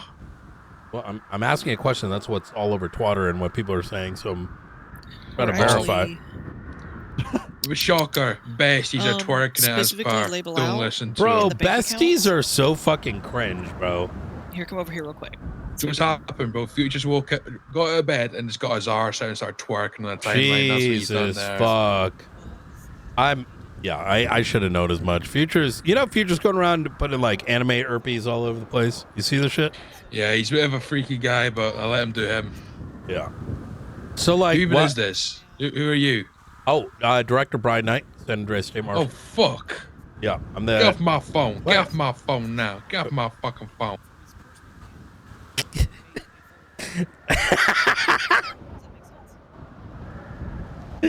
Yo, I love when people have no idea that it's going. Yeah. People will just tell you information when you just ask. He goes, who is this? Who is this? And I go, Director Brian. It's like, oh, get off my phone. Get off my phone. That's a pretty decent British accent, all in all. I'll give you that. Obviously, I made that Atlas and Cage report state marshal oriented, so you can check out that interrogation whenever. A few items of note is more or less the fact that apparently Angela Adams was asking around about the voting situation as well, as was Hubert Galloway and Murphy Braun. Yeah. I did hear parts of your conversation just then. I do know that Grayson fucking hates the fact that lawyers are a part of the DOJ, and more or less, at least in conversations that I've had with him, seems to do whatever he can to try and disinvolve them. Yeah, so what the hell's going? Wait. Run that back. Run that back for me. What's up? So what happened in that interrogation? Because I'm hearing on one hand he told Angel that like they aren't letting him run, more or less. Yeah. So, but he told during you that what? Conversation. So during that conversation, Atlas told me that he asked several times over as to what the nomination process would be. He asked them as to what they were going to do and whatnot, and they were very cagey with the answer. But they refused to say anything, more or less. Then they randomly put up, like Falconer obviously randomly put up Grayson, And that's when, you know, he came to me and he was like, okay, I want to have this conversation now on recording. I didn't want to have it earlier because I didn't want to, you know, have it come back onto me. But quite frankly speaking here, this is ridiculous. And we are the DOJs, so it's about time I speak up about this. And I was like, cool, easy done. He tried to call me several times through the interrogation I was having with Reed Dancleaf. I wasn't able to pick it up, but by the time I was able to, he and Cassandra Cage came down here and they both seemed relatively frustrated with the situation. Okay. They let me know that the justices almost never talk to them about really anything. So, you know, when they reached out, they were more or less expecting for them to be involved with the process in some way, shape, or form. But the justice just really didn't care. I have had conversations with both Atlas and Grayson in the past on the steps of City Hall, which Grayson has stated that he doesn't believe that lawyers are a part of the Department of Justice. Okay. So I don't think that he believes that they should even get a say in this, let alone should have the ability to be nominated. He was giving that opinion to me before the Angel ruling came down, as per Greg Barrett from the state. Okay. What else? Let me just reread the notes. Springfield, you're good for this. No, I'm sorry, I heard something, so I'm No, you're good. Okay, cool. I asked them for their own interpretations of that piece of legislation. Yeah. I made the note during the interrogation that, you know, it's funny that the state specifically mentioned that the mayors are getting a vote and not the LSCMO or BCSMO in its entirety. But then they specifically say like entire departments instead of just, you know, the justices or specific figurehead. I mean, you don't need to explicitly mention figurehead. I mean, that's like, yeah, that's like self-defining. I know, but I was just, you know, I was covering all bases. If it ever came to like an ACR or some shit, I was just like, Yeah. hey, you guys are judges. What are your interpretations? I think all these interrogations need to be considered. I don't know. I still need to have a chat with Hubert, Murphy, and Angelo if you'd like me to. You want me to be honest? Mm-hmm. Good morning. Good morning. How you doing, Black? Not too bad. How's it going? I think this is very much why nominating Justice Weiss is going to be critical. Yep, I agree. Justice Weiss, 2K25. Chief Justice, yep. We're just having a chat about the nomination processes. Oh, I gotcha. What else happened? Oh, I had a really interesting conversation with Peters, actually. Mm-hmm. So, apparently during the SASM director nomination stuff, Grayson specifically went up to Peters and said, well, why don't you just put up your own name on the nomination sheet? Like, if Gunner's not willing to put you up, or you are a member of SASM, you have the right to be able to do that. Yeah.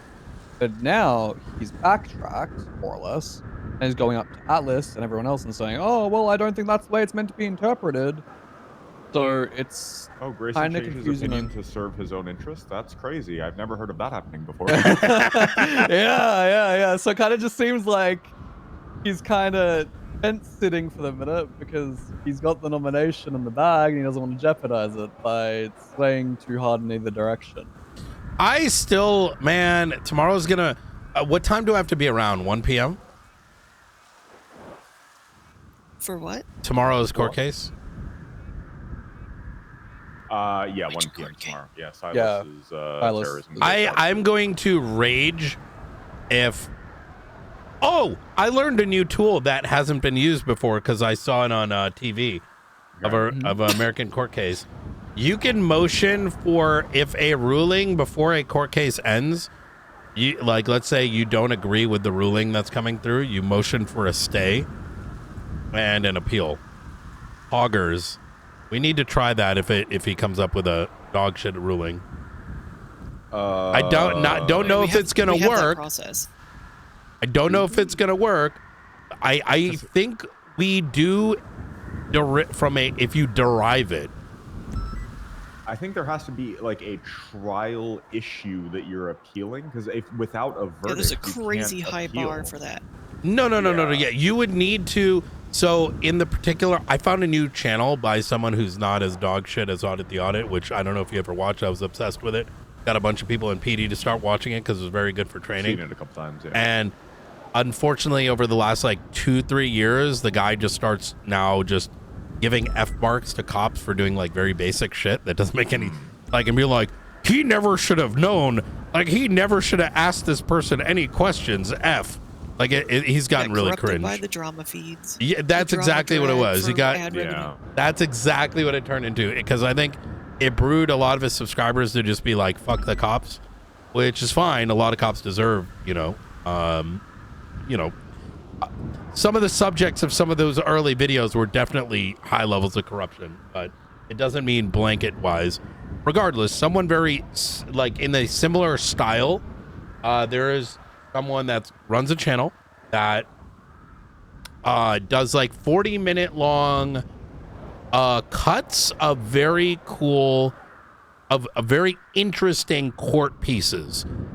And so there was one in which a law enforcement officer was on the stand being asked questions pertaining to an incident in which late at night, with it being dark or whatever, but he had his headlights on, witnessed a vehicle going down the highway, and he pulled it over due to having a legal window tint.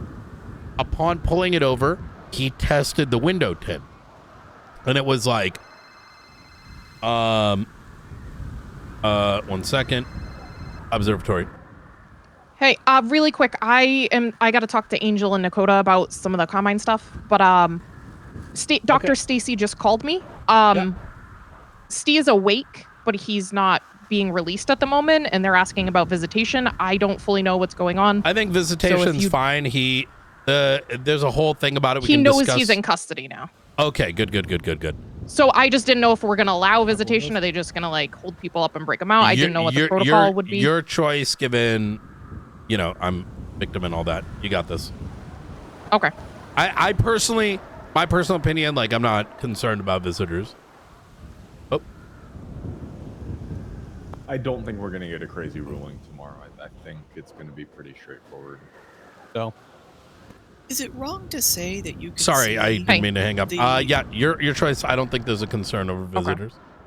Okay. All right. Sounds good. All right. Bye. You can see the decline on Audit the Audit by looking at their video feed Yeah. and seeing like the sheer number of red arrows in their thumbnails as they Oh, get worse and worse. yeah. Like a year ago, it was like once every 10 videos, and then like 6 months ago, it was once every other video, and now it's like basically every video. Yeah, it's hyper sensationalized. So this guy, right? Vehicle drives off or driving by, pulls it over for a legal window tint. Upon goes up, tests the window. Window's like 0.35 or 35. I don't know, whatever the fucking metric is. It's above that amount. Therefore, citation, ID, bench warrant, puts him into custody. Blah blah blah. In this court case, the defense is saying that there was no reasonable suspicion to pull over the vehicle. And this was actually very news to me, quite frankly, is that the defense said, do you have any training in identifying illegal window tint? And it's like, yeah, training, blah, blah, blah. There is no certification process. There is no science behind eyeballing. There is no science behind similar to judging the speed of a vehicle visually outside of a radar, right? But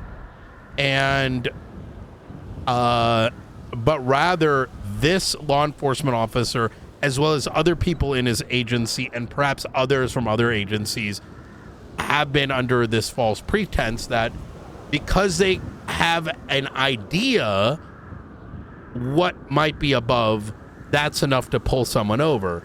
And the judge ruled that it was not. And so the prosecutor issued a stay because they wanted to suppress that evidence, right? And the suppression of that evidence would therefore cut the conversation before you even get into the conversation of PC, because if there's no RS, the PC, fruit of the poisonous tree, right? So anyways, really fucking cool it's channel. about an evidentiary issue, putting a stay in and holding the trial up to appeal that evidentiary issue to determine whether or not that evidence should be considered. That makes all sense in the world in a criminal trial, because if you do get all the way to an outcome, you don't get a round 2 if it's an adjudication. Yes. Yeah. Ruth is having a chat about Carmine shit, and then she's gonna come down here. Yeah, I saw that ACR go up. That was interesting. Brother. It's the other thing we gotta bring up in the command meeting. Also, maybe it's just because I've been on the holiday for the last week or so. What the fuck is DPD? Davis Police Department. See, Frost is one of my tier 3s, just like Carmine, and I think he thought it'd be funny to name a bunch of gang members who get law enforcement, some level of law enforcement access, and become cops. And apparently they're doing more appropriate cop protocol than actual full cops. I did raise the question of, like, are they even cops, or like, what is it? I don't know. I think they get batons, and they might be getting guns soon. I hope they don't have felonies. I don't think they do. But there has been, like, reports of them possibly doing things they shouldn't. I don't know.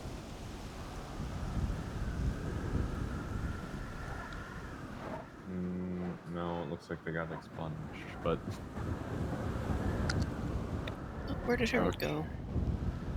You know, we have the unfortunate position of having to read the room from an outside perspective and weigh it against everything else. And man, it can sometimes be fucking tough, because there is some kind of, like, let the boys be boys, right? But at the same time, it's got to be legal, right? I'm 56 years old, man. I'm too old for this shit. Oh my god, you're old. I am old. Old. To be fair, old. Blunt is old. Yeah. Old. At least How I old own it. are you? Don't try to hide it. 56. Oh, okay. Well, I'm 43. Yeah, you've been there. All right, real quick, we're about to go into a thing. Hobbler, do me a favor, grab that bag, take it to the curb. McAllister, do me a favor. There's a bag down here somewhere. Grab that, take it to the curb. Okay.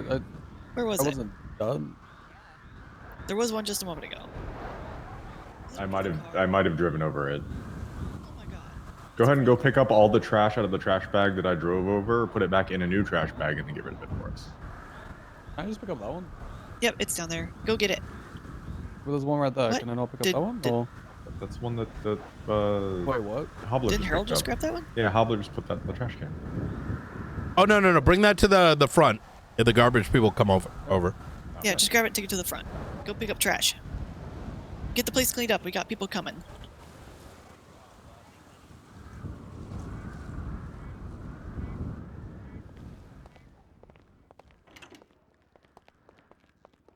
In that situation, it is very clear that Carmine did shoot because a they're solo. incompetence, right? Like the Heavy competence. pistol and a heavy rifle. It's kind of been a little bit on the back burner, and it has also led to all the PD bot situations as he's trying to frame PD bot. So with that said, have been starting sort of monitoring Carmine situations. A few more have popped up and looking through a lot of Hobbler's reports and things and kind of pulling the ones that have very clear witness statements and evidence to them. There are multiple there. There's a lot more complaints, but only the ones that we can really prove are kind of the ones that I would like to work off of. But these have been continuing daily. Yeah, and that's pretty much where I'm at. I have a plan to kind of do interrogations. I have a lot more time starting now to really dig into this and kind of figure it out and have some thoughts on how to do that. Wanted to see what everybody else has to offer regarding a lot of it. Yeah, so I've been meeting with this Sean Beckett for a while. He seems to have really good information on Carmine because he's actually a private investigator from the UK, and he provided me with the actual Carmine files yesterday. I logged that under the master report. It shares a bunch of witness statements and different stories about some things that Carmine's done while on duty that are concerning. It's all been logged, and I've asked him all kinds of questions about what's been happening, and that can be found in my reports. That's basically what I have. Yeah, I've looked through a lot of those. There's probably a lot more to them, but the amount of complaints and issues with Carmine is actually insane. The hard Yes. part is a lot of it's like hearsay or a lot of like pointing Yep. fingers and things like that. So I Yes, think it's definitely we need to keep documenting these and trying to see what we can use versus and prove versus like what is likely to happen, but we have no proof. Have, Yes, and- have you guys been brought up to speed on the stuff that's happened in the last 24 hours? I've read the report. That's about the extent of it. Did Aldo fill you in on the stuff I responded to this morning? I think it'd be good for the group. Not really. Yeah, No. all right, I'll catch you guys up on it then. So, I got a call from. Well, actually, I was pursuing someone with Pred, and we ran into Don, who was giving a ride to Osvaldo, and apparently he had been ocean dumped, and he was being treated at the hospital, and he was being brought back to the house. When we got to the house, we escorted them back. We decided that it would be prudent to clear the house, and he invited us in. And we went through and grabbed a bunch of casings, blood, and evidence because there was a shooting call that we'd received about, like, I don't know, 20, 30 minutes prior to this whole thing. So I grabbed the evidence, went home, back to BCSO and processed it. Some of the casings, there's only essentially one gun that was on scene, but there is blood there that comes back to Carmine Costello, which on its own is not necessarily that big of a deal because a lot of people come and go from this house.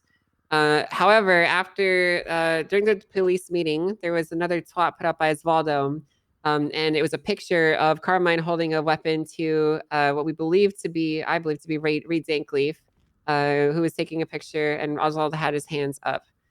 He told me that Carmine was the one that shot him and ocean dumped him, and that Reed told him more about this. And then he filled me in that Carmine had showed up to the house the previous day with a grenade in his hands and was threatening to kill him, and that Gray V was witness to it, which I confirmed separately with Gray. Okay. What? It's just piling one on top of the other faster than anybody can get a handle.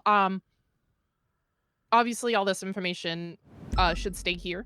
I did get a phone subpoena on Carmine. Already got the results.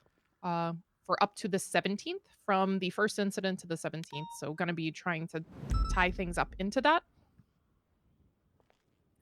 We will. Brian is probably going to have to. Springfield and I briefly talked about this, about if we need to, using About martial what? authority to suspend. Oh yeah, go for it. Suspend. I honestly, I just, quite frankly, I think it.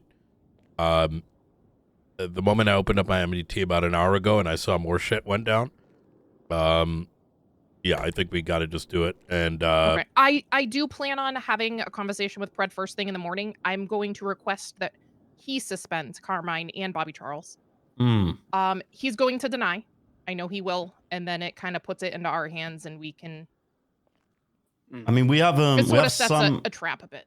we have slam dunk evidence that Bobby Charles has committed a crime, right? It's negligent ownership of a firearm. So realistically, he can already be charged. Right, and he So, also had the knife that stabbed Peach. Yeah. Was in So, possession. Like, he's not reported that personal firearm stolen. Like, there's anyone else would be charged for it, right? So if Yeah, Pred and tries to that's- argue that, I mean, it doesn't matter. Yeah, and that's exactly what I want to do. I want to give them the opportunity.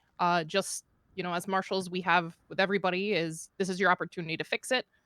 I don't expect Pred, because based on the statements that Riker made of the situation in the mines last night, it does not seem Pred is going to willingly comply, and we can deal with that after.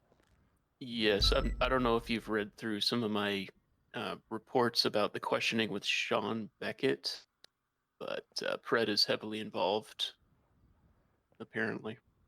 Yeah, and he's likely involved with some of the Carmela stuff as well, encouraging her to be off her meds and things like that, things that needs to be dug into a bit more. Yes, But we most definitely have the evidence for Carmine, and can start there. And honestly, by Pred not suspending him, it opens him up to impeachments, ACRs, and even potential criminal charges. Well, speaking of ACR, Sean Beckett, the private investigator, does have 50 signatures on an ACR for Carmine. Yes, I did and see he that is posted. about. Yes, he's about to. Oh, did he post it already? Yeah, it's been posted. Yeah, that went up yesterday. Yeah. Oh, he was supposed to call me before that. All right. Yeah. Never mind. So, yeah, Sean, he's gonna have a lot of information, but a regular civilian will not have the ability to prove a lot of these things, which is, it's what we're here for. Mm-hmm. Well, we definitely have a lot to go off of and to investigate further if no action is taken. So just from a Yeah. chronology perspective, it seems like the criminal negligent ownership of a firearm is kind of separate from the rest. Is there a reason why that charge itself hasn't been pushed? Because that would kind of force the issue of the, so not even just suspension, but termination for a felony. I think it can be. I mean, even for Carmine, I think we could, but I think there's like interrogations and things that could be done first before pushing the charge. Yeah, Which is I where, haven't like, seen that's Bobby where or I wanna go. Carmine question about that in that report either. Okay. Yeah, so that's where, like, I want to go down the route of that, encouraging Pred to suspend. So Pred's going to deny, so then we can use the martial authority to suspend, continue an investigation, and push charges to the docket when we're ready. Yes, and on a side note, I don't know if you saw my recent report from today where I interviewed Carmine after his being burnt by a Molotov at the pier. Today, But yeah. he mentioned a anti-vigilante task force, which does line up with what Sean was talking about in earlier interviews. And that would be another thing open to investigation in the future. And I do know a lot of this also puts the BCSO in a bit of a predicament as well, because obviously you guys don't agree with the corruption, but there's also the relationship between BCSO and LSPD that you're going to have to deal with regardless of the outcome. Which is why, like, anything you guys have, feel free to forward it to us. We can kind of leave, like, the fact that we even had this discussion out of it so that, the heat doesn't come on to the BCSO. I'm gonna be honest though. That is I'm glad we're doing that. I don't know how the fuck it's gotten this far. I'm sort of dumbstruck a bit. There's what, the cave situation. There's the Osvaldo situation prior to that. Carmela got thrown off a bridge. The snow in her dumping. statements. Yeah. Yeah. And yes, things are gonna happen containedly, right, Carmela? There's the fucking Green Goblin bullshit. There's the storm bullshit. I genuinely have to question whether fucking Carmine blew up our marshal's office, right? Like, maybe he was there to help, but when you look at everything like in one bite, it starts to raise a lot of fucking red flags. Yeah. And part of that is on me. I should have pushed somebody else on it. I knew I didn't have the time commitment, but I knew I would starting this weekend, which is why I'm just going to go hard on it and got things set up for it. I wouldn't beat yourself up too much. I mean, I don't think anyone suspected things to go at this speed. There's like fucking 12 incidents in 3 days. I don't think anyone would have suspected as much, There was some red flags, but not to the level. Not to the level This is that- like and yes. And somehow I am Carmine's emergency contact. I got a text from the There you are. doctors, and I don't know why. Maybe it's because I always tell him I'm so glad he's alive. Well, it was explicitly LSPD High Command, LSPD Command, and Marshal Ruth. I remember that 301. Nice. Oh, great. Yeah.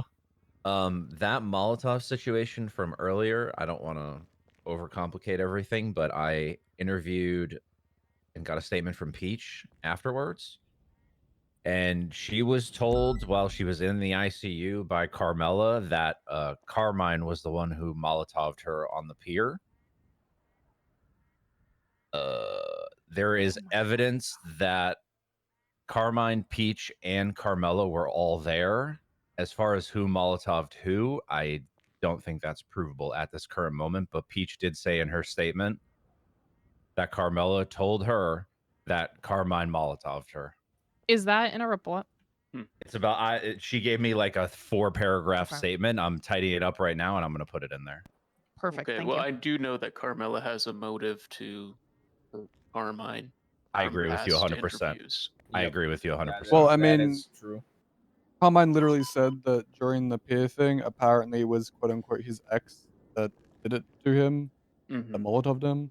And at the same time, Carmela twatted out saying that she needed like a new baby daddy or whatever.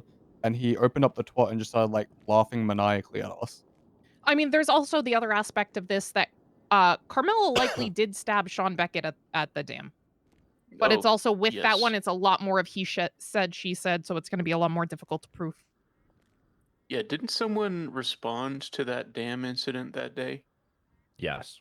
There's a report and a statement in there from Yeah, her, I there believe. is. Yeah. Okay, is there DNA She said evidence he logged? attacked her. The only DNA evidence is Sean Beckett's DNA.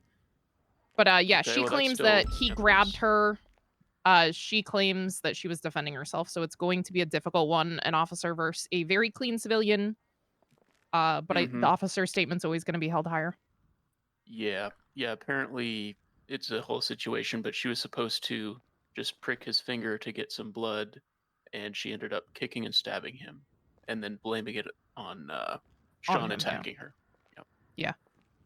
It's just I tried to find an angle on that one. Unfortunately, the he said she said is going to be too strong in it. Okay. But it can be something to kind of work with and try to get her to break in an interrogation as well. Okay. Riker, do you have anything to add on the mine situation from the Bobby angle with the stuff that you looked at? I don't think so. At this point, there's just a lot of unanswered questions. We absolutely do have enough for something simple like negligent ownership, but You would know that scene better. Do you think there is enough for charging him for stabbing Peach? He had the weapon that had Peach's blood on it in his possession. By the way, he had 2 knives. One was his, one was Carmine's. That was Bill Mays. So that had no, those Bill knives Mays on had, him. Oh, just kidding. I thought it was Bobby Charles. Okay, I have to no. rethink So Bobby Charles was found later, incapacitated under the Chumash Pier. Maeve, I believe, attempted to get his statement based off of the mine situation, but he refused. Instead, he got out of bed, said, "I need to talk to Pred. I need to talk to Pred," and ran out of the hospital. Okay, so the fact he refused a statement to Maeve, that right there is criminal negligence. He had his opportunity to give a statement, and he did not. Had an opportunity to say, "Hey, yo, my gun was stolen," or something like that. But I mean, his prints are on it anyway, so it would have been irrelevant. But yeah. The very least, we have The only thing is the only argument that I could see they would have for that is he didn't have the opportunity to make a statement about it stolen, but very clearly he did. He did. He also didn't register the gun when he bought it, which is also negligent in ownership. But there's a lot of unanswered questions, like why did he buy the gun? I need to double check his firearm, like his civilian firearm registry, but I'm pretty sure he already has one somewhere, or at least He doesn't have a civilian firearms license. I was gonna say, does he have? Yeah. No, I think he does. He has a police one. He doesn't have the civilian one. Yeah, they are Yes, separate. they're separate. You need so Yeah. basically what you're looking at is someone who has like any police officer who has 2 weapons licenses has the civilian and the PD one. It also needs to be notated in their profile. Yeah. But I want to go through his civilian firearm history because I'm pretty sure he already has one. And so why did he purchase a second one? To me, it seems malicious in nature. The fact that he would go and purchase a second one, because it was purchased about 40 minutes prior to the incident, or at least prior to the 911s. So the time window of him purchasing that firearm is very, very odd. And the fact that it wasn't registered sort of leads me to believe that he intentionally purchased it to do something with it that he didn't want us to know about. So I want to know why he bought it, and I want to know what he did immediately after the shooting. Yeah. And so I think we're looking at potential accomplices to whatever happened in there as well. So with that, Riker, do you want to handle the Bobby Charles aspect of it? It's up to you if you don't want to, because you don't want to, deal with the politics going along with that. I mean, I'm happy to. It's it's sort of this Bobby mineshaft thing is sort of, from what I can tell now, one of many bricks in a very large wall. Yeah. Which seems to be a wall that the marshals are building. So I'm, working under your purview here, since it's part of a larger investigation. Yeah. I'm happy to do If- whatever you need me to do. Yeah, if you want to go for the Bobby angle, I'm going to be honest, I am going to have my hands a bit full just with the Carmine, and probably by the time I wake up in the morning, there'll be like 6 more incidents to deal with. And Ruth, just to clarify as well, because I think there was a little misunderstanding on the mine situation. Bill Mays was incapacitated by firearms, with Peach, who was incapacitated by the knife. Bill Mays had the knife that was used to stab Peach, but there was 2 knives on Bill. One was, they were both serialized.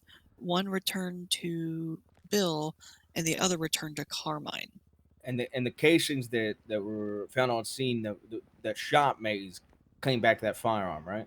Yeah, It to came back Bobby's to firearm. Bobby's Correct. firearm. Yeah. That was found in the water. And the Yeah. knife, So, and- that second knife that was on Bill, could have Was been Carmine's. planted because there wouldn't. Exactly. That's So like, the- so it's the very other uncommon part of that you all see of 2 this- knives on somebody. If this is what happened, like if there was something, Bobby stabbed Peach and then, or Bill stabbed Peach and Bobby shot him, why didn't they just make a statement of that in the incident? Correct. I And do. in Peach's statement, she specifically says she was there with Bobby and Carmine. Yep. Right. That's what I was about to say. Bobby is also placed on the scene by Peach. And his firearm, obviously, too. Okay. Yeah, so any I'm happy to idea handle Reed's the... involvement in any of this as well? We have no idea. He was at the mines, wasn't he? Yeah, but we have no idea why he Incapacitated? was there. Yeah, he was He was stabbed. at the mines with a class 3, Yep. Oh, but he was GSR Yeah. negative. And I believe somebody said that he was stabbed. He told me during the interrogation that he felt like a sudden pain in his back. He didn't see his attacker. He told me that he went there alone and that he wasn't there with anyone else, but that's clearly bullshit. Okay. So yeah, I'm going Was to there a request tomorrow statement of- morning. Did he give a statement then? It's an interrogation tape. I still need to put it up. Okay. I'm gonna request Pred first thing in the morning that he suspend Bobby and Carmine pending the completion of the investigation. And then if not, we can suspend them themselves. I know we haven't done this before, Brian. Is there a process of how we can suspend? We have to articulate probable cause for it. But Yeah, I would suspend him based on the legislation and write a report on it. Yep. Yeah. Because what if Pred just says no after I say they're suspended by marshals? So this is a advocacy that I had to dole out a couple times. Just gave it to DOJ earlier today. I think that I would make a template, very short letterhead, San Andreas State Marshals, that says we are suspending him on blah. We are like something. Carmine is suspended per our authority. You know what I mean? Some kind of like PDF and just boop. That way it's time stamped on delivery, all that kind of jazz. So if it is brought up, it's not just time stamped. There's an official document. There is no confusion what is occurring. And it's done and done. And then I just link that in the report. Okay. Yeah, I already kind of started that because I am expecting Pred to refuse to suspend them himself. So I'm assuming we're going to, and I just want to have that ready for that conversation. Easy. What I will say though, I am completely happy to handle things from the Bobby side. I will be away for about a week from Monday. Okay. Yeah, if you want to do what you can over the weekend with the Bobby stuff, I can work on the suspension side of it, but kind of investigating that angle further. I will continue the Carmine. I have probably 8 interrogations I would like to do over the weekend. I'm sure I can anybody. assist you. That's what I was going to say. With Bobby, Yeah. anybody can lean on anybody in this circle to assist, I'm sure. I mean, I'm pretty sure I can just suspend Bobby, no? I mean, but then Pred can just reinstate. Oh, yeah, I guess. So that's where I want to give him the option. He's not going to take it, and then marshals can supersede that. Yeah, regardless if he takes it, he still should have the opportunity to suspend. Exactly. And I mean, if he doesn't, it just kind of shows, it seems like he's trying to cover up some of these incidents, and it's just going to kind of add to that pattern. And we can deal with that after we deal with this.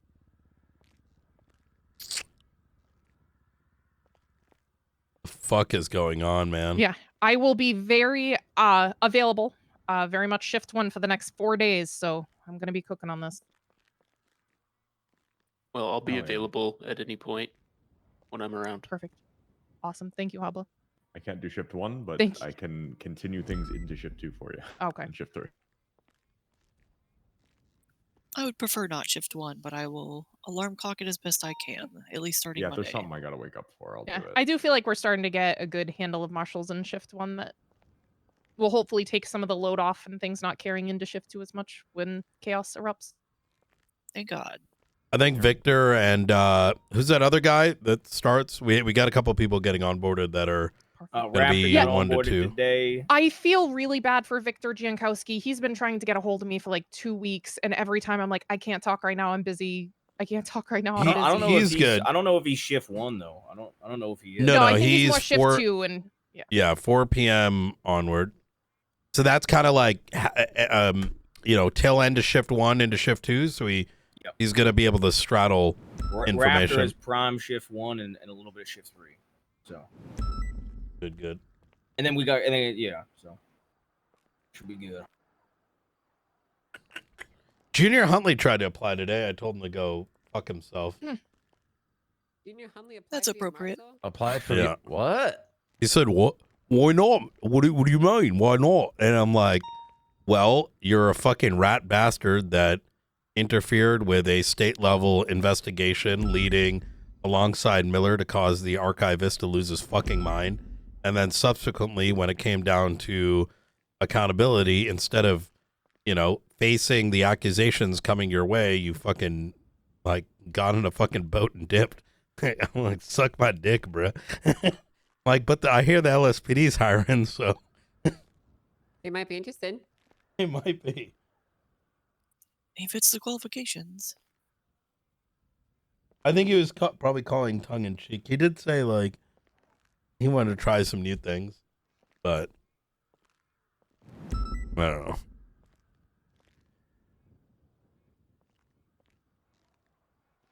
All right, sounds like we have a plan of action now. Mm-hmm. And I know that there's the Carmine files master document. Do you guys have a master doc for all of this stuff?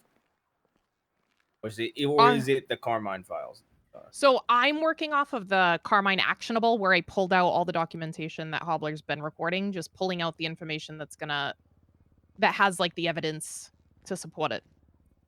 Yeah, we could treat mine as just a reference base, a database of everything having to do with this, and then furthermore pull information that's actionable and use it under Ruth's report if that's more helpful. Alrighty, sounds good. Yep. So if you guys have any reports having to do with Carmine, go ahead and add it under my master report, and then Ruth, do you want to be the one that pulls any actionable? Yeah, I can just pull the evidence? actionable out. Yeah. Okay. Also, so everybody's aware, I do already have a request for information from LSPD written up to give to Pred tomorrow.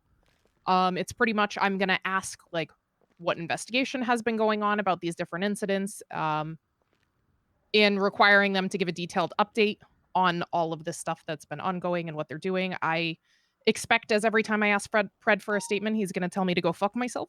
So one thing I want to, it can be seen as misdemeanor obstruction of justice.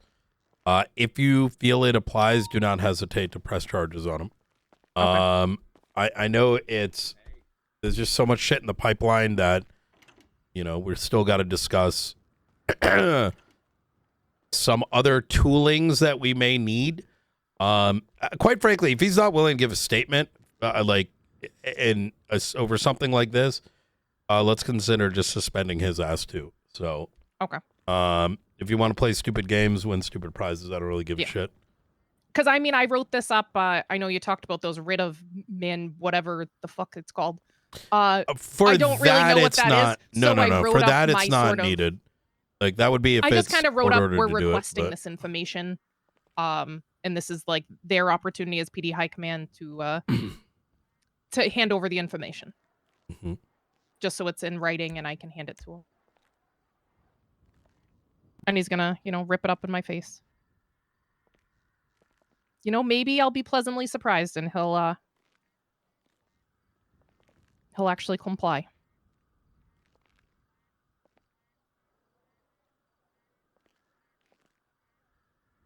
I'm dying, by the way. We're all dying, Brian. It's a slow process as our cells oxidize. I've been battling a cold for since this morning. I'm in oh God, wait, it's been 4 hours? Oh no, it's almost time for another sip. I think I fucking winter flu, Fucking cold hits you, fucking everything just. I mean, those woods in Russia are pretty cold. Maybe too much time in Russia, Bruh, I got no idea. Yeah, that's true. Or maybe, spending so much time in Russia you can't even sleep. No, I got Found that plenty of vitamin sleep C. last night. Woke up early today and everything, just fucking half dead. Hobbler, I put Peach's statement in your report. I don't really want to put it in the other one, the one that you got Carmine's statement in. I put Peach's in. All right, thank you.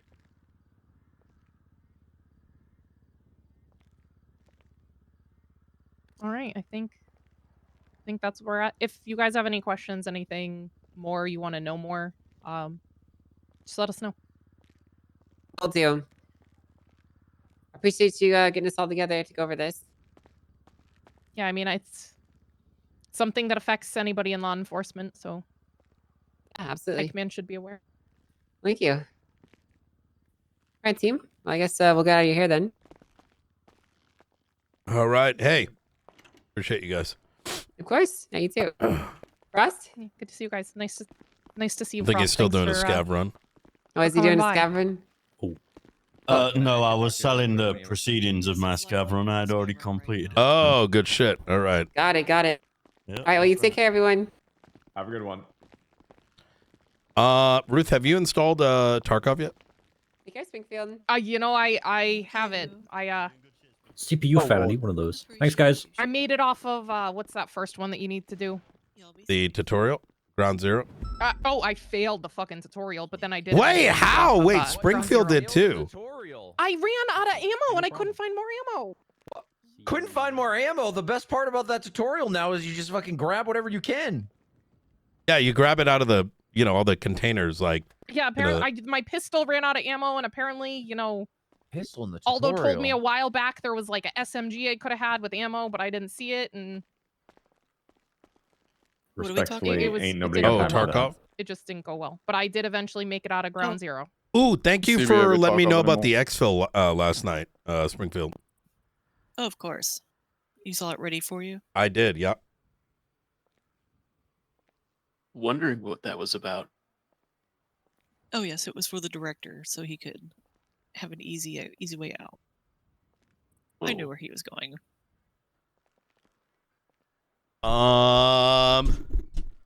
Is this everyone on duty right now?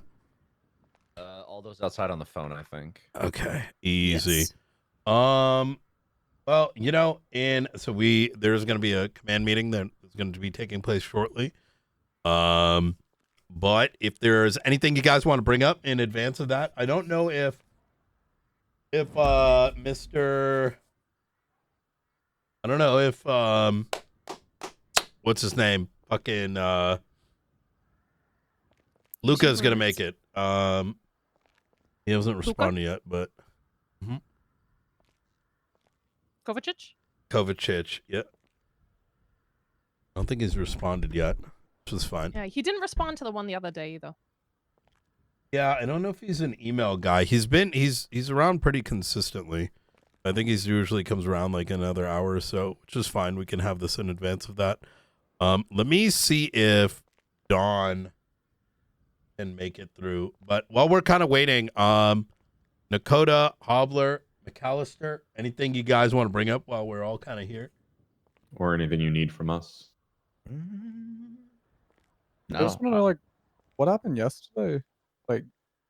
While I was in which those thing? interrogations, The Didion Drive thing. What the hell was that? Oh, holy fuck! Yeah. Didion Drive. So it's faceless versus anti-faceless warring off. Got our Canes group? No. I'm Springfield. I'm sorry, that got me. Continue. Sorry. This is more effective. I mean, besties, I think, are leaning away from faceless now. Kind of keep that close. Don't even mention it to local law enforcement too much, because it's mostly really good suspicion, let's call it, right? But we don't have any evidence of that, right? Notwithstanding, we don't want to, it comes down to, you don't want the enemy to know what you know, right? They may change their formula before we can bring them to justice. But I think a lot of that stemmed from there. What was interesting about this scene? Okay, so let me play back some crucial bits here. The first thing that I should mention is, the bomb at the Ravens warehouse happened at the same time that Denzel was kidnapped, right?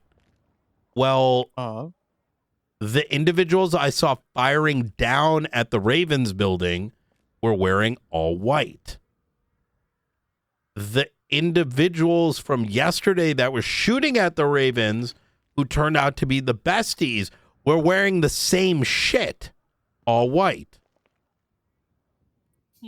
Now, to me, that screams maybe the besties were also involved in the bombing. Like, I mean, now, notwithstanding, it's winter, so maybe it's just two groups that just tacked up, to wear white, because that's what I'm doing in Russia too. Like on my, I even bought the backpack that's like white. I bought the $7 new winter outfit they can buy on their e-store. It was pretty nice, to get all. You like to accessorize, yeah. Yeah, accessorize, exactly. Yeah. So there is that possibility, but notwithstanding, Ravens once, Ravens twice, were they involved? The only thing that kind of makes things kind of a little confusing is that so the day of the bombing, I saw the Ravens, Misha included, not wearing white attire. And then one of the 95s that we got in all white was a Raven, but why was Misha and co wearing cuts, but the people shooting down wearing white, but one of the guys wearing white is a Raven? I don't know. A very confusing scene, but nonetheless, that shootout was right outside the Escalon. It was besties wearing all white, shooting up Misha, maybe others that may have gotten out. So there you go. Frank Skinner involving Delta One was shot a few days ago, and he described the people shooting him as two of them wearing all white and the others wearing, I think, grayish and black.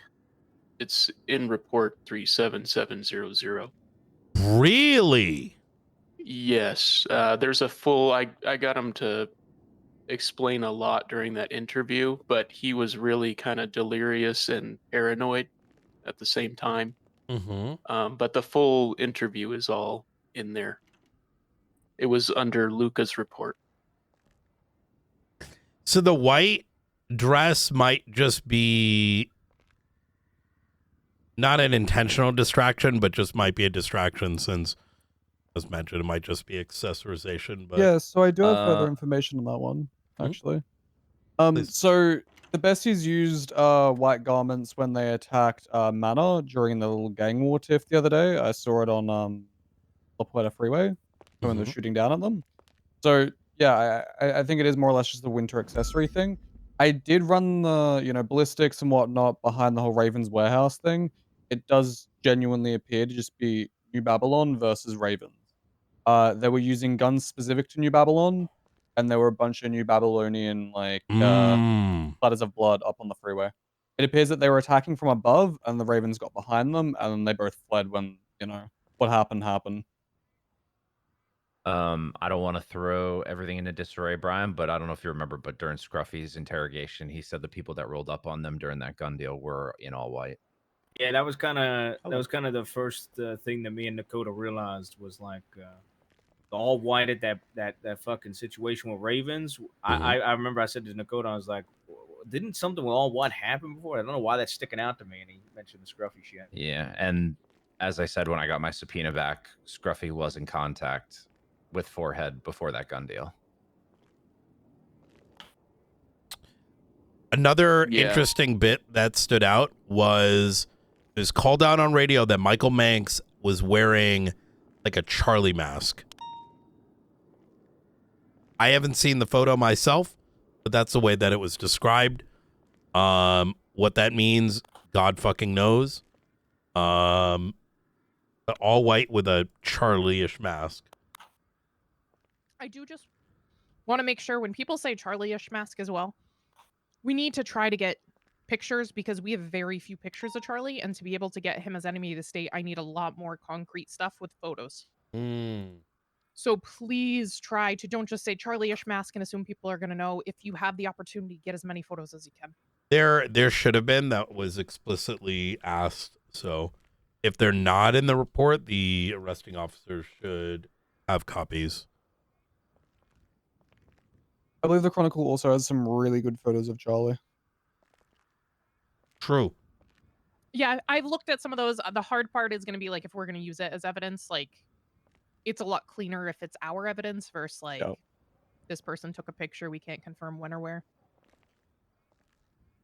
All right. Well, it's 4:30. I got to get this command meeting starting. If you are not command or Dawn, if you don't mind giving us the observatory for now, and Yeah, no worries. and we will be having more of a all hands sometime, maybe even before the new year. Okay. Maybe like a smaller one, you know. Sounds good. All right. Easy. All right. You want to go do some patrol? Yeah. All right. So I wanted to ensure we had some form of a command meeting before the new year kicks off, because there's a lot of administrative stuff that I want to make sure that we don't sort of lose sight of. But more specifically, I want to start kind of chipping at it.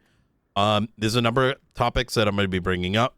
Number one is the Chief Justice nomination and voting process. Second thing is, I'm sure you've seen Dawn around. She's head of our administration. What her role is, what it means, how she's going to be, that role is going to expand over time. Number three, I want to begin the process of assigning deputy marshals and rookies to every marshal and what that structure is going to look like. That in turn is going to affect our recruitment process. And then some basic things that have sort of come down from the state. And I want to discuss some of those things so that when you are approached on certain matters or you see certain matters out on the field with our own marshals, what that is going to mean and look like. I'm going to go ahead and Ruth, do you mind putting a camera right over there? I'm going to have Luca just watch this back. Then I'll send him a quiz.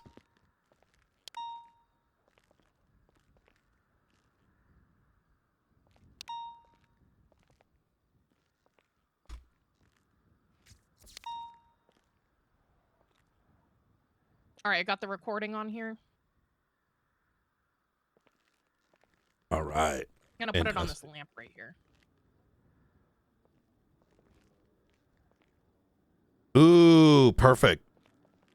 I'm gonna leave the Chief Justice conversation to the end because that is something like as a worst case scenario we can handle through like emails and shit, and not to mention administration, I think is exceedingly more important. I want to start with the conversation of roster and the conversation of let's just call it like hierarchy. And I'm taking some notes. Dawn, I leave it to you if you want to take more expansive notes. Up to you. Yes, I'll do that. Fantastic. Let me know whenever you want me to kick off. And give me 1 second. And as we go through these topics, after I'm kind of giving just kind of a baseline, I'm going to open the floor for clarifying questions, opinions, etc. I'll make a final decision, right? Wade in with everyone's opinion, and then we're going to kind of move on to the next thing, because a lot of this, quite frankly, is the boring shit, but the necessary shit.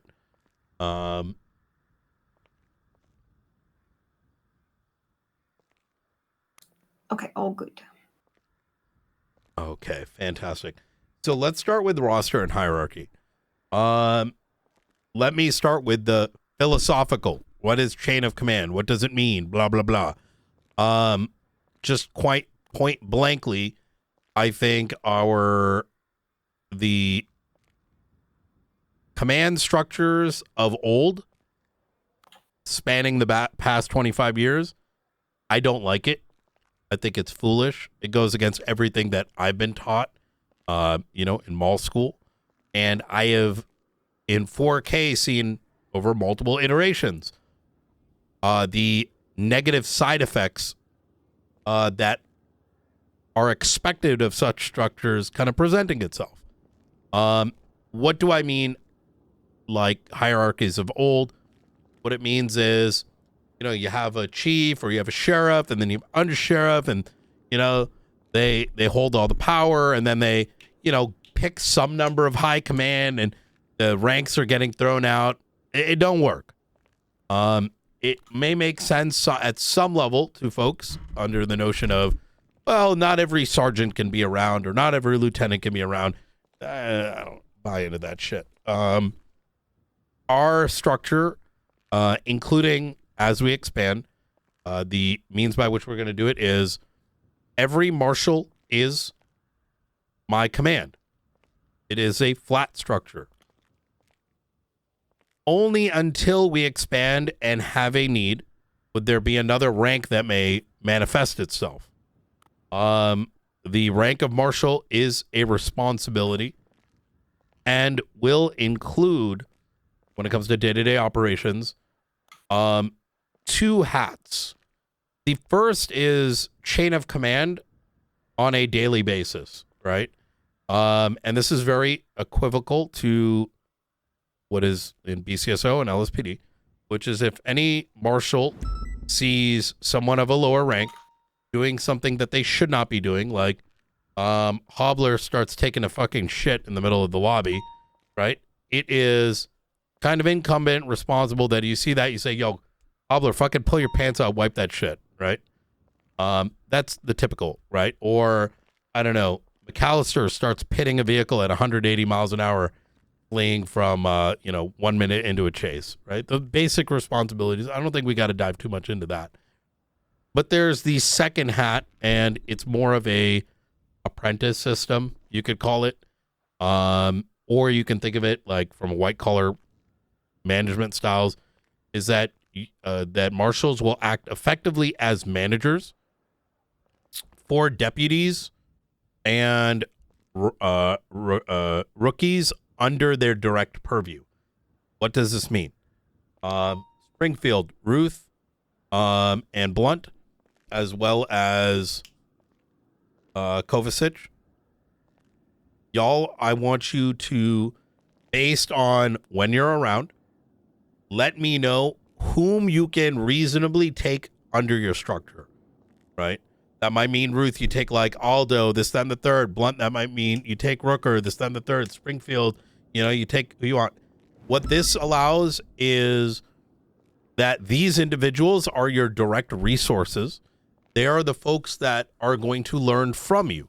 Your responsibility includes, if they've got like developmental issues, let me use a different phrase, career developmental issues, right? Like, part of that responsibility is like you bring it up, right? Right. Like, Aldo wants to go do Air 1 and shit, right? You might help solve how are we going to do that, or bringing it up to the rest of the team and being like, yo, Blunt and Ruth, like, it's like, hey, our guys are looking to get internal Air 1 certs. How are we going to solve that, right? It kind of is a one-way bubble up, right? Any confusion about that, or do I have to deep dive with the No, what the that makes point of complete all this sense. is. Okay. It's more than just manager. It's like advising them, helping their career path move as well. Exactly. Equality. Exactly. And you will be a advocate for when you think someone is ready for advancement.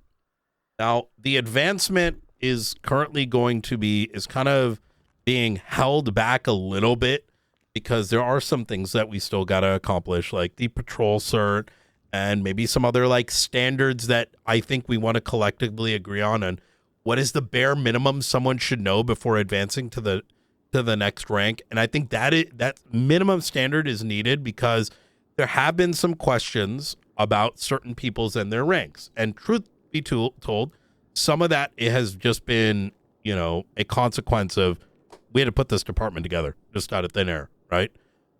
Because of what was effectively a massive restructure, a lot of hiring, and a lot of the placements, which are pretty good, I think, were done ad hoc. But even despite that, we've made some calls like bringing Rooker up to Deputy Marshal, which she's fantastic for. I think Sean Duncan is more than ready. Holy fuck. If we had more Sean Duncans and more availability of Sean Duncans, I'd be fucking happy. That man lives and breathes professionalism. It's great. But yes, going back to roster and hierarchy, by Monday, please take a look at our database. And if we can pull that up and open up our database and go to staff, you will see that there's a list of all our hirees, their existing ranks, which I think are accurate. And let me know who you want to bring directly under your chain of command. In fact, you could probably just slap your name in there in advance. And if two of you are looking to, like, if you see someone, like, let's say Ruth puts down, I don't know, Jack's Lane and Blunt, you're like, oh, wait, I wanted him. Just discuss it amongst yourselves. This is going to be like a first shot at it, right? This is a starting point. As SASM sort of evolves, we will expand our number of marshals. And so some of this will spread out, but this will also be a means by which we know like how many people we can reasonably take on, right? We don't want to be we're not going to be very top heavy, but we also don't want to be very bottom heavy where, Springfield's got like 15 people under her, right? So there might be a lot of lifting right now, but over time, especially as people kind of develop up and, fit into how we do things here, the workload will be spread a bit. Any questions about this or whatnot?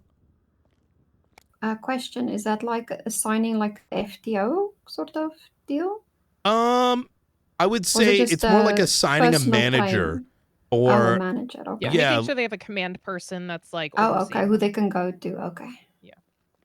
Yep. So yeah, I think this structure is really good. And over time, we want to also, I don't think it's necessary right now. But over time, I want people to also feel like they can migrate around, whether let's say someone changes from shift 1 or shift 2, or over time we have like, let's say 3 marshals in each shift. Someone might want to migrate to a marshal that's more warrant apprehension focused, or migrate to another manager they may vibe with. That is something that I want to allow some level of fluidity so that they can learn directly from that marshal, because our marshals, right, are someone you learn from, even just by shadowing, right? And so I think even just the culture I'm describing right there is one that I personally think people will find exciting, as opposed to a lack of roadmap that is, other departments, both current and past over the last 15 years. Okay, cool. So action item number 1, please to start slapping your name under that chain of command for folks that you think reasonably fall under you. Understand that you're probably going to be taking on quite a few folks for now, but it will be spread over time. I definitely want another marshal in shift 1, another one in shift 2, but I'm not in a race to get to that number. We want to make sure that we give people the time, the right person and the right time. Exactly. Someone might seem like we might hire, like I just hired some guy this morning, which I wasn't going to do, but holy fuck, this guy is great. I forgot what the fuck his name is. Bill Raptor. Yeah, Raptor. Holy shit. Like I went in, it was going to just be like a normal conversation. I'm like, no. We need this guy. Let's get him started. And he might be amazing for a week. And I might be like, holy fuck, this is our next marshal. But I go and do that. And it turns out in 2 weeks that this guy's like a serial killer and we didn't give enough time to figure it out. You know what I mean? I do want to say for like my first group, I'm kind of looking at people that want the warrant apprehension because I feel like there's a group of people very interested that would be able to run with it more than I can. So kind of advise them to, you know, make sure they have the understanding and they can take off with it. Love it. I obviously overlap with Rooker a lot, but I'd prefer she be mentored by somebody else just so there's, you know, independence there, no bias accusations or anything. No.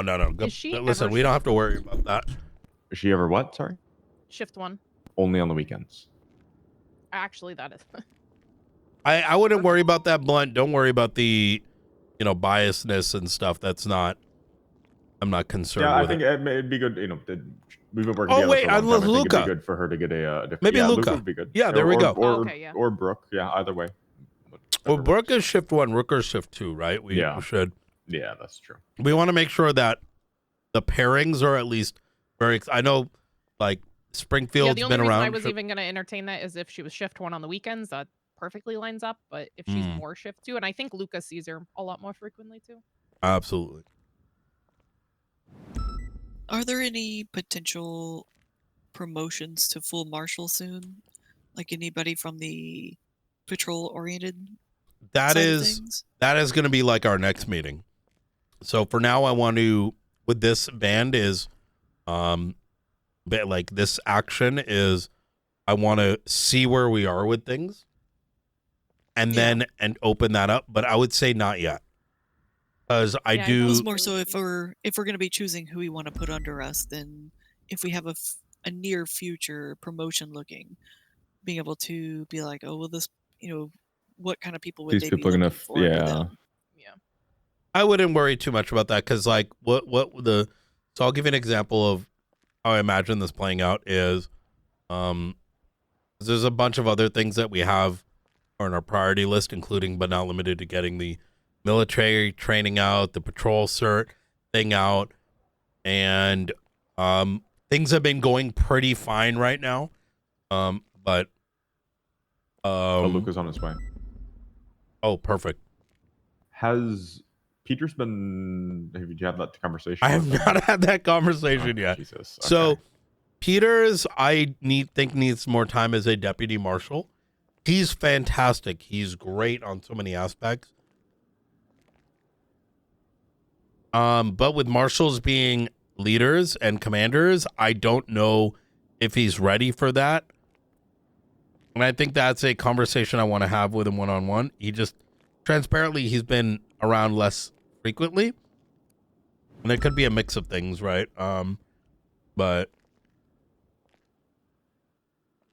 we need to make sure he's developed right to a marshal, because otherwise he's going to screw himself. And I think it's a very similar conversation I've had with McAllister. Deputy marshals are more people that rookies should be able to go to for anything. Correct. In fact, I think our deputies should be, so marshals have deputies and rookies, but even the rookies and recruits, I think should be assigned to deputy marshals as well. Because so they have like mentors, got mentors. You know what I mean? Yeah. And I think that sort of structural setup is really good, right? And one of the best things about it is no one gets lost, right? Finer attention, yes. Mm-hmm. I mean, what is your opinion on the chain of command function of that, because I would want recruits and rookies to come to me that were underneath my chain. Sure. Yeah, why not? I don't want them to feel like they have to Your choice. stick to chain of command. You're the right? manager of those folks. Oh shit, I need food too soon. Here, I got you. Let me help you out. So there's two aspects of chain of command, right? One is ultimately, like, I'll tell you how I do it, right? Is chain of command is needs to be in the most stern when it comes to a patrol situation. Oh, thank you. In other words, you know, we're leading an op. You know, I'm leading it. Ruth is my secondary. Everyone has to follow suit. That's one type, right? And that's pretty well understood. Yes. Then there is the second, which is, you know, you see Hobbler and McAllister standing around and there's trash bags and you told them to go put them in the front. I love that, by the way. I think that makes sense. When it comes to developmental things, if they're like, hey, you know, I need to do this thing, it's up to you. I'd say it's completely up to whoever's under you. If you want to tell them to come directly to you, that's your prerogative, right? Just as if Ruth wants them to go, let's say, to Aldo and Dakota first, that's her prerogative. I want y'all to have some level of autonomy as to how you do it.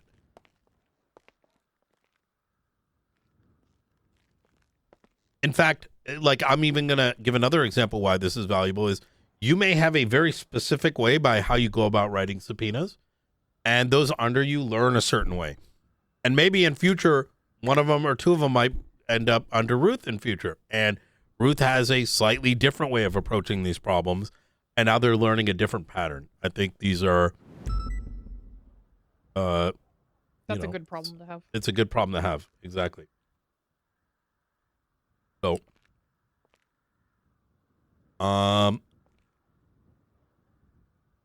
we'll kind of pause a little while Luca's on the way. McAllister's bringing food up, but does anybody have a little bit of something I can nibble on in the meantime? I don't have anything. I'm sorry. Do any of y'all have a hard cutoff in the next 30 minutes? Just so I'm No. No, I should be good for another hour or so at least. Beautiful. I have about 45 minutes. Easy.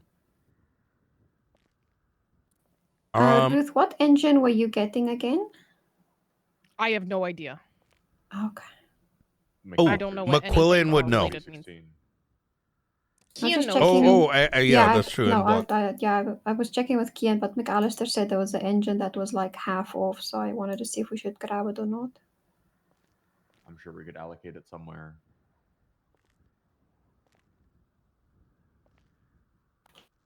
It's good in pretty much everything. I think I need to get mine all fixed up. My interceptor car. Everybody's been using it, but I think some of the parts went pretty rough on it. One question I do have in this database, is there a way to like do formulas and whatnot with the cells or? Louder, blunt. Louder. I was gonna say you're really quiet. Sorry, my bad. In the database, is it possible to do like formulas and calculations and whatnot, or I don't know how that works in here. I'll be honest, I'm not sure. I haven't played with this a significant amount. I keep exporting everything to spreadsheet. Okay there, Brian? So I'm dying. Oh no. Yeah, I woke up with I think I woke up with a cold like Sunday. And then it just kind of like festered going into today. Which is a good thing, actually. Right? Isn't it? Like the worst day is usually the day it's your body's like killing it off, and then it'll be good the next day. So hopefully that remains true. How's your current run going? I'm not doing a run right now. Uh-huh. I hit 51 crafting, so I'm kind of chilled a bit on it. I see. Okay, Luca's gonna be a minute. I think he's like probably changing his clothes or something. McAllister, Hobbler, Dakota. Yeah, it might be a minute. All right. Anything else on this particular topic? I just sorted the roster by the ranks. On the staff page? Yeah. Okay. And? Grab who you want to, and I guess on Duncan, are we good to move him to deputy? Sean Duncan. No. I'll have a personal conversation with him first. Okay. All right, easy. I did. Yeah, I grabbed a few. I didn't want to take too many.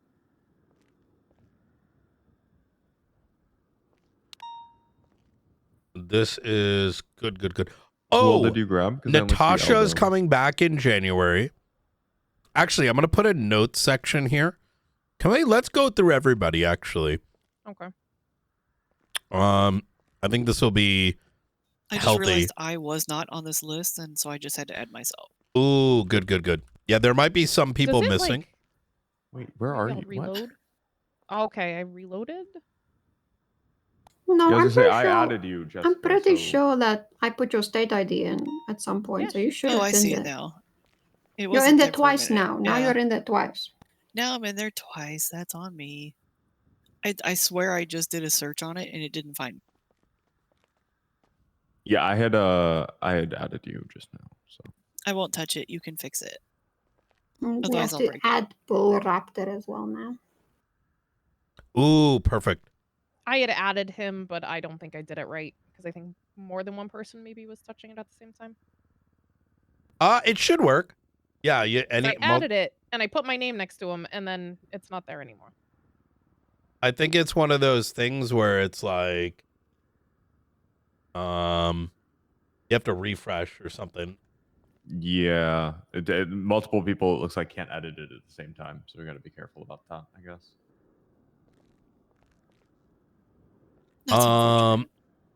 So let's go through each one. Dawn, not much to discuss. Aldo, not much to discuss. McAllister, not much to. Flores, he's obviously like hit or miss, in terms of when he's on duty, but he's been very like locked in when he is. I'm not gonna. The reality of the matter is like, so let me put the address and a elephant in the room, right? McAllister, Flores, and Hobbler, and Rooker come from the old guard. Rooker, she's fantastic. I ain't got much to say that isn't positive. McAllister has quite a lot of, for lack of a better word, behavioral issues that need to be resolved, and they are being resolved. And specifically what I mean by that is there are certain expectations that I think a lot of us are used to, that he is still getting acquainted to as he comes from the DLC. And maybe they did things different. I don't fucking know what the reasoning is, but I will say this, and I say this very strongly, is that if anyone took punishment, like with the amount of punishment I've given that man, most would have, made a fake account and put it up on Reddit and said a bunch of nasty things about me. So I want us to continue working him as we would anyone else, because it is incumbent on us as leaders to develop folks, right? People are going to be rough around the edges. They got to be developed up. But what does that mean? And I use McAllister as an example because I know recently there was this whole thing with the fucking ammo on the ground, and he's a talk backer, right? He's also Australian or whatever, right? And they got like a fucking, what is it? Ruby has this issue. So does, what's his Resting bitch name? voice. Yeah, it's like it's like the way that they talk, it can be misconstrued. Like, it's got a different tonality than we're used to. And I say this because Ruby has this happen, and so does, what the hell's his name? The patrol guy is a lieutenant in the LSPD. Alan Keyes. And so these are things that we want to consider. This doesn't mean that you know, I don't want us like giving up on these folks, especially those like them that are willing to take the feedback. However, with that said, I want to enter into a secondary conversation. This is why I brought it up. How do we handle This guy is fucking dramatic here. Listen, it's gonna be fine, Blood. nice A and little bit of cold. development's good. But I need to Where's lose a our little bit of food? weight anyway. I don't know. Is Luca? Oh wait, I see. No, that's Nakota. We'll eventually get food, right? Blood sugar is just so low. And we'll go back to going through the list, but since we're talking about McAllister right now, I want to sort of sidetrack a little bit to punishments or how to handle insubordination, etc., etc. I want us to handle insubordination and problems immediately and swiftly, but in a moderated fashion. I'm going to explain what that means. We're SASM. We run like the fucking CIA and the goddamn military. Discipline is important. Hey, Luca. Hey, I'm just changing real quick. I'll be right Hey, over here. Yeah, I'm just changing real quick. Put a uniform. Over here.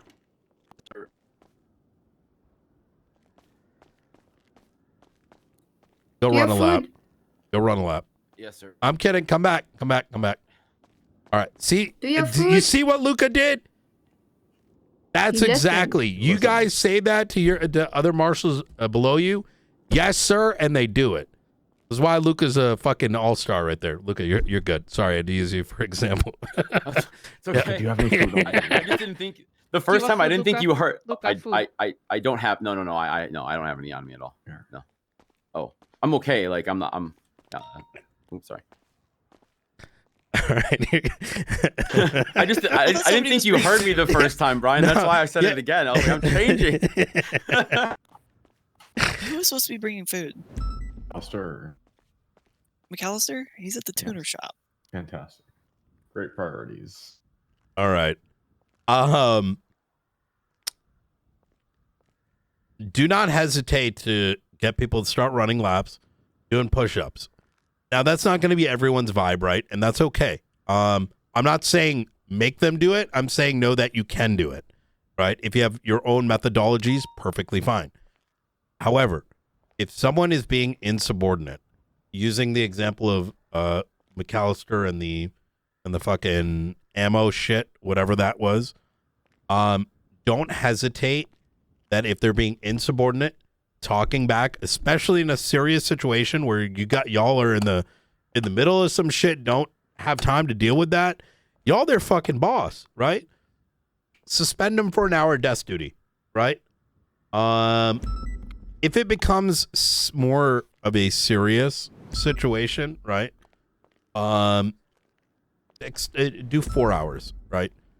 However, one thing that I do want y'all to very much weigh in when issuing these things is whether or not they're coming forward with their mistake, trying to correct their mistake, and whether they're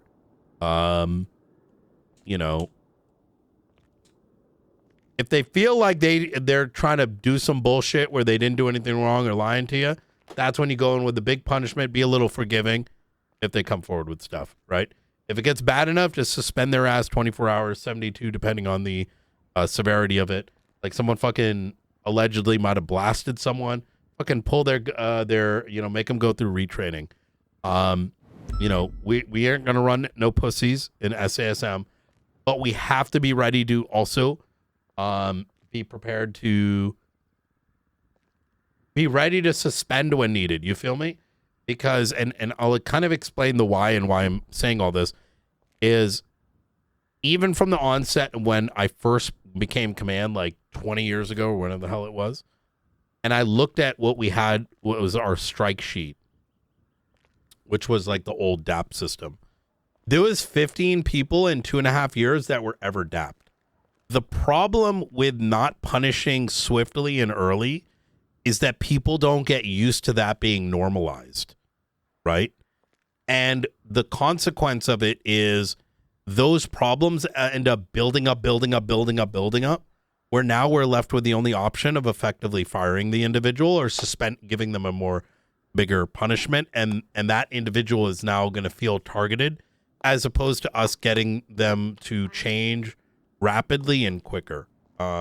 Is this kind of philosophy? Are y'all on board with this? I'm fully on board. That's sort of, I mean, beginning a skeleton crew, that was my idea, but Slacks and Turner, all three of us had to come to a consensus, which would take weeks, which just led to issues piling on issues and led to exactly needing to fire over correcting it right away. I love it. Springfield, Luca, Blunt. I'm in agreement. How do you want to do documentation for such? Because obviously things can happen between different shifts. We're all quite the degenerates and we mix shifts a lot. And it'd be beneficial for us to have a reference point in case, you know, they may act some way in one shift and then when you're around, they do it again, and it's good for tracking a pattern. Yeah. So issue strikes are, I don't like a point system. I think it's too genericized, right? But issue a strike, you know, way it appropriate. One's like he said no, fuck you, 1 hour, suspension, one DAP. Profile? Yeah, use the DAP profile thing, but we won't use DAPs. It will just be an internal tracking tool, right?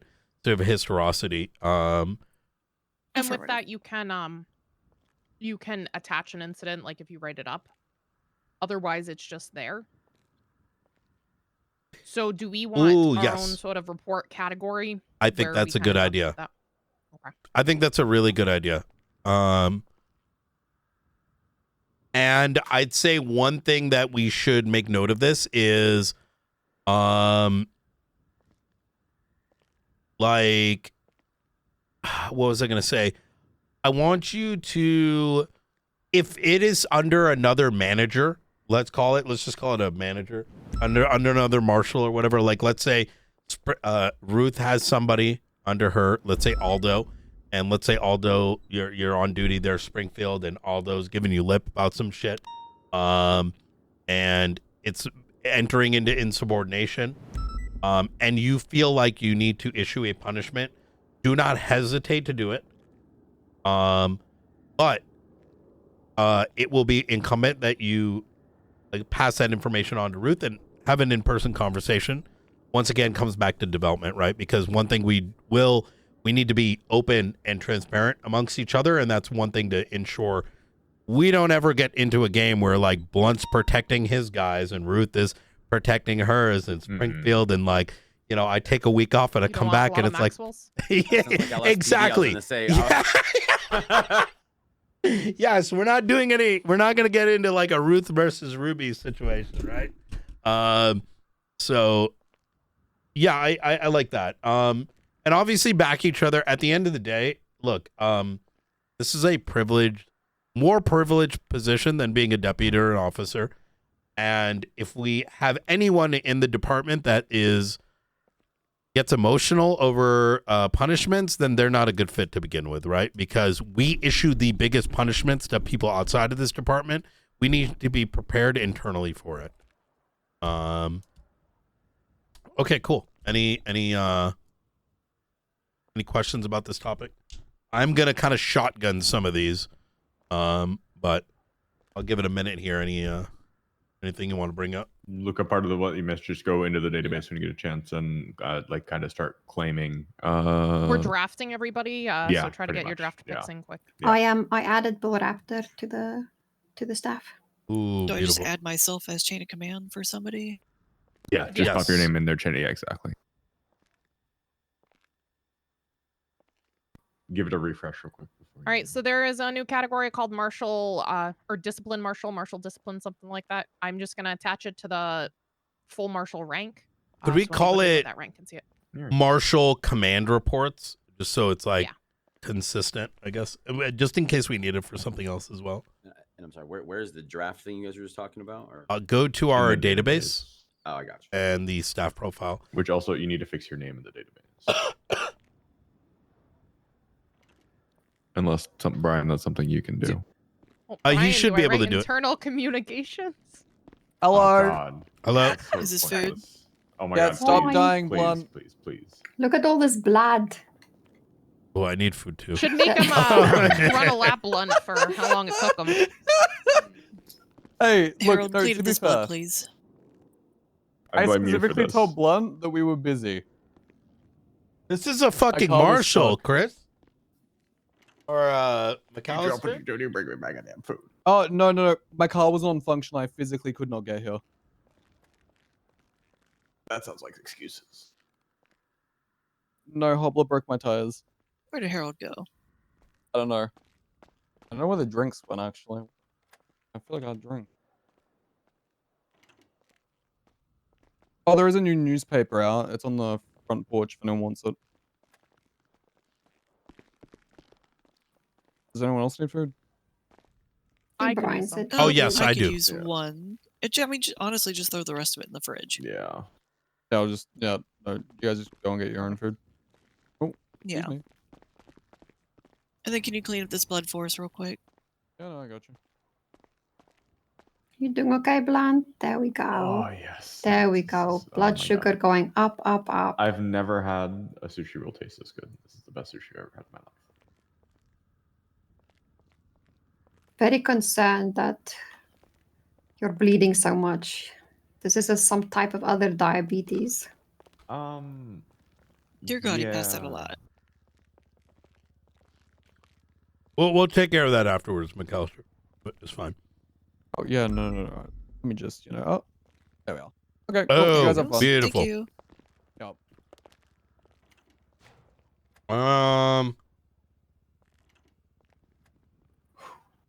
Where were we? Yes. Okay. Yeah. So, right, you just mentioned to Luca, start claiming some folks. I put a video recording up, Luca, so you should be able to go back to the beginning part of the conversation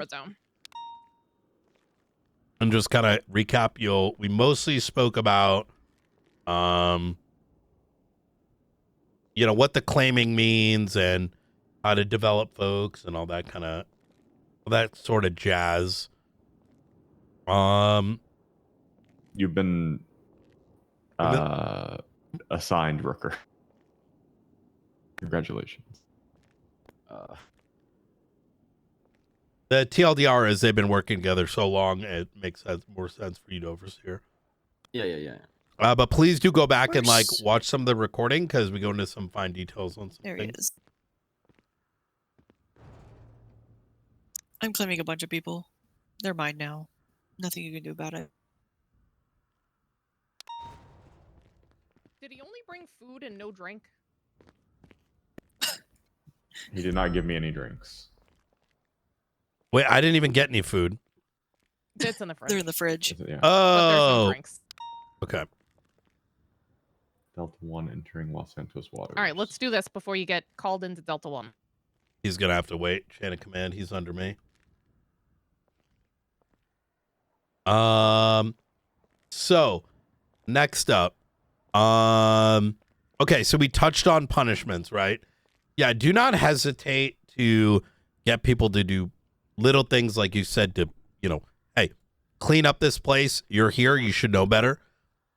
Have them run a lap here or there. Have them do a push-up. Whatever your forte is.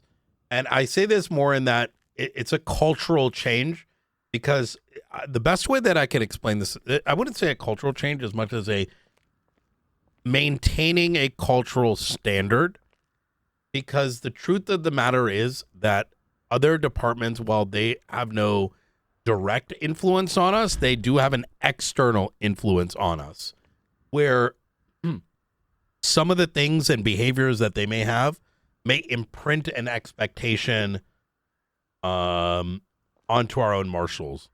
Does that kind of make sense, right? Like if people over there don't really get punished, it might seem a little strange over here, and maintaining that culture, I think, is very important. Hey, Ruby, I'm in a command meeting right now. They call you Yeah, back? just need to know if we need to be concerned about the Darkstone 311. Oh, aren't they just coming through? Yeah, I'm just wondering if anything's going on, need us to be on alert or anything. Oh, I don't think so. He flies in like Okay. all the time. Okay. As All right, far as I'm perfect. aware, there's nothing crazy.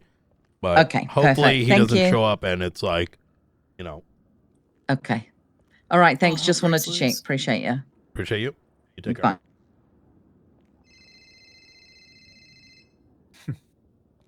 Hey, Delta One. You fucking jinxed it. Brian, we need to talk. Is it an emergency? Potentially. Yes.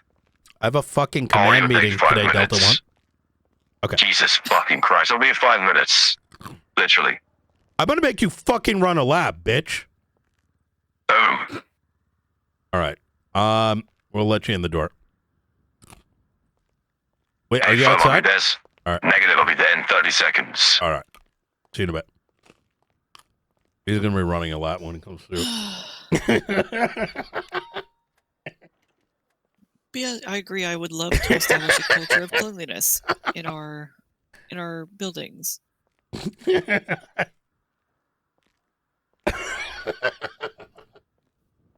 All right, You everybody good, should have Director? access to the new report category. So it is there now. Ooh, beautiful. Oh, fantastic. Is he on his way? There's nobody here. Yeah, he's probably gonna fly in. He said he needs 5 minutes, so we'll stop. I know I've been a bit of a stickler about making sure that our facilities remain clean and ordering people to clean up trash and bags and blood and things. It's good. It's pride in our environment. I make sure that fridge is always stocked. I very much openly agree that I like the idea of keeping the place the place clean. I don't know why people throw shit on the ground. We shouldn't do that here. I don't know how the garbage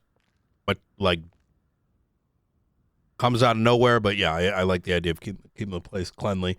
As well as like little things like, hey, make sure our cars are nice and spick and span. I think it's just a good look, right? Yes.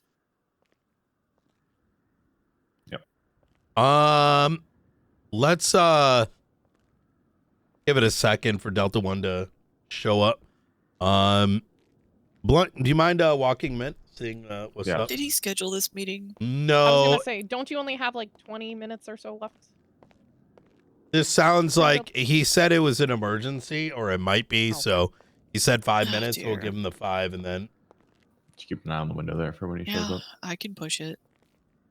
he's probably gonna fly to the front, more than likely. If I have to go Gotcha. sit in the corner for a bit, it's because I have to really focus on my tablet for a bit. I have my mandated 90-minute lunch Yeah, break. I think every day. Blunt's not far after you anyway. So I think we hit a lot of the big pieces, which is good. Hopefully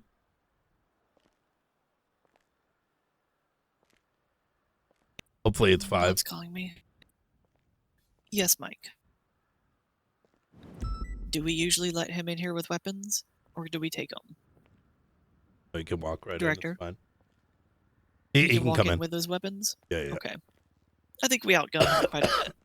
Mm-hmm. I'm gonna grab some food. I real say quick. that, and well, it's blunt, so I would assume he's not like generalizing a weapon as like a nuclear bomb on him or something. Wait, he actually only did bring food. I don't either. Is there any drinks? Does anyone have any no, drinks? no, do not. McAllister only brought food. You know, I can go get a side. All right. Yeah, I'll take care of it. No. Call him. No, yeah, call him. Yeah, and call make him, I was man. gonna say we're just gonna keep delaying this Well, and pushing it out it more. would- and Yeah, yeah. People gotta go. It would Yeah, yeah. probably be good if I went and got food while you talked to Delta One. No. Tell your lower ranks to okay. do it, man. Luca, you're a damn marshal.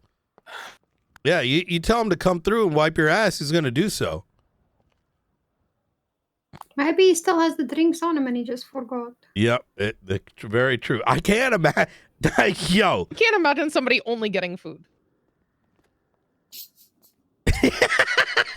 There's no way. Is it bad that I can imagine McAllister doing it? Yes. Yes, the thing. Yeah, I feel like that could be a McAllister. Delta One, I've put you under my chain of command on our little org chart over here. Hey, firm. I don't want to waste your time, so want to have a Please. quick little chit chat, then we can. This is all my martial command, so they're good to hear this. Okay, I'll get straight into it. As you know, we put that jammer on top of your building the other day. Mhm. 2 days ago, we received very disturbing signals, like someone was trying to hack into it, or something along those lines. Let's just say a jammer, our jammer, stopped a sort of attack near the area of Life Invader. I'm not too sure. What? What I'm trying to say is, we stop that hack, meaning whoever is behind that hack will try and take down this jammer. Therefore, today around 8 p.m., I'll be sending my team to upgrade the jammer, but I'm just letting you guys know something could happen. That's all I'm saying. That's why I thought I'll quickly meet you. Oh my God! Fuck. Okay. 8 p.m. What is the upgrade entail? Is it going to be like? Well, I'm going to bring you some of my people so they can do some, let's say, maintenance on the jammer itself. But like I said, whoever is behind that hack, it was a very strong sort of hack, something nobody in their basement's mother's house would do. So if you know what I'm trying to say, something could be happening. Understood. Okay. Okay. You know anything that's happening at Life Invader? We have theories. Yes. Hey, firm, I see. Well, I thought I would let you guys know because, again, this is unfortunately on your property, so if there are people trying to take that down, I had to let you guys know as soon as possible. But I'll be bringing a team. Why don't we just take it down right now?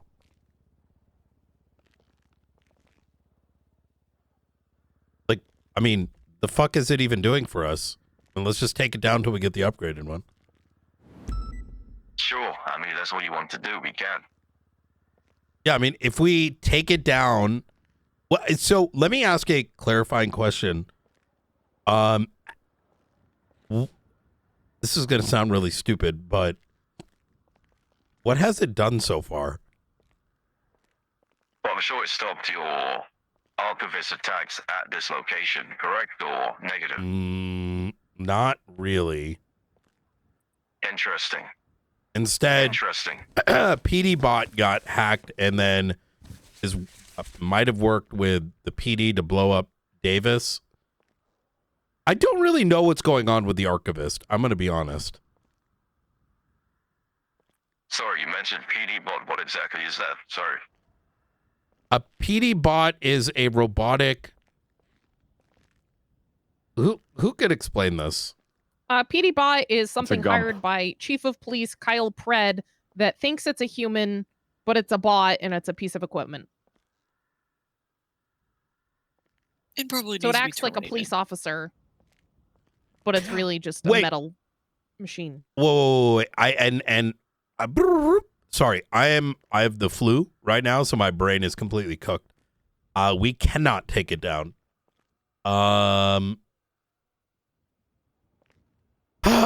Okay. So, y'all ready for this? Our theory is that a lot of Skynote may be sending its data over to Life Invader. Maybe this thing is interfering with that process. The relay of which would be on top of the Estelon building that is owned by the Faceless. That is further indicated by the fact that we are aware of Charlie multiple times being on the roof of that, doing repairs, upgrades, etc. It is entirely possible that the reason that they are hacking it, due to the fact that this upgraded one is going all the way to Haywick and would be encompassing over the Estelon building, is we may have prevented that relay from continuing unintentionally, let's say.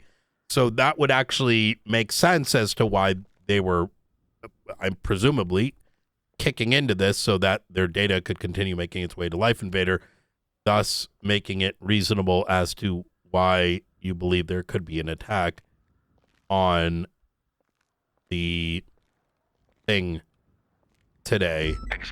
I see. Well, you're not wrong. I mean, like I said, our signal, our jammer picked up something very strong, but our firewall was even stronger. So I'm just letting you know that we're going to be sending a team around 8 p.m. to just do some maintenance to it so we can upgrade it even more. But like I said, this wasn't some But what is basic it sort of doing? attack. Like, what is it? And I'm not trying to be a dick here. I'm just kind of like, okay, it might be jamming the archivist, but like, do we know what specific threats it Is may it have? collecting our data? Negative. It is not. It is jamming inside attacks like it just did 2 days ago at Life Invader. Now, as you know, we upgraded it, so our radius is even stronger. If I did upgrade that, whatever the fuck was going on at Life Invader would have happened, unfortunately. So, let's just say the radius is jamming a lot of signals right now. Signals of unknown, with intention, I presume. A-firm. Okay. Do you have a drink?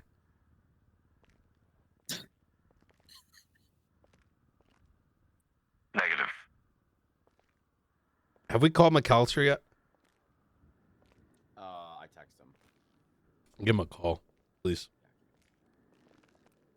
Unfortunately, though, Marshals, I do need to shoot back to HQ, get my team geared up for later on. Okay. So, 8 p.m. today, right? A-firm. If you have any questions, do call me or send me a encrypted message. Okay. Okay. All right, we'll do. I have a question. Hmm. Can you get me a work order for that, for my files? For the upgrade? Oh, this is our head of administration.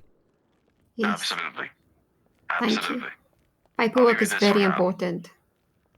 Oh. Oh, thank you so much. Okay. Yeah, we need to be able to speak to it. Thank you, sir. Thank you.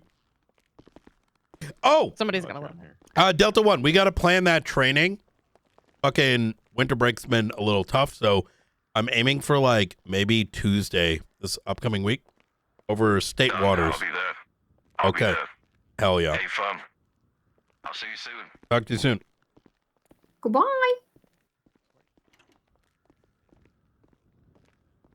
This is a lot of words. I don't understand. So really quick, May Brian, I see it? I just saw Jackie Legs one. It made me think. When I talked to Stacy earlier, they're trying to figure out. Could you I don't speak know up? the Sorry. answer to this. They're trying to figure out how marshals were made aware of Steve and being in custody. Okay. Because they're concerned about that. I assume they're looking at potential, like if we're looking at ICU reports and things, PIPA violations. Huh. I think so. Tomorrow I'm gonna have a conversation with Cantor. Quite frankly, the conversation I had with them yesterday was absolute levels of brain damage, including but not limited to things that probably should be clarified by the state. Yeah. So You know, Pippa's named after Cantor. She wrote that one. right.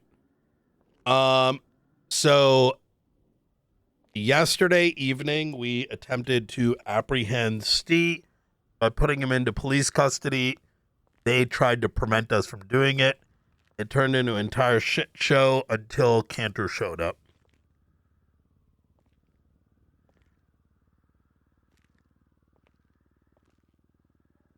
So if they're continuing down this particular saga, my question is going to further drive into why are they attempting to protect a someone from going to prison? I do get that, but I do see their concern. Like they're just worried about people's rights being violated. Yeah, but that their concern makes no sense when yesterday they were preventing us from arresting someone. They're coming from the angle of bad faith, you've sort of lost me as of yesterday. We just sit in an hour and a half conversation where there was discussions back and forth between, private and public ownership of the hospital and all kinds of other shit like that. I'm not interested in entertaining it. Yeah, I it's know, not their so- business, and Yeah. The only reason like that kind of was on my radar is I did remove back when we were setting up the permissions and setting up the ranks. Deputy marshals can't see ICU reports anymore. Partly because they Hello, were Brian. being used in No, Brian, reports. no, and don't hey, let me stand call in you the right crowd. back. Let me call you right back. Drinks in the fridge. Have fun. Thank you. Thank you. Oh, they want to get into the whole Pippa conversation. Bro, I'll tell you how I feel about that conversation in a Did you second. drink your drink, Director? I gave you one. Ooh, thank you.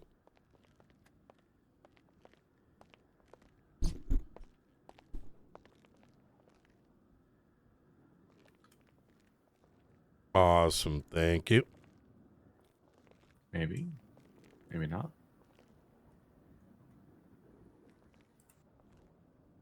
I don't know. How did they know that we know that they know? There you go. There's some drinks.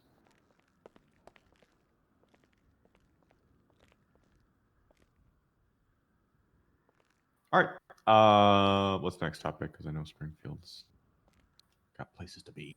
Yeah.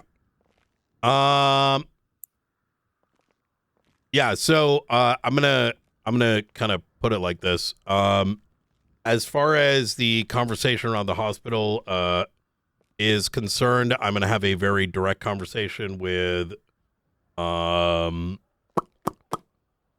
Cantor about it, and I'm gonna further have a conversation with Derek Shaw, because if doctors are going to be using verbiage that they're not authorized to be using, or getting information from avenues that they really should not be using, then that's a problem that goes beyond us.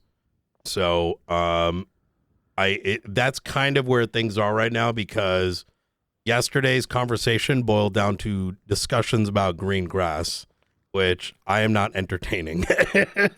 No, that's yeah. the only thing. So- I don't know what happened yesterday. I just knew Stacy was her concern was how we got that information. Because they believed it could have been from a violation of somebody's rights versus like getting tipped off. I don't know how she came to that conclusion, but that was all that was brought to me. Yeah, that's a very questionable. Listen, we have access to ICU reports. If we see shit, we're not going to ignore it either. So, but quite frankly, this conversation is significantly above her.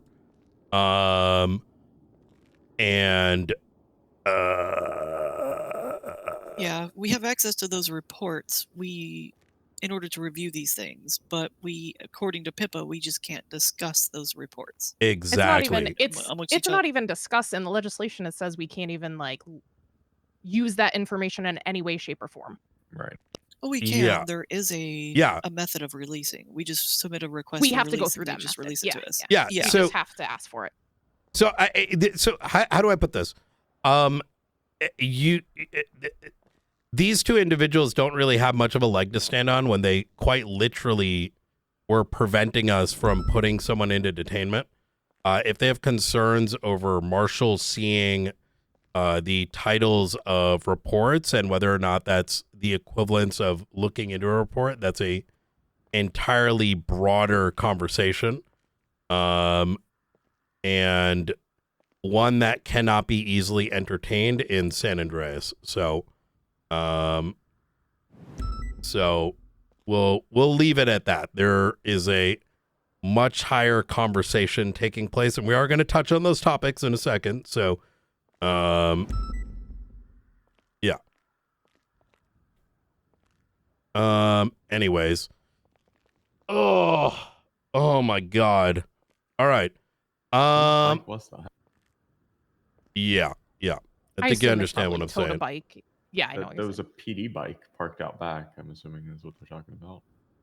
because it says you can't park there and a little note on it. All right. So Okay, different thing. Bike is still there. all right. So next question. What were the other topics that we were going to go over today? Dawn in her position, state directives, and Chief Justice.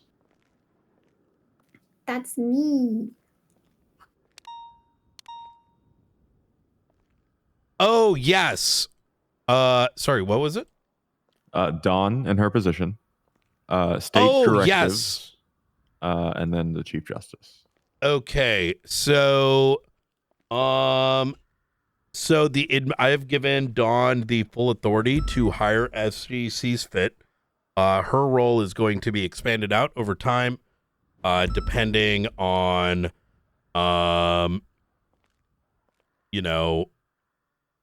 what the needs are. So right now she's been given a lot of latitude, can do dispatch, can do ATC, and I'm letting her sort of drive out that entire conversation, that entire role, and fit it as sees fit. I kind of want to give you the floor here to sort of expand on that specific topic. Yes. What were we talking about yesterday? Because I kind of blanked on that. Our idea on having people issuing more reports, or like, let's say I hire another receptionist or just somebody to take care. Oh, the FOIAs. Yes, the FOIAs. Yes, the FOIAs for so because other people handing FOIAs out to people and contacting people, but we do that as because all other local PD and you guys are busy all the time and probably forget, but most of the time, if a role like mine can reach out to people on how their FOIAs are looking and just have that open line of communication, I think that would actually build more rapport with people, especially if I like hire 1 or 2 more people, and it would probably keep them a bit more busy if we extend that communication of like how this is going for that person, especially regular reports as well. Also making civilian reports a bit more personable as well. In that sense, letting people know, well, we're not just taking your report and throwing it to the side, we're actually maybe assigning a marshal to it and letting them know if it's going to go further or if it was just, just a silly little report, such as like, and things like that. So I think extending that to maybe somebody else would be nice in the future. And yeah, I know Brian said at some point I'd get more access to things because right now I'm making command notes, but everybody can see it. So that's something that I would like to change as well, if that's possible. So over time, I do want Dawn to get access to our marshal reports. However, that is going to be something that we need to discuss at some point. So I want you guys to internally think about exactly what it is that what you think the bar needs to be. We don't need to kind of figure that out right now, but I do think long term our head of administration having access to those things makes it very valuable when it comes to her admins passing information from civilians on up. And most specifically, I do want the admin staff to kind of be the primary arbiter of doing civilian complaint intake. So, do you want general feedback right now? No, not right now, but just kind of like personally- start thinking about it. You know what I mean? And then we can reapproach the topic. Well, I've been thinking next about it for a minute. while. Oh, okay. Yeah, please. I personally think that Dawn should have access to literally everything. Mm, And that she should okay. be regarded in more of a inspector role, which is typically like someone who looks internal and outside of normal chain of command, directly underneath you, who can see everything that's going on and make sure that communication is continued. Like if something happens and I'm not around, that mostly affects me or my team. And, other marshals are handling it, which is fine. But being able to see those things and make us aware of those things, having her and her team have total awareness of everything that's going on internally could just be beneficial. I only see it as beneficial. Like, I'll give you an example. Like yesterday when I was doing the ATC, like I made my own ATC report, but I couldn't, I had to ask Nakoda to add my statement and my pictures that I was taking, which other officers obviously don't have time to do, to the active report, right? So that's something I have to bother somebody else to do, which in retrospect, I could just do it because, it's something very easy for me to just do. Yeah, someone at home base who can take that information, even in a field incident, who can write direct entries into a field report with timestamps live as they happen. We've all encountered how important timestamps are in investigations, having it down to the minute, being able to rebuild a scene minute by minute, and having somebody who is at home base able to collect that information, enter it in on the fly, taking information from dispatch calls, from 311, 911, while we're in the middle of shit in the field trying to get things done. Yeah, And it's a lot allowing of her to have things that access to you all those things. guys, yeah, it's a lot of things that I you think guys that'd be aren't really thinking good. about, that I'm thinking about and have time for, that you guys literally don't have time for. Is anyone opposed?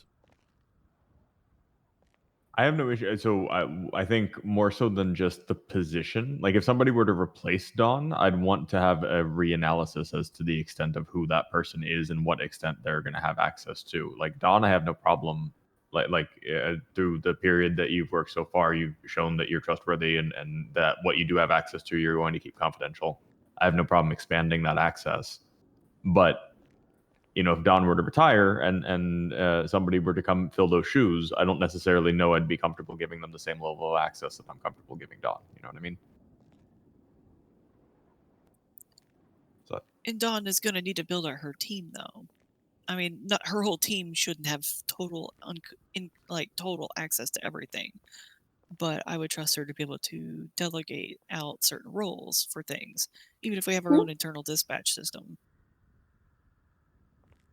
Yeah, it's something I actually want to work on. Like, like I said, I'm not always going to be able to do all the payments. I'm not always going to be able to do all the complaints or things like that. So it's things that they're going to be doing at first, which is a base role for them, right? And if, they're not happy with it, then they can leave. Yeah, I think that makes sense. And then the same thing, they kind of earn access over time and show their trustworthiness and get access to things they need as needed type deal. I don't think everybody on the team needs access to everything, though. Okay. On that note, Don, do you have access to our employment application responses? No. Okay. Springfield, if you could share that Yes. over to her. There's an application from a couple weeks ago from what is her name? Finley Schmidt, who was applying to be kind of a similar role to what you're doing No, now. that's a hard no. No? Okay. Yeah. She is she One of a kind. flirts a little bit too much with she surrounds herself with the wrong people. So okay. Yeah. I marked that as a no then. Dawn, are you able to send me an email so I can? Yes. I need your actual email in an email. I'm okay So I with can her add you getting to the sheet. command email access as well. Especially if she's going to be long-term running the administrative side of things. Administrative? Yeah, that's fine. I would prefer it as I well. mean, for MDT wise, Not we have MDT the- command, but rather, there's the state marshal backend that kind of has access to things to kind of handle that. I think that would be good because then the rank would be backend. what does that grant access to? It's the one that we can create the ranks and the reports and Yeah, that's helpful. it's instead of it used to be the field director role that I repurposed for that, so we didn't have to say we're field directors to be able to do the things we needed to do. I'd say for sake of simplicity, let's give her marshal access. Yeah, just because it's like a lot more. Because when I think of like back end, like I don't know what the hell that is, without diving into the config. It's like self. I need to step aside for 30 minutes. Yep, you're good. Yeah, it's the regular marshal. We can't create reports and things like that with the regular marshal permissions. Like categories. So back and end ranks. is everything a marshal has except you can't create? No, it's everything a marshal has plus you can create, like the ranks and the categories for reports. Oh. Yeah, so let's say she hired somebody and she wanted to make like a SASM assistant person, right? No. It should just be marshal. That's actually one of the topics I gotta discuss. Yeah. All right. Yeah. Do marshal just for now. There should be very limited. We're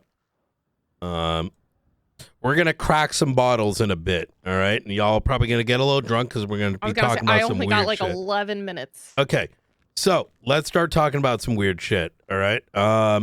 This is very serious, and we're gonna bend to some walls because we need to. All right. So, there has been a uptick in conversations on.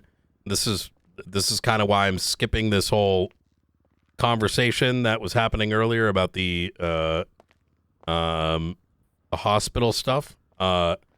There's a increased comfort in tackling mechanical things in the city. If we start coming across it, direct it completely to me. This is including how weapons are balanced. This includes things like, whether things are green or not green in certain areas of the city, and all these kind of things that are not foundationally relevant directly in San Andreas. Now, the reason I'm having this conversation is that our own subordinates may enter into those conversations. We may get exposed to those sort of things when dealing with other members of law enforcement. Now, if we are presented with those sort of things, like, for example, I'm using some hypotheticals,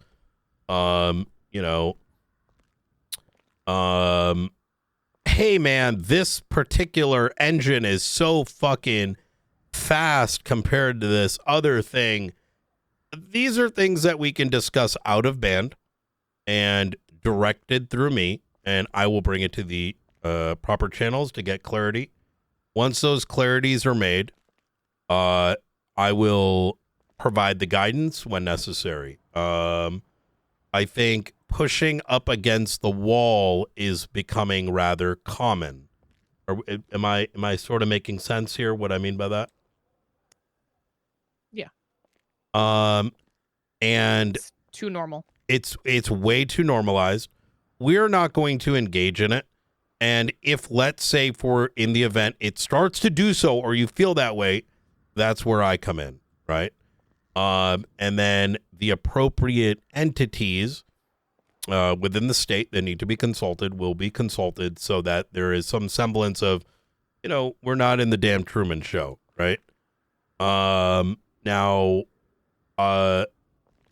as far as our everyday, subordinates are concerned, let them do as they please as long as it makes sense. But, if they do find themselves like entering into these like, hey, we're, up against something that's this or that and this and that, let them bring it up to you, but don't let them like dwell on it too much. I don't think we have that problem too much in SASM today. But this is sort of a heads up because I'm noticing it. And, that feeling is spread across high command, right? We'll word it that way. Secondly, if any point I'm ever discussing something in a tone that is very specific, understand that I'm probably doing so for a good reason, and try not to challenge it, right? If the tone is there for a reason, because otherwise I am someone that will tear the wall down and start speaking OOC. just to make sure we're all on the same page. So, any questions about that? Then we could skip to end the weird part of this segment. All right. The discussion I've been a part of multiple times. Yep. In my life. Yeah. So, yeah, I think we are okay, easy. Any other topics we need to discuss? Otherwise, we will cry. Actually, let me give some examples real quick, just so we don't lose sense of things. I'm gonna give you guys some examples of what's needed to be dealt with recently and what should be kind of coming my way, unless you're able to self-resolve it. We dealt with a bomb situation recently this week. In that particular case, there was casings on top of a roof. Those casings may manifest. We might be able to recover them. On top of the bomb explosion, right? But the blood, probably not, right? When we're dealing with a case like that, it is sort of incumbent on us as marshals that are overseeing these things. Obviously, we don't need to hyper focus on it, but we should be cognizant that things should make sense, right? That's example number one. Example number two. Any questions about that one? All right. Use your best judgment in those scenarios. If there's any confusion on it, feel free to, kick it up the chain. If there is confusion by those under you about it, use your best effort to try to explain it, but don't be overly pedantic, right? We don't need to do hyper forensics. Just, a bomb is a pretty significant scenario. Now, I want to be clear here so that there is no confusion. That is an assessment that I am putting forward. This is not a recommendation that came from the outside. It just does not make sense for blood to exist over a bomb explosion. Anything that we collect would not be readable by our DNA scanners. I mean, in the event, let's say a car were to explode and in the trunk there's a series of weapons, you can probably identify what the weapons initially were, but figuring out the barrel, signatures and stuff, unlikely. Next scenario, the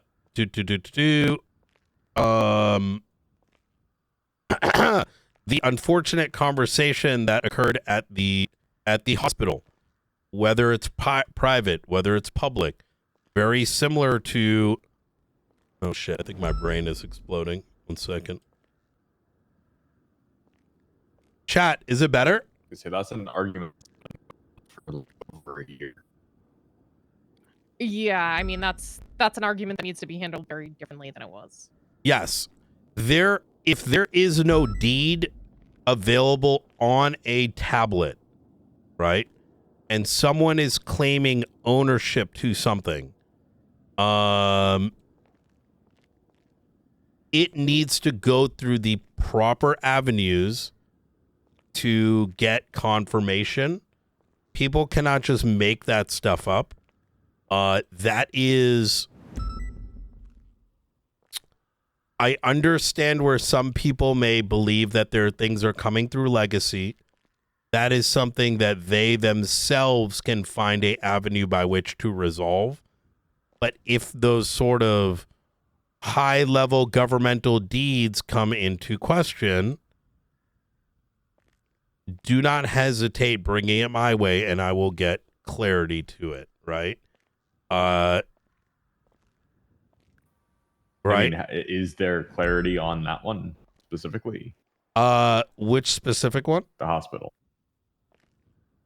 That's why I'm going to have a conversation with Cantor, and I'm also going to make sure Derek is aware of the conversation. Because, like I said, yesterday's fucking conversation was so brain melting. And I'm going to give you some, and I get the concern. it was the most not appropriate for the city conversation that I can. I was gonna say, like, the concern they brought me seemed very normal, but knowing all this context of what happened before, No, it was is very so different. shit that I even question why they're even asking that question. I'll put it that way, right? Oh, Jesus. Like with all due respect, like, you know, there's a lot of fucking red flags coming up in my brain. I've been around for a minute, all right, like.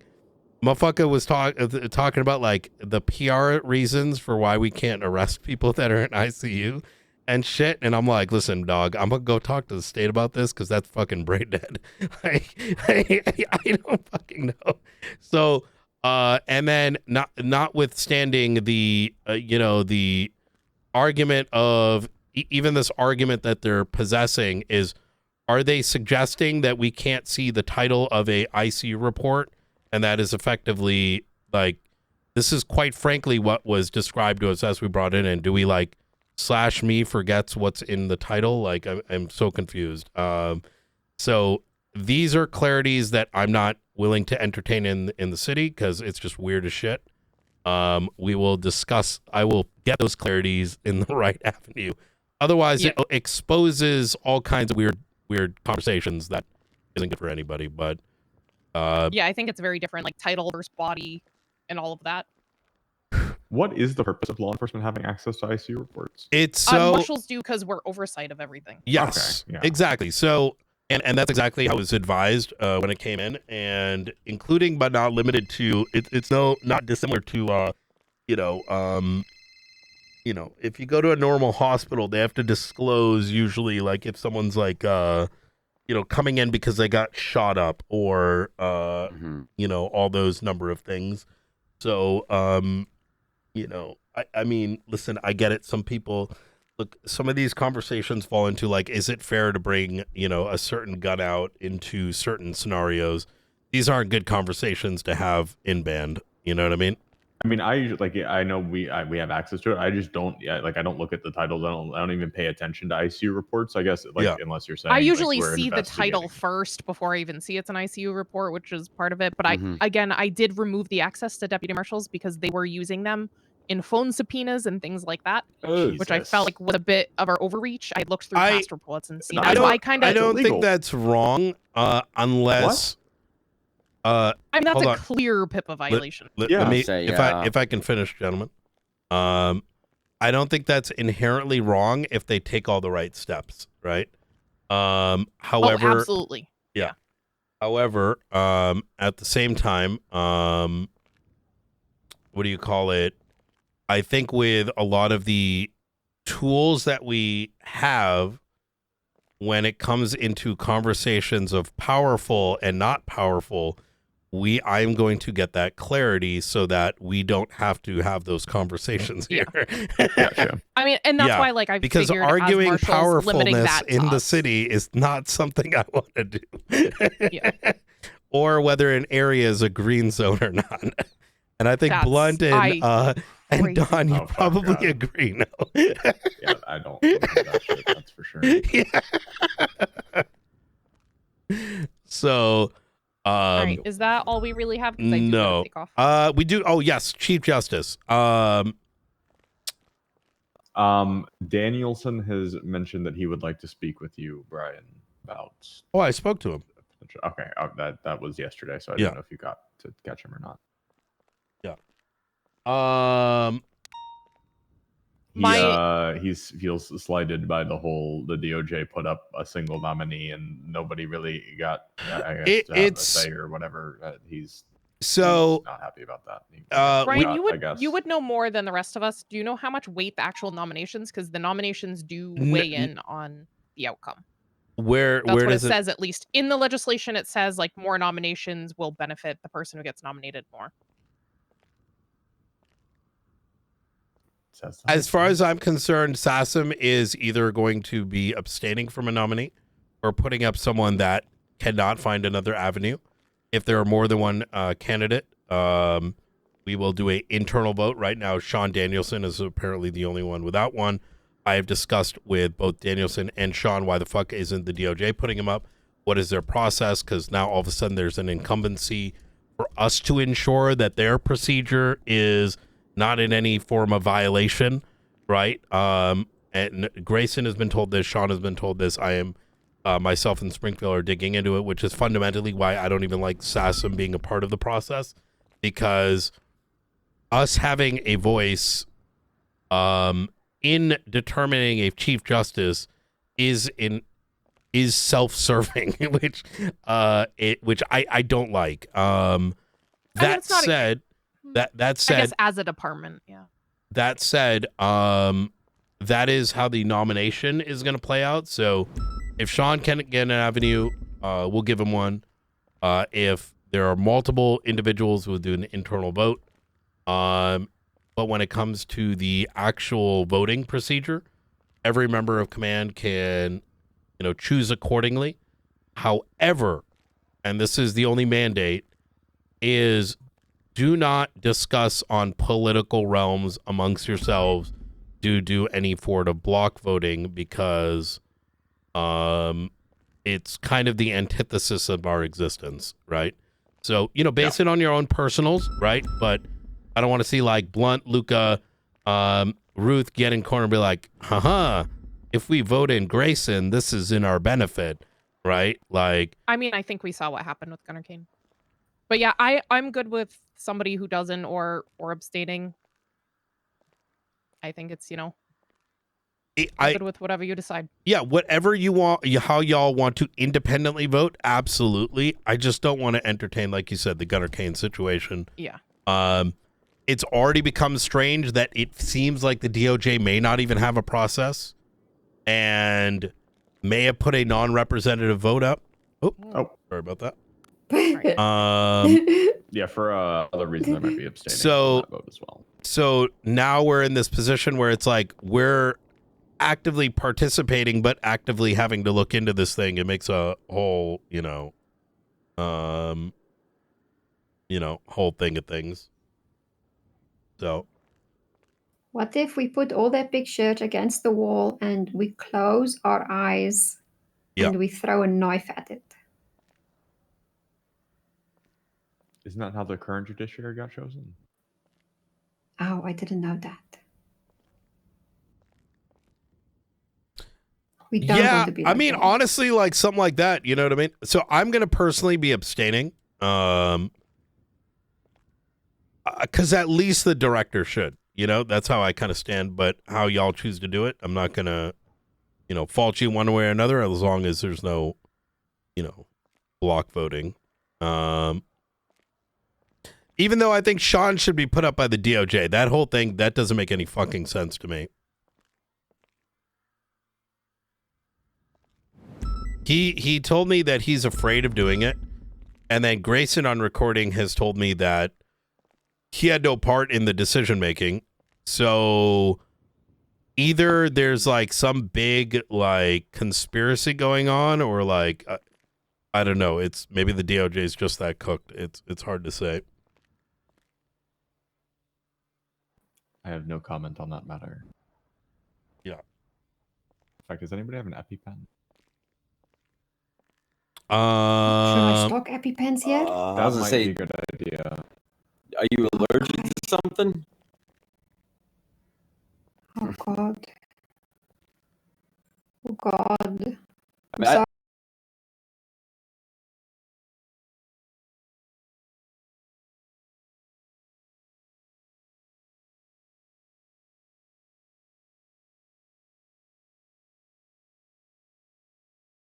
I haven't stocked medical yet.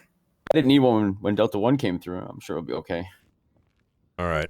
I got to go flush my eyes real quick. I'm probably going to need about like 5 minutes. I was having like seizures myself. All right. All right. Hey, good meeting. You guys need to tell me your medical conditions so I can stock the meds. So goddamn awful, All right. all of you.